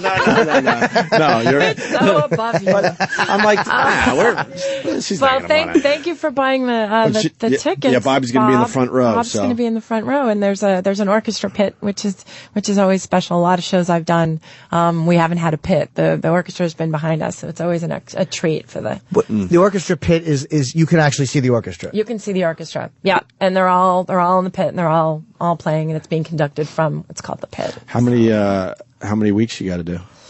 I'm through the summer, and I guess if I do a good job, or if I don't get booed off the stage, then. No, Have you ever gotten bad reviews in theater? Like, I mean, I know that it's not like you have one moment in a theater. They come to see you one night. Yeah, with a movie, you can redo it in takes, but with one night, they come to see you, and that's your whole review. And they never give you a chance, especially with me. Like, they never give me a chance to sort of get into the run, and then sort of give me the benefit of the doubt. It's always, I try. That's the one area that I try really not to get hurt by it, just because you have to go do it again that night, and you can't go in there with your tail between your legs. Do you even pay attention to reviews at this point in your career? I can't, because if you, I remember reading once that if you believe the good, then you have to believe the bad, or if you believe the bad, then you have to believe, it's definitely, I feel like people feel the need to critique in and everybody's got an opinion, and the only thing that I can do is do it 8 shows a week. When you do it 8 times a week, and just that alone, I'm proud to survive. So. Have you bumped into any critics who have given you like a bad, or anybody who has bad mouthed you publicly? And I imagine you run in some of the same circles. I don't think they make it a point to talk to me. Right.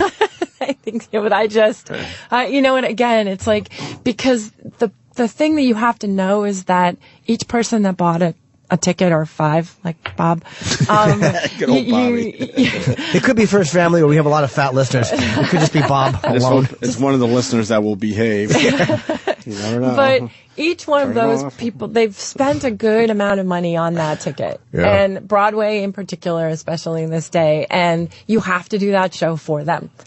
And they've either, it's a destination, it's a gift, it's an anniversary, it's a big deal to go to theater, and you have to do it for every single one of those people, and that's what gets you past bad reviews. It really is fun, though. I can't believe how much I enjoyed a musical. Like, I definitely will go. I'm not being polite either. I will absolutely go see this, because I'm like, oh, that's why people like coming to a Broadway show. I never got it. And then I saw a musical I liked. I'm like, oh, fuck, this is a lot of fun, man. I would definitely do this again. And musicals are their own sort of breed. I mean, I've been getting to see a lot of straight plays, too. And, the commitment that I just saw Jerusalem the night before last, and I was mesmerized. I was absolutely Everyone's saying that. Awe. Is it a drama or a musical? It's a drama, and there's 2 intermissions, and it's, wow. But I was in such awe.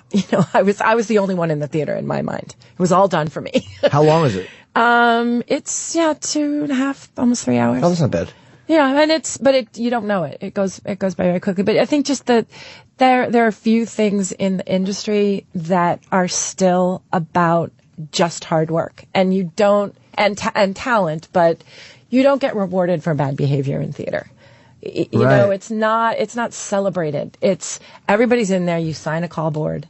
You're one of a cast of however many, and you have to work your ass off. Like you just, and that's, I think that's why I have such respect for it. Leave the ego at the door. Exactly. Well, do you know what? On a movie, though, like I think they'll tolerate a lot of shit on a movie that they wouldn't tolerate on a live stage, because you wreck the entire performance for everybody if you're not prepared on a stage. Right.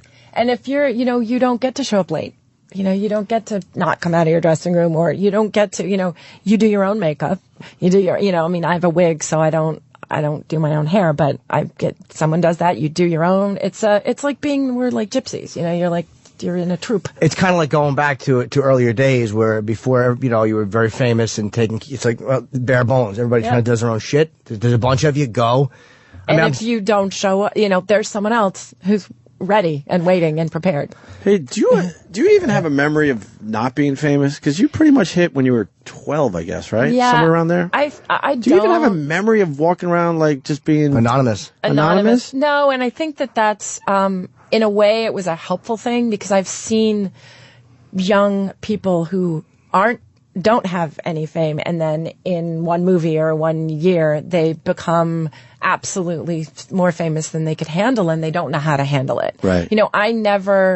I never knew what it was like to not be recognized. Right. So in a way, it was never a big deal. Right. Okay. And there's a certain level of access that the media has always had to my life, and as sick as that is, you sort of go, oh, okay. I don't feel so violated because I know now how to navigate my privacy and keep it without it being threatened. I saw you once. I had no, it's not bad. I had a holy shit moment because we're lucky enough to talk to a lot of celebrities, but you're one, you're in the, you're an A-list or whatever. I'm having a juice in the neighborhood at a vegetable juice place that I like going to, and I'm just hanging out at the counter looking out on the sidewalk. And all of a sudden I look up and there's your face through the window. I'm like, holy shit, that's Brooke Shields. Was it Liquiteria? No. Juice Generation. Oh, Juice Generation. So I see. Yeah. So, has she been on yet or no? No. Okay. And it took me back like, holy crap. And I think you were going to a little yoga place or something. I've tried. I have a mat or you look like you were dressed for yoga. Let's just put it that way. And I just had that moment with myself, like, holy shit, that's Brooke Shields. I don't know what this means. No, but I never know. I approach people if they're out with their children or whatever. I'll always walk up and go hi. And I just try to take a picture. It's creepy. No, I mean, that guy. I am. Well, I got her at the cellar years ago. You had stopped in to see Colin, and I got her popping out of the cellar. I just happened to stand by the door, and she was very nice to everybody. Timmy likes his pictures. You're a fan of comedy, obviously. I'm a fan of comedy. Stand up. Yeah. It's and my husband is he was like one of those guys that would just sell the jokes, and he went to business school just so that he could get to New York, and then he was born here, but then he was raised all over.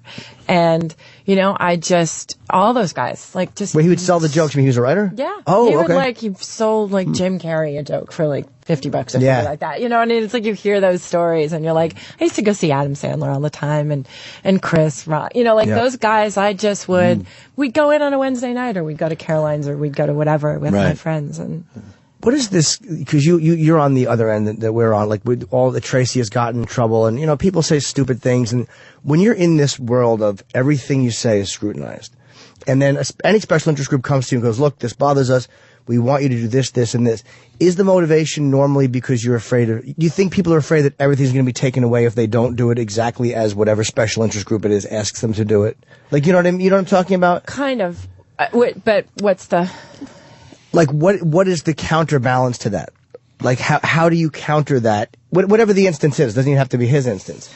When they're pressuring you, they say, you've done something that bothers us, and you might not feel like you have. What is the counterbalance to that? I think that you've got to be you have to be so diplomatic because you don't want to sell out entirely. Right. You don't want to go against what you really feel. And yet you have to sort of take into account that you now, as a public figure, there is a certain responsibility, not to play by the rules, but to at least be responsible for what you say. Do you know what I mean? You can't just say, well, this is the way I feel, because unfortunately you're given a lot of opportunity by being in that position.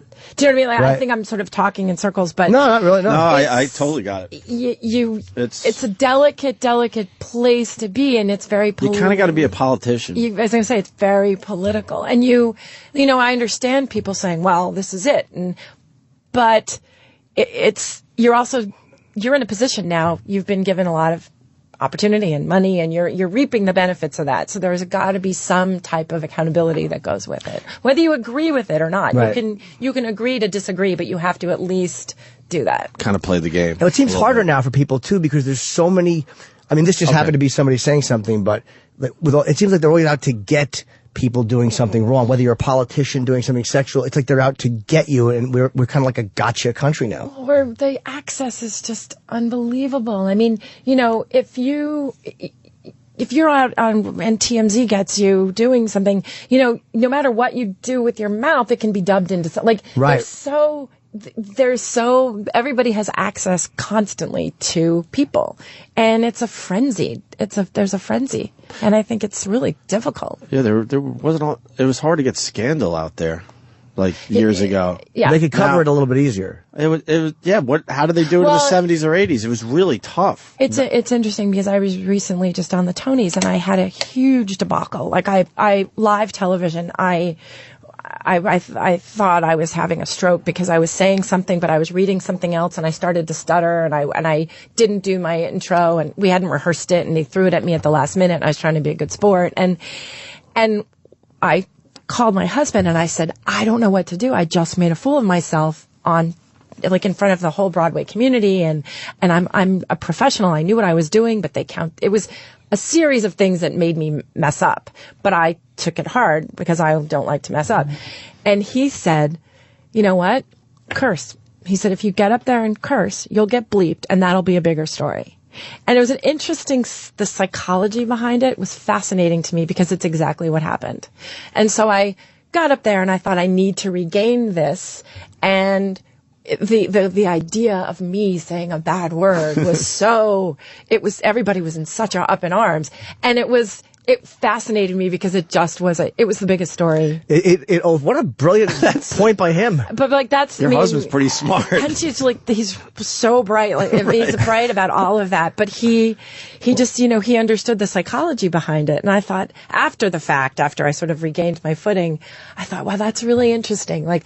Really, that's noteworthy. Me getting up there saying a bad word. What did you say? And did you say that? I did. I just said. That's awesome. Yeah, I mean, and it was one of those things where I knew I would get bleeped. And so I feel a little bad that it was not as off the cuff.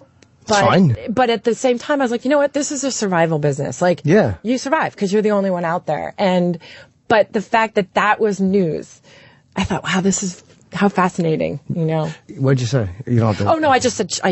Oh, shit. Okay. I just said, I thought it was going to be edited, and then I realized shit, it's live, and then I, kind of covered my mouth, and they're like, America's sweetheart. Just do that. Are they giving us the rap? Yeah. Oh yeah. Oh, you are. They're going to yank her out of here. Oh, Brooke has to go. All right. AddamsFamilyMusical.com, ADDAMS Family Musical. This Tuesday, you can is her first live show, and I found out about this week, and I'm actually really going to go see it. I will. I absolutely will. It's a good date night. You guys will have. Yeah. How's that going? Not good. Oh, no. Not good, Brooke. Not good. You have any friends, maybe? Okay, please. now I know. She's got some yoga friends. Yeah, they don't have to be. Some juice yoga friends. Yeah, anybody. They can be like 1/5 as attractive as you. They don't have to be on your level. Just someone that might pair up well with me. Low self-esteem.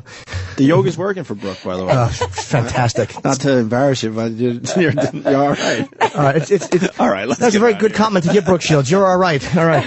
All right, Brooke. She's beautiful, and she's the yoga's working, and doing great for her. And once again, we didn't blow it. We didn't screw up. No, we didn't. I think she might come back for a third time. Yes. I will. And third time's a charm. I think we'll get it. The Addams Family on Broadway, Brooke Shields, this Tuesday, all through the summer. Great. Brooke Shields, everyone. Thank you. The Virus, Sirius XM. Hey! And now, the Opie and Anthony Show continues. This is After O&A Live. Here's your host, Sam Roberts. You know it. It's After Opie and Anthony Live. And look who's still here. There's your mics aren't on. I don't have control over them right now. Look who's still here. Oh, thanks, Sam. Go for it again. Do you have Facebook? Club Soda Kenny. Yeah. Roland. And if Club Soda Kenny is here, you know what that means. That means that the boss hasn't given him permission to leave, which means the boss Why do you make me sound like still an here. asshole, Sam? Well, you're Kenny's boss. He's your, whipping boy. And why does the 10 o'clock hour not sound like an Opie and Anthony show anymore? It's not an Opie and Anthony show. You tricked the bosses. Well, they gave me the slot, right? Also, I'm like, wait a minute, 10 o'clock hour is technically our time still, but I'm listening to Sam and Ron do an interview with Weird Al Yankovic. like they're booking guests, and they're not even talking about Opie and Anthony anymore. Look, you're kind of brilliant. Thank you for saying that. Because you got in the back door. You're like, no, man, I'll, I know the guys just want to do a little less radio, and, no, I'll keep it going. I'll play some bits and talk about O&A. And, I said, and it'll be great. And they agreed to that.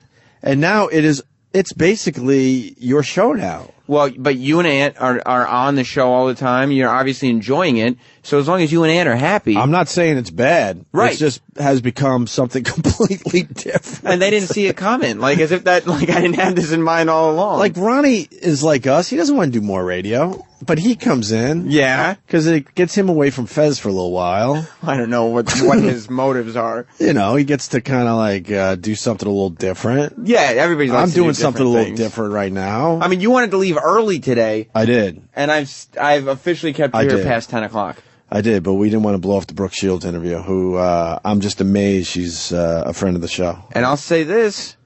Did you like my yoga body question? Yeah. I was trying to go for awkward. More uncomfortableness. Why? You're all right. Hey, sweetie, that yoga's really working for you. Did you see the yoga arms on her, though? She was looking fucking great. well defined, but not that Madonna ridiculousness. No, she was looking fabulous. Just a little definition in the arms. At 6 o'clock, although yoga girls are on the West Side. What? 6 p.m. or a.m.? 6 o'clock. What? All the yoga people walk by the juice place. Yeah, man. Like I was trying to not tell her which juice place because now they know where she does yoga. I'm surprised you didn't make some kind of comment about her wearing yoga pants because I know you're a fan of the yoga pants. What's wrong with yoga pants? I didn't say anything was wrong with that. You don't have to get defensive. I'm just saying I know that that's something about you. You enjoy a good pair of yoga pants on a lady. I absolutely do. The toe. Well, what do you enjoy besides wrestling? Why would you get defensive? What, do you enjoy wrestling pants? I can't enjoy yoga pants? I'm not attacking you. It seemed like you were attacking me. I was pointing out something Kenny, that was you he attacking me? Who, prick face Sam? You could have Sam's just, Sam, Kenny's just staring at you, and that's the first thing he said. Well, that's because he's stupid. Like, he's staring at me, and there's just wind passing through his ears. Oh, wow. That's really brave of you. Yeah. Good one, prick face Sam. Go. Say that on the sidewalk. Why would I say it on the sidewalk? Because you're protected by SiriusXM when you say shit like that with a live mic on. I wouldn't just... Now let's march outside and you say the same thing to Kenny. And see I'm what not happens. going to attack Kenny off the air because it provides no enjoyment to the listeners. That's who I do this for. Someone sounds like hoo-hoo. The listeners. Roland, I was going to say, we should give credit to where credit is due and realize that there were 2 A-list celebrities on this radio show today. Mm-hmm. Roland bookings. Way to go, Roland. But I would say, way to go, Opie, for approving them. You know how to play the game, You see Roland. what the common denominator is, Sam? What? He's eyeballing you, Sam. What are you mad about? He's got issues with you. He talks about you every day on the Did way you hear home. yesterday how he belittled me yesterday on the show, too? What did he do? He just told everybody I was a disgrace. even during commercials, too. Well, I mentioned that Kenny had left his former position of employment in disgrace, and then he's been... Why would you do that? Because I That's saw a touchy situation. I saw it in the newspaper. Made my wife cry. Yeah, Did she? really. Yeah, they never recovered from that. And Well, you're just I'm- bringing it up as fodder? I saw it in the paper. I didn't think it was private does- information. What, a new article? Yeah. No. Yeah. Don't focus on the positive like my son getting Airman of the Week. I didn't know he got Airman of the Week. Well, Yes, you if, did. if you would ask questions, you would know that Kenny's son got Airman of the Week, and there was Kenny- an article about it. What good is going on in your life right now? Nothing. That was a good thing that was happening. He just said nothing good is going on in his life right now. he's My proud of his son. therapist wants me to be very positive, so I am. I am being more positive. And are you really seeing a therapist? What did I just say? How long have you been Get seeing... this shit out of your ears. How long have you been... That's not positive. How long have you been seeing a therapist for? What's the difference? Next question. It's something that's interesting to the listeners. What motivated you to see a therapist? I'm fucked up. Why does Sam get all the exclusives? Kenny's going to the therapist. Nobody knew this. I knew for a long time. I was just wondering if we were ever going to bring it up on the show. Well, what you do is you lead people to admitting Why would you things give him about that info when you could have done it for the boys? I led him to it. Well, Prickface has a way of bringing the best out of people. Thank you. You get so annoyed that you just give up information. Yeah. Well, right, Prickface? First of all, that's not my name. Oh, Prime Time, same difference. And why weren't you brave enough to bring up with Weird Al that we kind of beat him up recently on our show? He's not brave. You should have heard the shitty interview he did with the Mob Wives, too. Because I'm not going to invite people into the studio when it's under my watch and say, hey, by the way, you know who doesn't like you? Like, that's just a rude thing to do But to you're somebody. at the connection of the Opie and Anthony show, which beat him up for over an hour. But now I feel guilty because I respect Ronnie B. And Ronnie was talking, I was listening yesterday, and Ronnie was talking about how quick Weird Al is, because he did an Unmasked with him. Yes. And Ronnie actually said Weird Al was one of the quickest guys he ever interviewed. Yeah, he said he was quicker than a lot of the comedians. Really quick as far as, coming up with funny lines and stuff. And I went, damn it, man, we had it all wrong with this Weird Al. Did you hear Eric's James Blunt question? Why would I? He's literally, when I'm talking to Weird Al, and I'm saying, well, most people, your parodies aren't vicious. I'm surprised when people have problems with you. While Weird Al is answering, Eric says into my headphones, James Blunt song. As if I know anything about what he's talking about. Did he beat up James Blunt pretty bad, obviously? I guess he made a song called You're Pitiful, and Atlantic Records, instead of You're Beautiful. Right. And Atlantic Records didn't like it. So at a concert that Eric went to, Weird Al put a t-shirt on that said, Atlantic Records sucks. Ooh, that's edgy. But I'm supposed to know that because I was sitting with Eric at the concert. Like, why wouldn't Eric ask the question himself? Why doesn't E-Rock ask questions? It's not my show. You get to be it's everybody's show. Technically, it's not Sam's show. Technically, it is Sam's show. No. You've made it your show. Technically, it's not your show. Whoa. Let's keep the facts straight. I was told it's his show. What did Jeff Berlin say right before we got on the air? Technically, it's everyone's show. Here's your host, Primetime Sam Roberts. That's what Jeff Berlin said. But you snuck that in there. And Jeff Berlin did it. He's the voiceover guy. You snuck that in there. Well, I mean, I don't. He Look, doesn't. I would do the same exact thing, but the facts are, it's technically not your show. You made it your show. Technically, it wasn't designed to be my show, but technically, it has become my show. I feel like I had to stay late today just so people know that this hour is still connected with the Opie and Anthony, show. Loosely now. Very loosely. Very loosely. Like, first of all, it's a guest we would never book.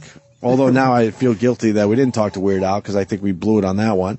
And then you also got a co-host, this Ronnie B guy. Yeah, Ronnie B. And there's no O&A bits anymore. Well, we played a bit or two yesterday. And then you get a different Roland. I'm like, who's that guy? Well, because when Roland comes on our show, he's a very different, timid Roland. Well, he's a wise ass on your show. I hate to be the guy to tell you this. Then don't. People are very stressed. Thank you, Kenny. Thank you. People are very stressed out coming in this studio from 6 to 10. And they're not stressed out coming in here from 10 to 11. Oh, name names. Troy Kwan, who works here. Troy Kwan brings goodness to the show. Yeah. He told me that he gets... I'm getting a lot of props on Troy Kwan lately. Yeah. His stock is rising. Yeah, he's been doing great, but he's very stressed out when he comes in here. Sturniolo and Joy. And that's, by the way, Sturniolo is a star that was first discovered on After Opie and Anthony Live. I know that. But we bring everybody in. We see what we get out of people. Did you get him on the air yet to talk about the latest push-up contest? Yep, I got him on...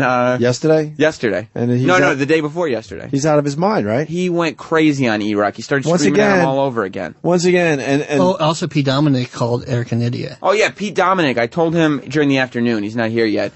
But...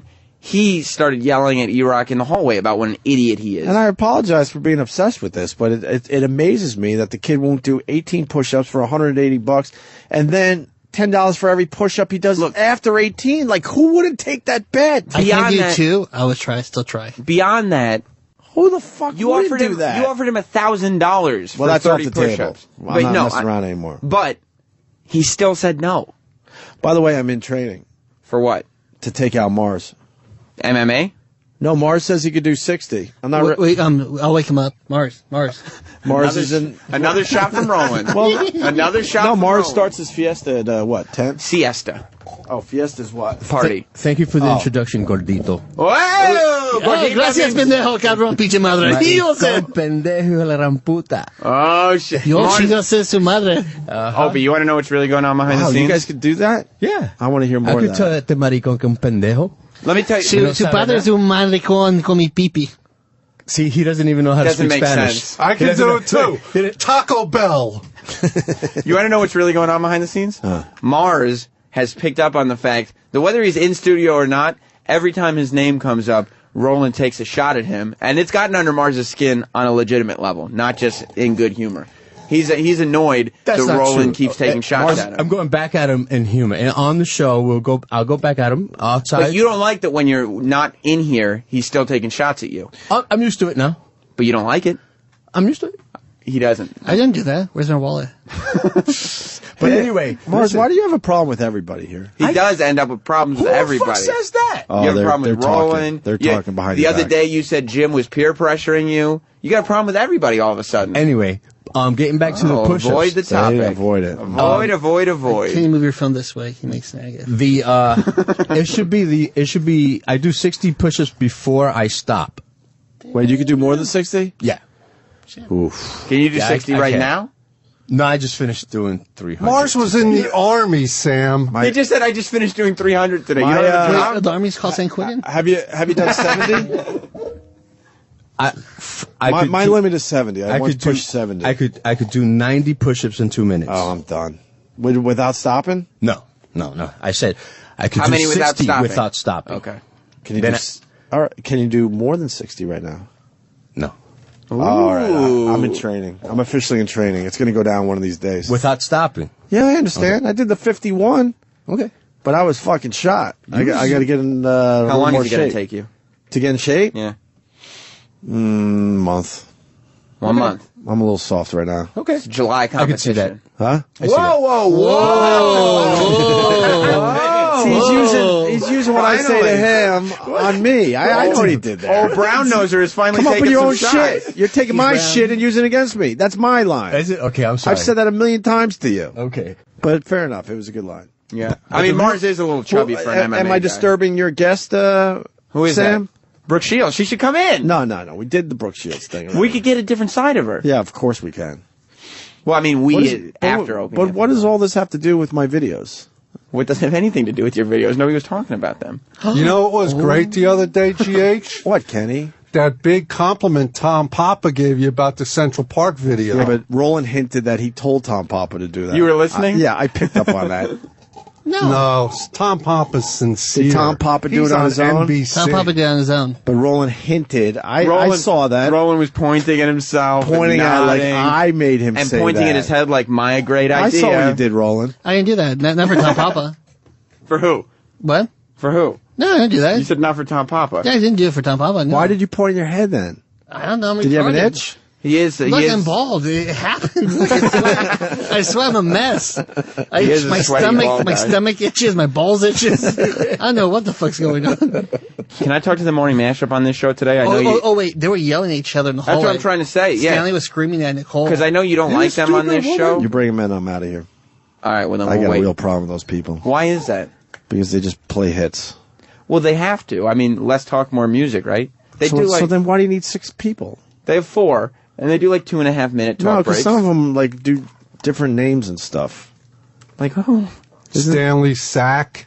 See? That's just a segment that Stan does. But that's a different guy. No, it's not. So he's representing 2 different people as one Stanley guy. Sack is Stan's sack. Yeah, he's So big, why doesn't he just he's say black. Stanley T? No, he's taking out his sack. That's so how then they. he's Stanley Sack, and No. he's Stanley T. He is not the sack. He possesses the sack. He dresses like his mom dresses him every morning with the big shorts and the weird Wow. things. I don't know anything about that. That's what Sam said in the after show. What are you talking about? Oh, I'm sorry. That's You're going to be a victim of a drive-by with that shit. That's not nice. Yeah, Roland. Is that true, Mars? You know those people. I'm sorry, yeah. Roland is just, he's just looking to deflect whatever he can. I see his mind working, and when it goes to him, his eyes start moving, and then he goes, where can I go? Where can I go? He's not that quick that you can't tell. All right. So, yes, Sam, my latest video. All right, I'll talk about it for a second. It might be Robin Williams in drag in the park. Yes, dancing. With the yellow beard? Yes, the people said it. You might have got Robin Williams doing some weird shit. This is amazing, because you already got Barbara Streisand at the bus stop. Yes, that's my thing.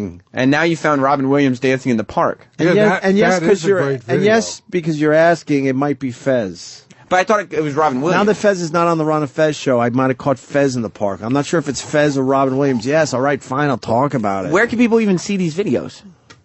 On YouTube, everybody knows. And a great person makes a great cameo in that video we're speaking of. Who? The dog poop? Oh, did you like that part? Yeah. Okay, good. Who's the cameo? Well, you gotta watch on Opie Radio on YouTube. Oh, the username is what?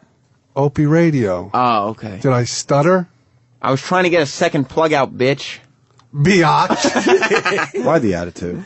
Because quick face. He's got a chip on his shoulder. We brought you up in this business. Now, why the attitude? I don't have an attitude towards you. There's a little bit of an attitude there. Opie, that's why I came in here, because I heard this motherfucker mouthing off at you. When? Before, just now. Look What at did you. I say? Look at you. I'm mouthing off at you, dummy. You do it to everybody. You can learn something about loyalty through this man right there. Thank you very much. Oh, really? Yeah. You should hear what he says when you're not here. You're full of shit. Mars you can learn loyalty, and we can buy Rosetta Stone.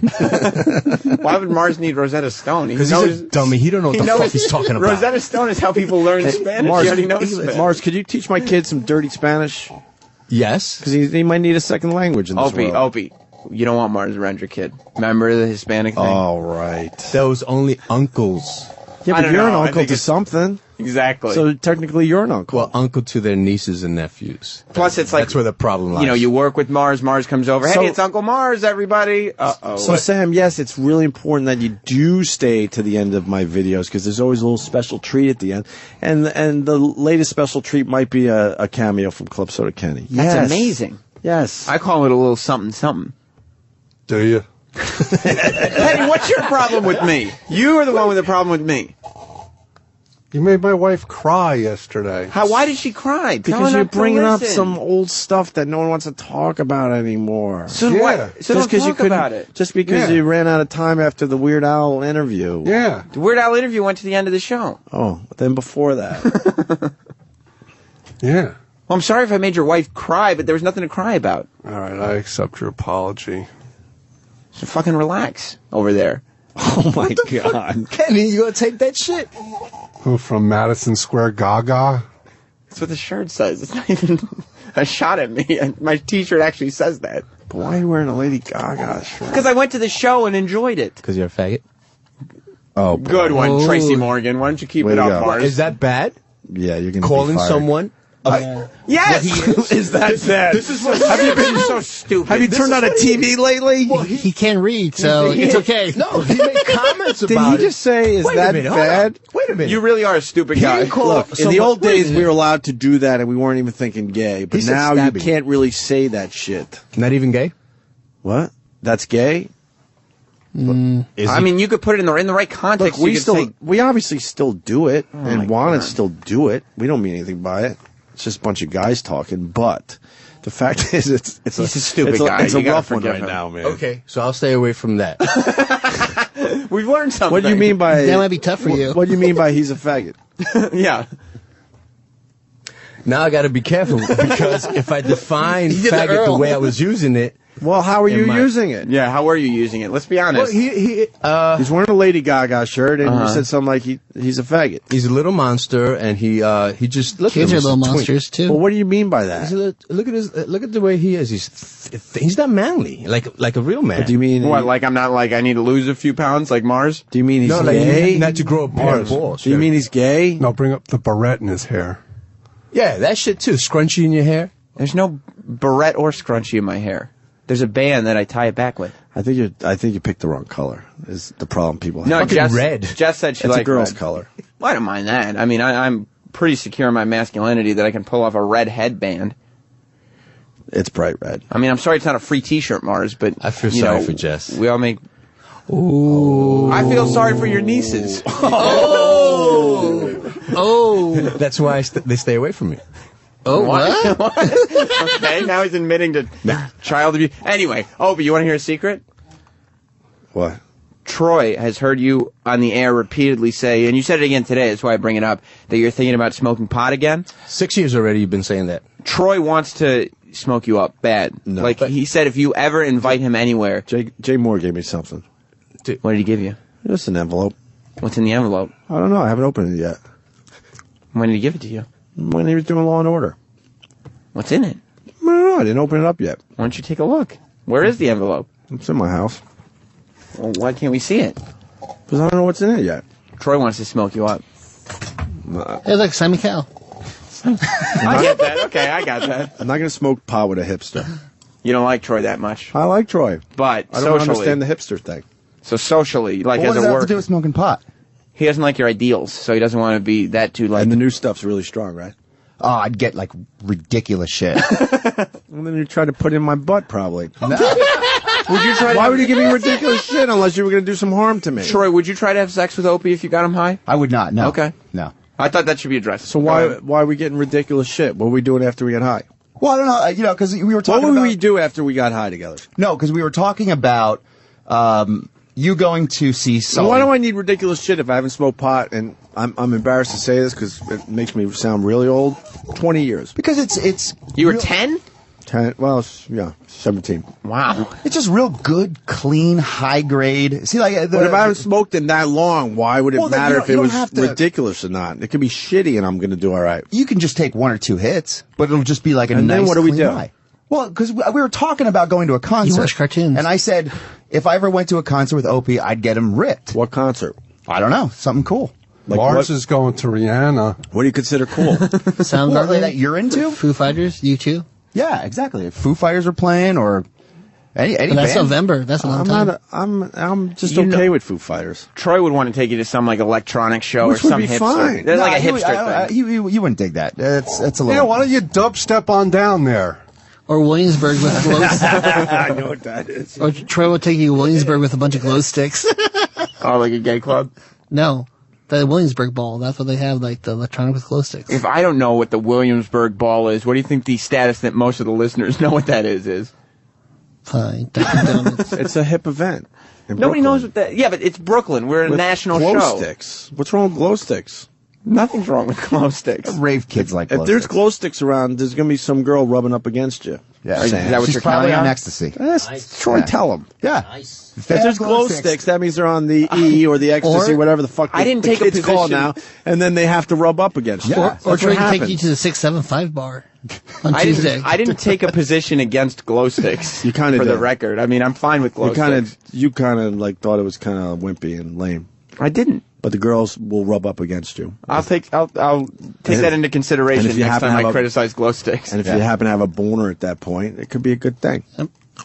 Troy Tell DJ. him, Troy. Yeah, there you Troy, go. if you have an erection at a club and you rub it against a girl, she'll like it? Well, if she's on ecstasy, quite No, possibly. you let them rub up against you. Yeah, Oh, exactly. like, hey, If you rub up against them, then there's going to be problems. But you can't Who's be on gonna take ecstasy care of this? because you won't get a boner.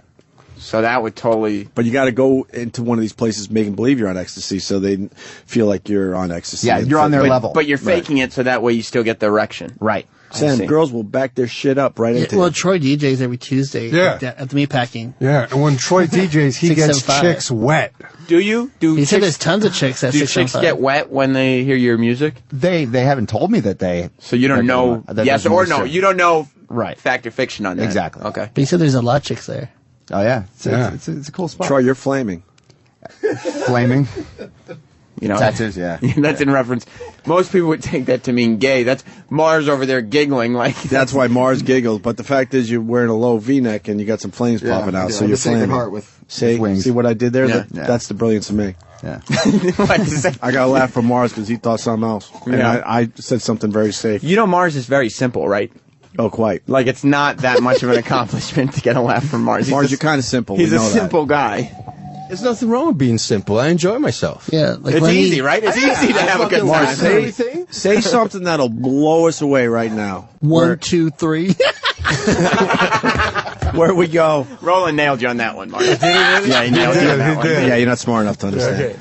Say something. Okay, that was a good one too. Thank you. Say something that'll blow us away. Like, I can't fucking believe Mars just said that today in the 10 o'clock hour. Go blow for us it, away Mars. with anything. Knowledge, anything. I got nothing for you. Last time you were in here, you blew us away with the revelation that you touch your nieces or whatever that was. I don't remember Wrong. specific. I do not touch my nieces. We'll go forward with that though. What's today's I do not big touch thing? my Blow us nieces. away, Mars. And let's get this straight. Okay? No, we're talking about I'm the gonna next get this thing right. now. The deal with the Hispanics. The Puerto Oh Ricans, my God! Not again with They this love bullshit. their kids. Okay? They love their kids. They love they- them so much they they want to touch share the them love up. with Mars. other family members. Mars. According to you. They pimp them out. Mars, you eat pussy? All the time. All right, talk about it. Look, Mars, blow us away with something. I got nothing to blow you away with. All right, well then tell us, other than KFC and Popeyes, what's a fast food chicken restaurant? No, well, I tell you what, man. I don't know how the hell you're letting that motherfucker, Opie. Pronounce the talking to restaurant Opie. name. I don't know how you let Sam talk down to you and just like. I don't talk down to Opie. all of us. How we? I talk down to with you, that shit? but I'm not going to Fight try your own battle. I will. Exactly. Yeah, nice try, dummy. Yeah, Mars, you eat ass? It might be a trick question, Mars. I know, right? Do you, Mars? Or Do you is that too complicated of a question for you? Not just any old ass. Do you eat ass in general? Have you eaten ass? Yes. And you eat ass? Kenny, what's the response then? So what's the response? Mars, if a queer jumped on your back, would you let him stay or jerk him off? Kenny, that's not appropriate for this hour. I don't put up with that kind of talk on this show. That was Club Soda Kenny, for the record, not the viewpoint of this show. I don't put up with that on After Opie and Anthony Live. I don't know what you're used to. Mars, what's the name of the restaurant? What restaurant? It's not KFC, it's not Popeyes, but they do serve fast food chicken. Pollo Tropical. No. What? Pollo Loco. No. You know what I'm talking. Why does he have to lean in to speak Spanish? It's the weirdest thing. He's not good with mic technique. When you're He's doing a natural English, born but when engineer. he does English, he's got the proper Because distance. it's like, but he leans in when he does his Spanish. Spanish. Like there's a kid in front of him. Shh. Well, do you ever listen to the Spanish radio stations? They're deeper. They speak like this. You know what it is, Opie? He has no idea how these microphones work, which is weird for an engineer. Oh but man, I would love to choke that little fucker out. choke me then. No, I can't do it. Exactly. Shut the fuck up. Wow, that's Man. You're in a rough position now. Boy. We are adults. We communicate with words. You're fucking mental bullies, what you are. Well, I'm sorry if you can't keep up with me, but we communicate with words here. Shut the fuck up is keeping up with you? Apparently, it's taking you this long to respond to it. It does nothing. Does nothing. Why do you got problems with Mars? I'm just picking on him today. Plus, he won't give me the name of the restaurant. You know what restaurant I'm talking about. Pollo Tropical. No. It's American. They're closed on Sundays. You love them. They come up here for Chicken Sandwich Day. I'll say Don't it. say it because Mars can't pronounce the name. You know what Mars' favorite movie is? What? West Side Story. Why is that? He's cracking himself up. He's cracking himself up. Why? Why is that? Look who's joined the party!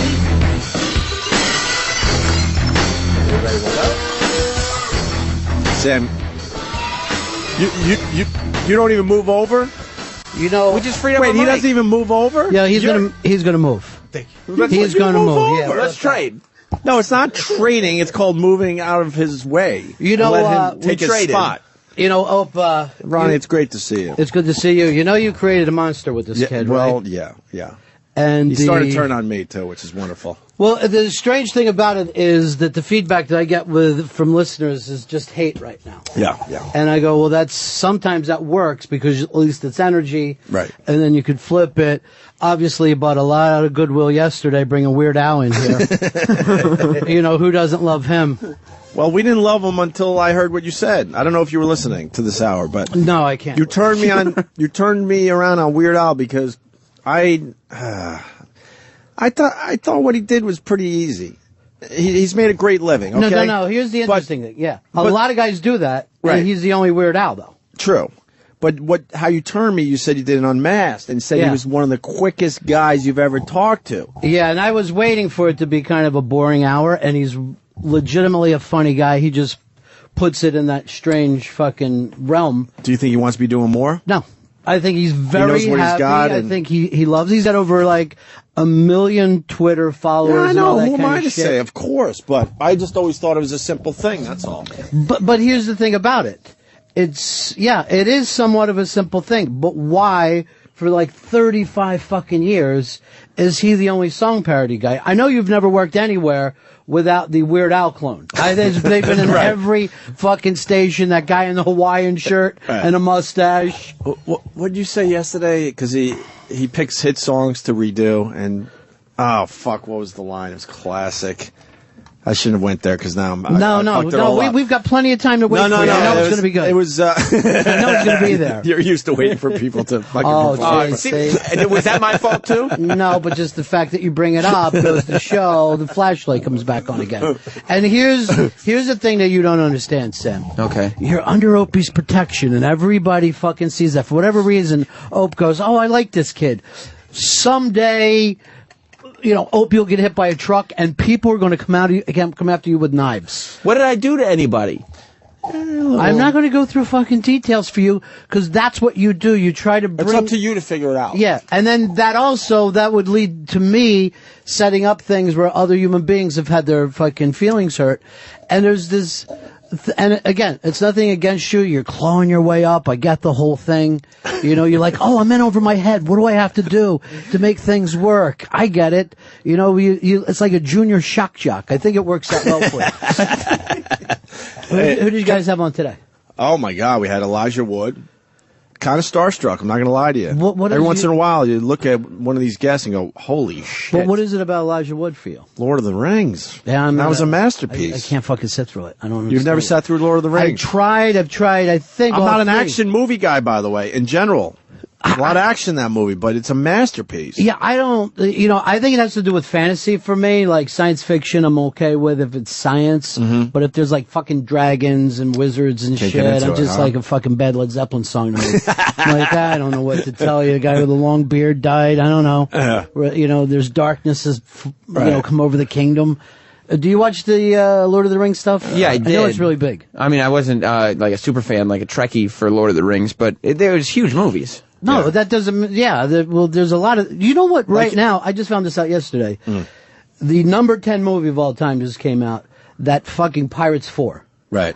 I don't know a human being who's seen Pirates 4. No, number 10 of all time. Number 10 of all time. It's made over $1 billion this year around the world. No. It's made 3 times more money outside of this country than in. I gave up on those movies after maybe the first. I was in for the second, and then I was gone. Halfway through the second, you were in for, and then you're like, I don't know who. I think that's what happened to me. Yeah. I think I did get through half the second, and I really liked the first movie, but I have no desire to keep watching But them. once they got to Snake Face and all those, the ghosts are running around on the ship. Yeah, what am I watching? See, I don't even know what you're talking about. I've been gone way before gone. that. Yes, but Elijah, whatever he does, he'll always be known for Lord of the Rings above anything else. He's always welcome to Comic-Con. That's what we were kind of thinking. If it goes bad, he's got a career. It's pretty amazing that he had the conventions. He was known as the kid from all the movies. Like he was known as a child star, and now he's found something else that he's known for. What was he first known for?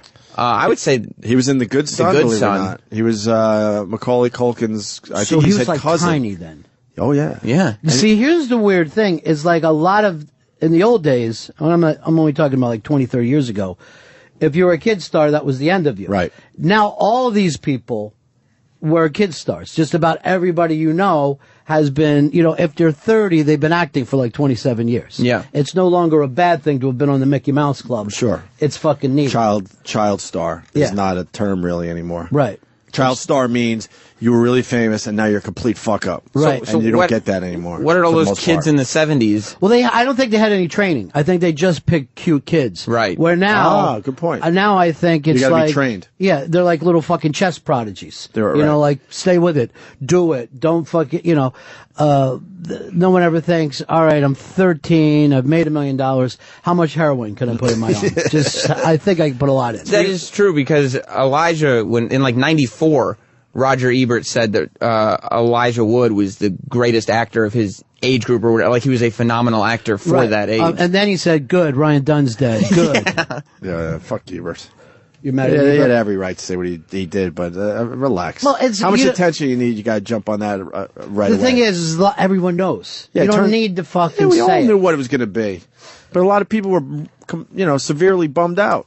Right. It's almost like if someone's mom died and you show up at the funeral, like, I used to worry. I knew she was 350 pounds. Yeah. Figured diabetes. You just shut the fuck up. Give it a day or two. Everyone knows it. You don't need to fucking teach a lesson to anyone At that right moment, now. there'll be plenty of time But to teach your little fucking lesson to people. I thought about drinking and the driving. funniest line is Bam like immediately put out, "Why don't you shut your fat fucking mouth?" Which was- to a guy with no jaw. Oh, it was classic. It was just like the Do you guy. think he knew? No, I Bam didn't doesn't think- fucking. I didn't Bam- think so either. When that news came out, Bam was just fucking tattooing, some skateboard across his arm. Yeah. Hey, we also had Brooke Shields in today. How's Brooke doing? She's all right. We got weird in here. Did it get weird? No, it didn't get weird. I just want to acknowledge that she had a nice yoga body. The thing for me is I'm a huge fan of hers, but that goes back to Harry and the Hendersons. And when that happened, I saw her in the hall one day and couldn't believe how long that woman is. You should have heard how Opie ended the interview, though. He said, because earlier in the interview he said, I saw you on your way to yoga once. And then it just kind of let it sit there, and she was like, all right. And then he wanted to increase the awkwardness. Well, I was just trying. I was going for awkward. Yeah. So why, he said, why are you playing my cards? He's fucking Perez Hilton. That's his fucking thing. Aren't you? It was on the radio. I want you to know what. But the way you're doing it, I like get people it. to just go, wow, that was awkward, out thinking that maybe I was going for awkward. But you said it just like 20 minutes ago. You said you were going for awkward on the air. That was 20 minutes ago. Oh. But what are you doing with the flashlight in here, trying to say this is the way Opie works? Because I didn't want Opie. Opie was about to address this, and I didn't want him to have to set up his own thing. I don't know. It's just, sometimes for me, it seems just like you feel like you're doing a director's voiceover, and just let the work speak for itself. Well, do you I want just wanted to talk about comment about her that she looked good because she's been doing a lot of yoga. That's all. Can I explain what he means by that? Yeah, go ahead. Okay. He said, the yoga, whatever, I see you're doing the yoga. You're doing good. You look all right. I said you look all right. But he said, like, you're looking all right. I want to say that she looked hot. No, I wanted to go said, for hot, and you're a piece of ass for your age, but I didn't want to, like, be rude. You said the yoga's working. I said you're looking all right. looking all right. How You're looking old all is right. she? Does anybody It's even got to know? be mid-40s. Yeah. The weird thing Easily. about Brooke Look her up. Shields, when she was like, I don't know, like 9, she did a lot of nude scenes in movies. Pretty Baby. And Pretty Baby, of course, is the famous, like full frontal for a little girl. But then she did a George Burns movie where her ass was out in a fucking comedy. Wow. And I'm like, they would, if this happened today, they would come and arrest everybody that was on the fucking set. Of course, they'd all be brought up on child pedophilia charges. But at that time they were like, hey, this is what you're known for, honey. You might as well do it here for a comedy, or else you're out. I felt like I was Ronnie B today when I was interviewing. Yeah? Yeah, because I go, hey, Brooke, do you even remember a time where you weren't famous? And I'm thinking, that's something Ronnie B would have asked. But then you told her she looked all right and the yoga's really working for you. Again, hey, why would you have to do that? I had a moment. I'm sharing a moment with Ronnie B. He didn't do a bad job. But I was basically saying, look, Ronnie, I could fucking raise the level when I have to. And then you have to bring it back down as dopey Opie with the fucking awkward shit. You did it on purpose. I had a moment today where I'm like, you know what? I think I got a good question finally. Brooke, do you remember ever not being famous? You're a multifaceted performer. Yeah, but then you had to bring it down. This annoyance that you feel, you created, Opie, because there's no reason that you couldn't take any one of your guys and have them do the fucking after show. And they should have maybe This is the payback, right? Yeah, they should all. Maybe Danny should do it one day. E-Rock should do it. I've invited one everybody day. in here. No, not invited with you. A fucking revolving thing of hosts. Nobody wanted to do it. Right, but now, I call it brilliant on his part, though, I have to say, because this was supposed to be a show that was hosted by whoever, but he made it his own. That's brilliant. And nobody nobody wanted to host this show on our staff. Well, now let's have another election and see if people are out there, because I talked to a lot of people who would like to do it. But I mean, you say it's brilliant, and it's very brilliant in a Machiavellian way, or like the guy behind the guy. Yes. Like, I don't know about that. Yeah. I don't know, Hope. But I turned this show into something that would be worth hosting, and now people might want to. Yes, thank you. Thank you for what you've done. So now you should fight for it. I am fighting for it. That's what I'm doing right now. Well, we got to audition other people before you fight for it. You can audition whoever you want. That's what Ronnie's saying. Isaiah would just spin the wheel, make the deal, and make it one of those things where the people have to be in there. Spin the wheel. Yeah. And then every day you don't know who's going to host it. Who it's going to be. You know, some people want to host it. Then the person who doesn't, that's really fucking funny radio. That's brilliant. You know, and then it isn't all like, let me make this about me. Let me, I was out for one day and said whoever wants to host it. Nobody did. E-Rock played bits. That's because Why are they closing the curtains? What's the big reveal? I don't know. I'm feeling nervous now. Ronnie, you set me up for something. Yeah, there's going to be fucking 7 guys coming in here with machine guns. Is that what you're worried about? Is this it? Is this the fucking thing? I light a match and all of a sudden guns go off. Why are they because that's how you do your show. No, not at all. Not at all. Then something's going on. We at least keep... I try to make this show visual. If Fez doesn't like to have eye contact with... me, I know. Don't be like that, Opie. You know how he feels. I'm gonna try to work it out with him. I decided. I would ask you a question, but I don't want to. Just by even saying that, though. I'm not trying. No, see what that is? You pick it up on it? Yeah, because now we have to go, what would the question be that you didn't want to ask? We understand you don't want to ask it, but now we have to know. I would have just said, what do you mean by that, Opie? And you could have furthered your explanation. Why not just let it sit? Let it fucking simmer a little bit. Let people that are listening to the show go, oh, God. Go back to that picture? That's interesting. Which picture? You don't even know what was just up there? I didn't It was a naked Brooke Shields, and the little girl thing is usually not my thing, but how old was she? E-Rock put it up there. He's doing it right now. Oh. This is E-Rock actually has this on his own. Is that stuff. wrong to think that's no, hot, that's Ronnie? 1980. That's when she did the We're All Trapped on an Island like Lost. Oh, that's Blue Lagoon? Yeah, Blue Lagoon. How old was she in Blue Lagoon? This was probably her last naked role, so she must have been like 11, 12, 13. That's it, right? Yeah. Well, she was always tall for her age. Yeah, she was. She was a lanky. Her thing. eyes are ridiculous. I think this was the time when she was dating Michael Jackson. She was 15 in Blue Lagoon. Okay. And she's 46 now. Yeah, we figured mid-40s. Although she doesn't look mid-40s, but we just figured it out because we've known her forever. Did you see her, how bad she fucked up on the Tony Awards? She explained it on her show. Yeah. She's like, fuck, I fucked it up so bad. I was so bummed out. She said she called her husband. I don't know how to get out of this because she knew she was going back up on the stage. Her husband goes, go up there and curse. And she's like, what? And he goes, yeah, if you curse, that's what they're going to pick up on, and they're going to forget that you just fumbled and mumbled through that. So make it worse all the time. So now they're talking about how she cursed on the Tonys. It's pretty smart. It's actually, well, who's her husband? I don't even know. She used to be with I don't know what he does now, but he's a joke writer. Or was.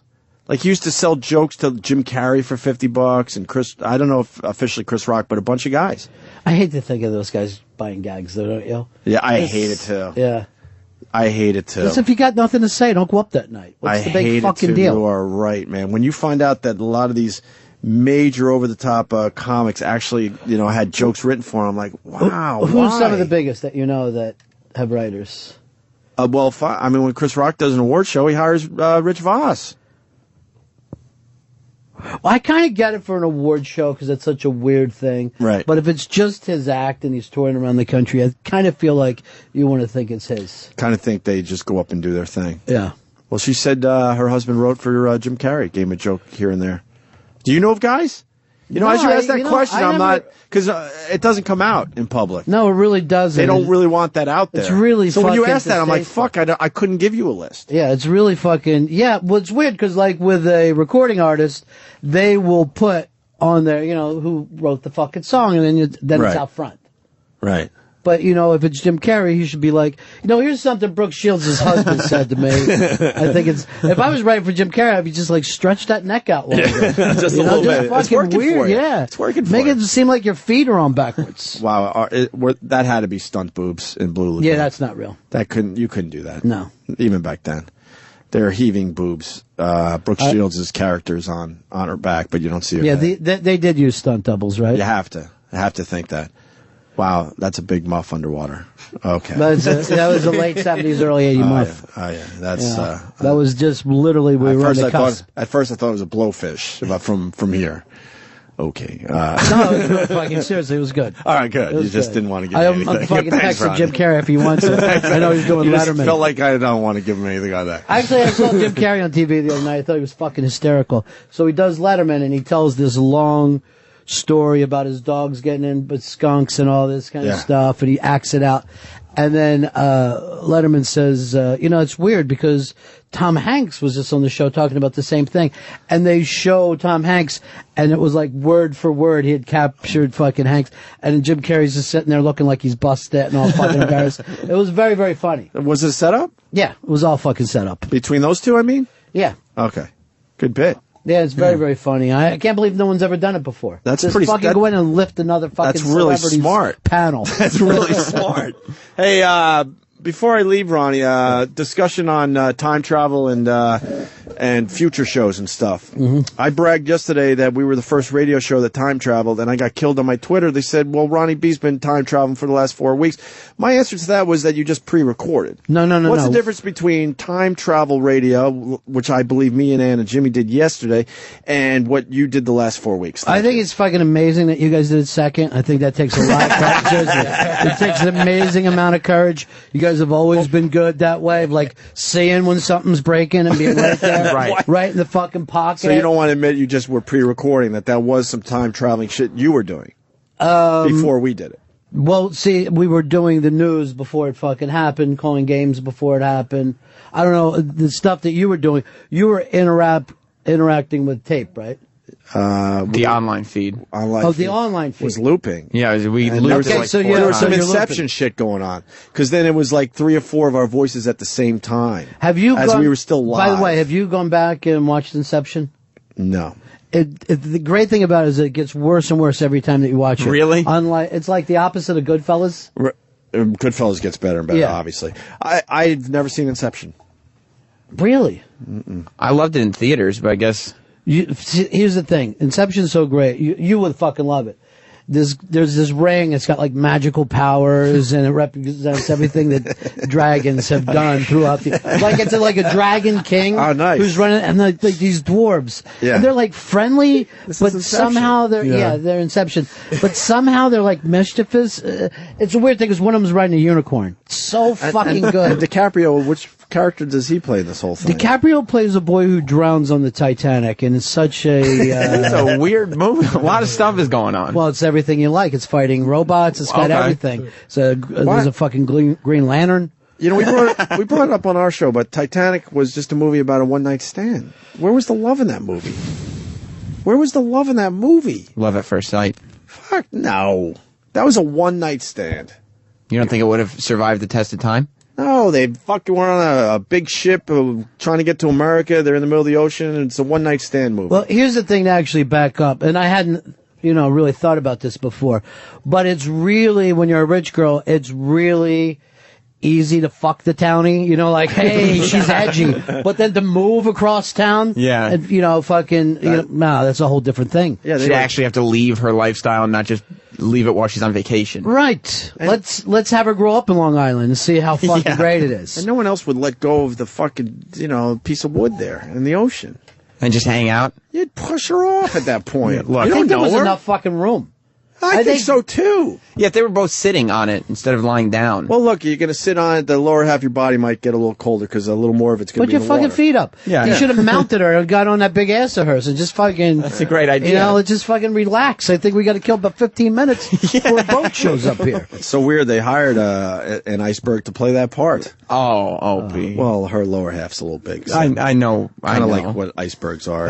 If you see what's going on under the water. I know, but I just meant it was hurtful. Why is it hurtful? She's a multimillionaire. It doesn't mean she would like to be made fun of.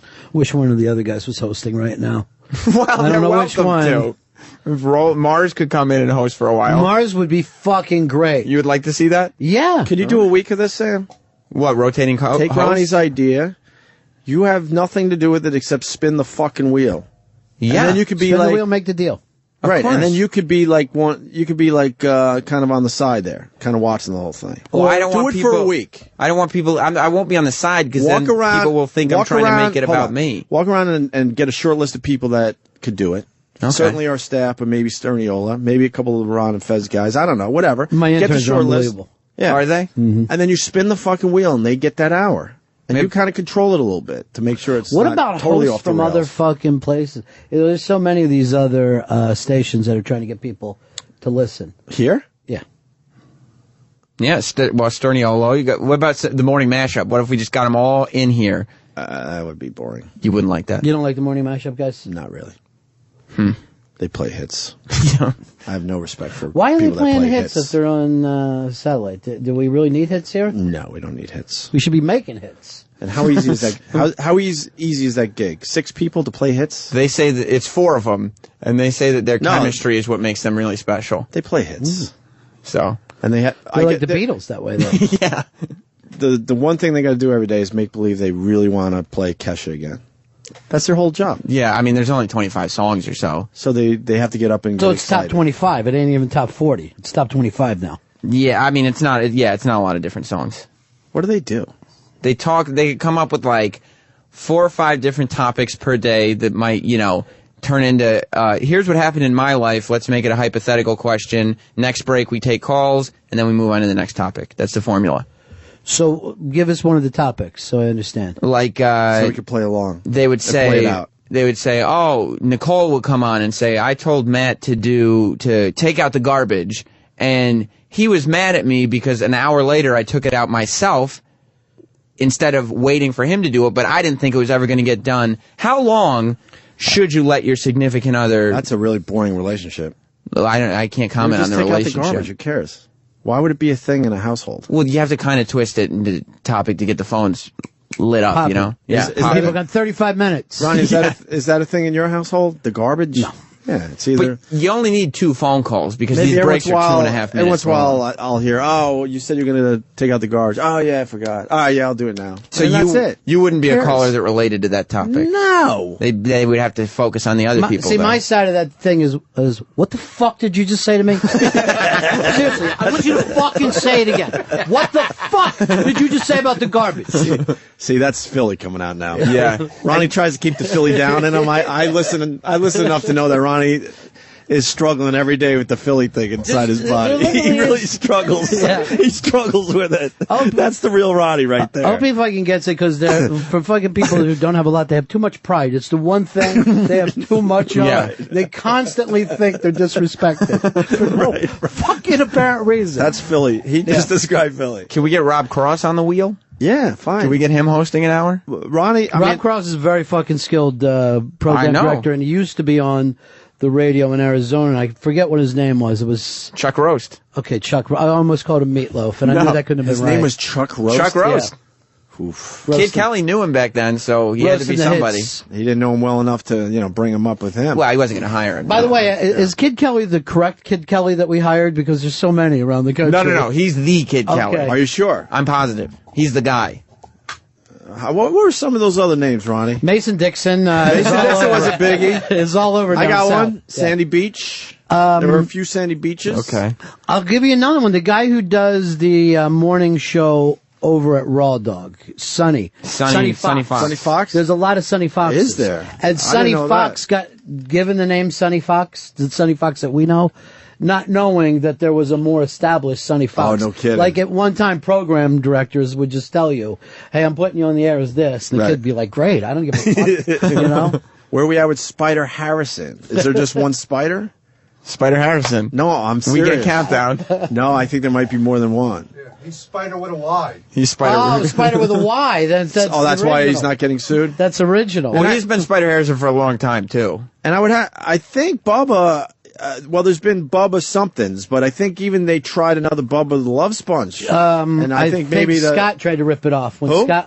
Scott and Todd. Scott Shannon. Wasn't there like a fake Bubba on there? Scott Shannon did fake Bubba when he took Pirate Radio to L.A. Yeah, he did fake. Yeah, started saying he was Bubba the Love He Sponge. did it when he was at Z100 in New York too. They used to have their guy go out and do look for bumper stickers to give you $100 if you were listening to the radio at that time, and that guy was always named Bubba the Love Sponge. That's really fucked up to just feel like you can steal somebody's gimmick. Yeah, no kidding. Is there only one Human Newman? Yes, there is. Everyone I knows hope that. so.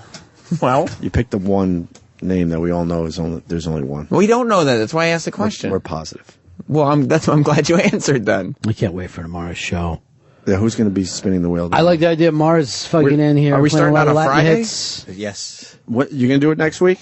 I'll do it next week. It's Ronnie's idea. So today and tomorrow, you got to figure out who's going to be in the pool. We got to build a wheel. You got to build a wheel. Build a giant wheel. We don't do New sound names. effects. This has to be a real wheel, not a fake production. clicks? Wheel. Does it have to where click? You're acting like, oh, we're doing it, and then you pull it out of your pocket. Yeah, we don't like Fucking that been type of around radio enough Like for Wheel that of shit. Meat. We want a real wheel that we can prove. Okay, Mars, you want in on this? I want in.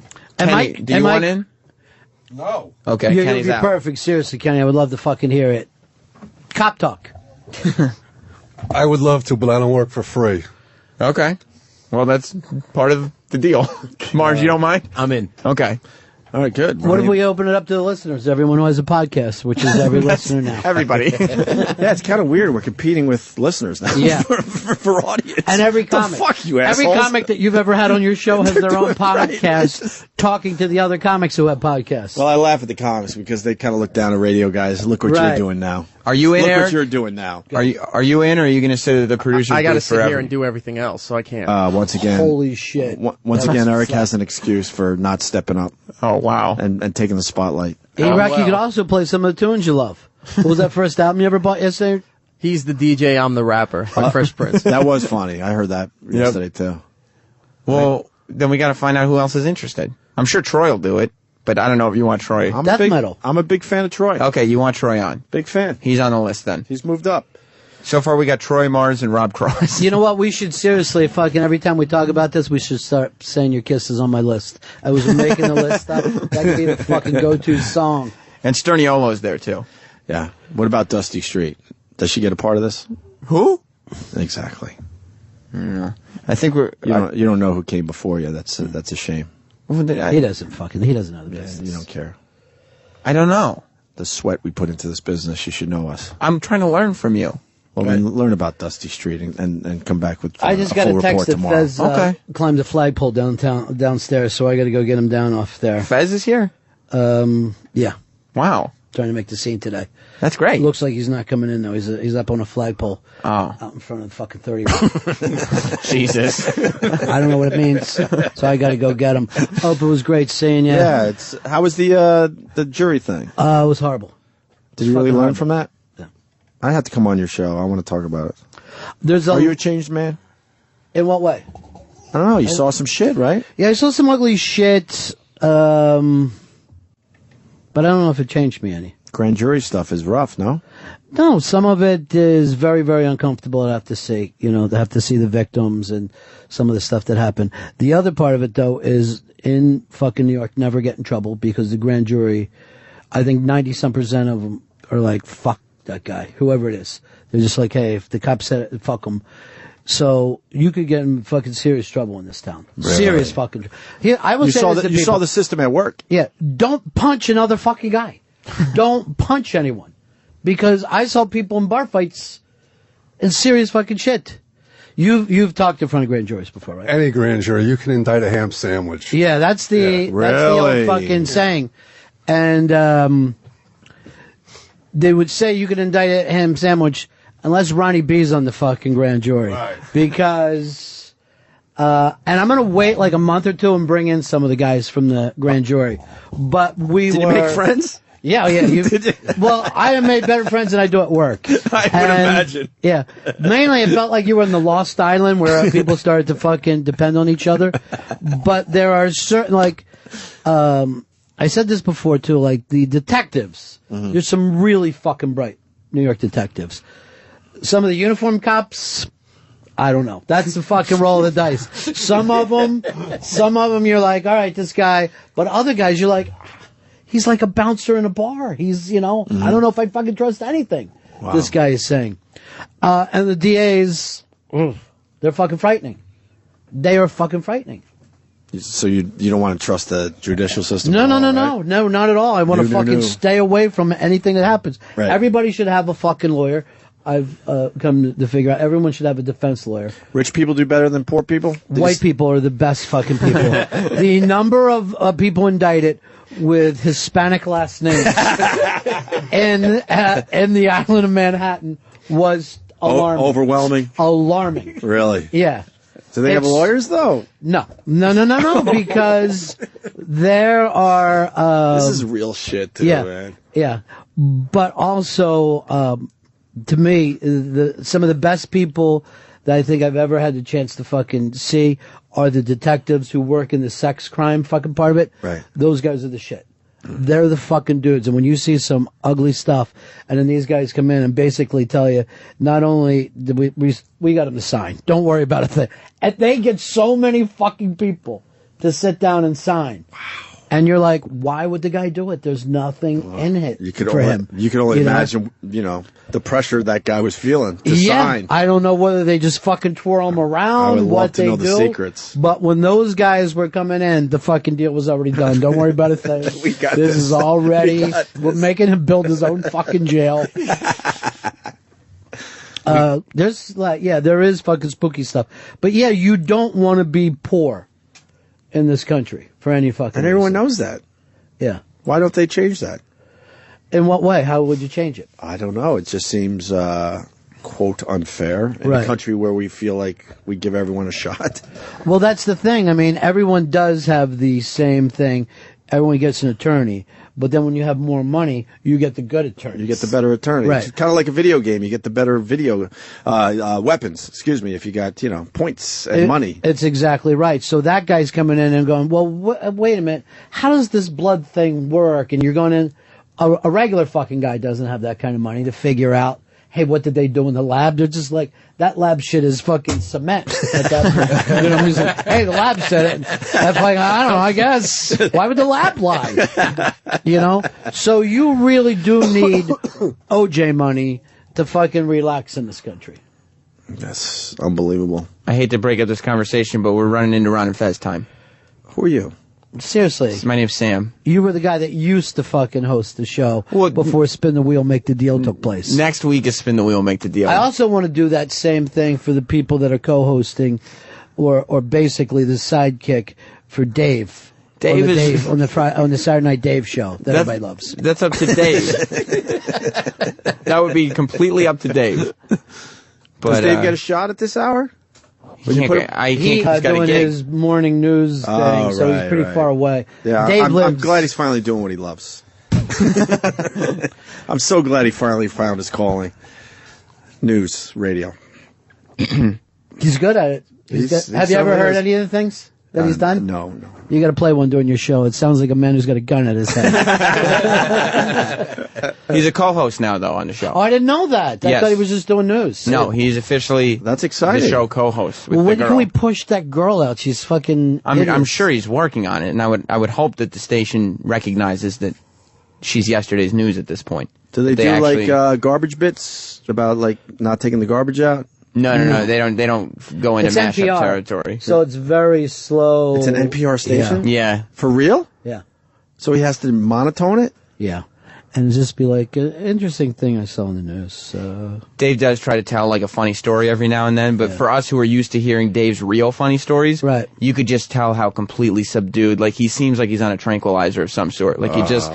He slightly laughs instead of doing that, real big real laughing. Funny and taking his dick out and slapping it on and the it's table. not that crazy of a story at all compared to what we know he has. Does he stick anything up his ass? He's never done that on this show yet. Wow. I saw Dave the other day. He was all... on a bridge? No. We were at a wake. As you were driving by? We were at a wake, and everyone's sitting around. It was like kind of a quiet time. And Dave, this is a fucking total shoot. He was being serious. He wasn't being strange. And he just goes, he wasn't trying to be funny. He goes, formaldehyde has only been with us since the 1860s. And interestingly enough, it came along same time as the Civil War. So it really was like the dot-com business of its day. And we're all like, what the fuck are you talking about? But I bet most people weren't aware of that. He just seen some Civil War documentary and just had this thing in his head I'm going to try to appear as smart as humanly possible. Can we rescue him somehow, or is it too late at this point? No, Dave is going to break through, in my fucking opinion. Dave is going to hit something. And I do think it's going to be visual. Yeah. You know what I mean? His videos are terrific. His videos are so fucking funny. But the thing that I told him years ago, instead of fucking having an anchor like Sam around his neck, is I really wanted him and his chick to do the show together. Right. And do that kind of he said, she said fucking show back and forth. Because it's always been a very, very funny concept to me. Sam missed a couple weeks ago. Sam misses a lot of time on that weekend show. And they did the show together, and people were going fucking crazy for it.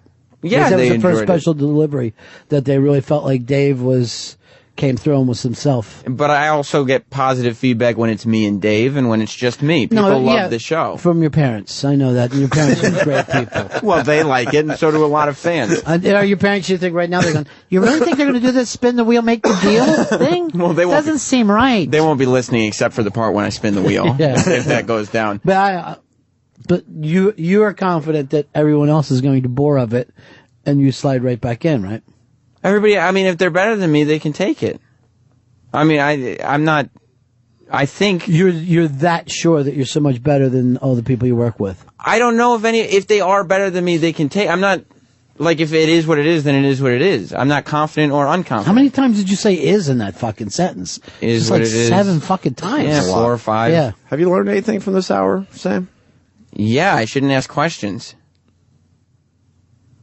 It's passive aggressive, wasn't it? I mean, Opie fucking brings you in here, gives you the fucking shot, and then you just slap that on him. It's fucking odd. That's all. Yeah, that was a little weird. Well, it was being attacked a little bit. Were you going for edgy there? No, I'd never go for edgy. I'm not the least edgy person on the channel. You told Mars to fuck himself, basically. No, I said shut the fuck up. Knowing that he can't choke you out. Yeah. That's edgy. Is it? Yes, it is. Seems kind of wimpy. Why is it wimpy? Because only a wimp would say this knowing that he can't get choked out, when everybody listening knows that if I had the possibility of getting choked out, I wouldn't be saying it. That's a smart answer. So that's I don't know. wimpy. I think you're fucking wiry, and I think you'd have a tough time catching you. I'm not even sure if you can. I don't know if you can. Seriously, I haven't seen you move. You're very fucking quick. I guess so, but I mean, Mars has training. I'm sure if it came down to fisticuffs, Mars would do all right. Well, Mars is a little slow these days. We all know. You think so? Yeah, he's a little soft. But do you notice something? He's a little uncomfortable. I like this. Well, I'm not uncomfortable, Yes, you are. but the vibe has changed. Yes, it has. Yeah. What, between the two of you? Between me and Mars, exactly. No. Who are you talking about? You right now. Yeah, I think Sam took it too far with Mars today. No.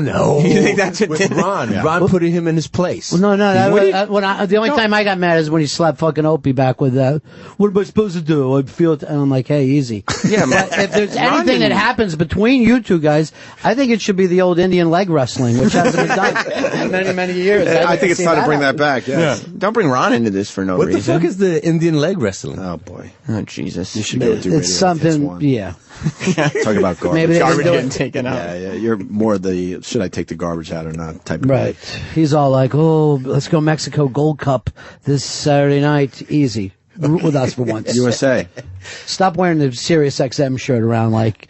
just try Like to that's start- going to help Yeah. get you a raise. It is what it is. He's really flying the colors.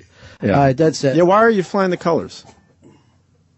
Why am I flying the Sirius XM colors? I know. I mean, because it's a free shirt. yes, exactly. What is wrong It's always with the you? same thing. I got to go get Fezzy. I'll talk to you guys later. Oh, yeah, the All flagpole right. thing. Thanks, Ronnie. Stay tuned. Ron and Fez is coming up next. Opie and Thanks, Anthony. Sam. and after I Opie and enjoyed Anthony the hour Live. with you. Continue tomorrow. Goodbye, everybody. Opie and Anthony show is now over. For real this time.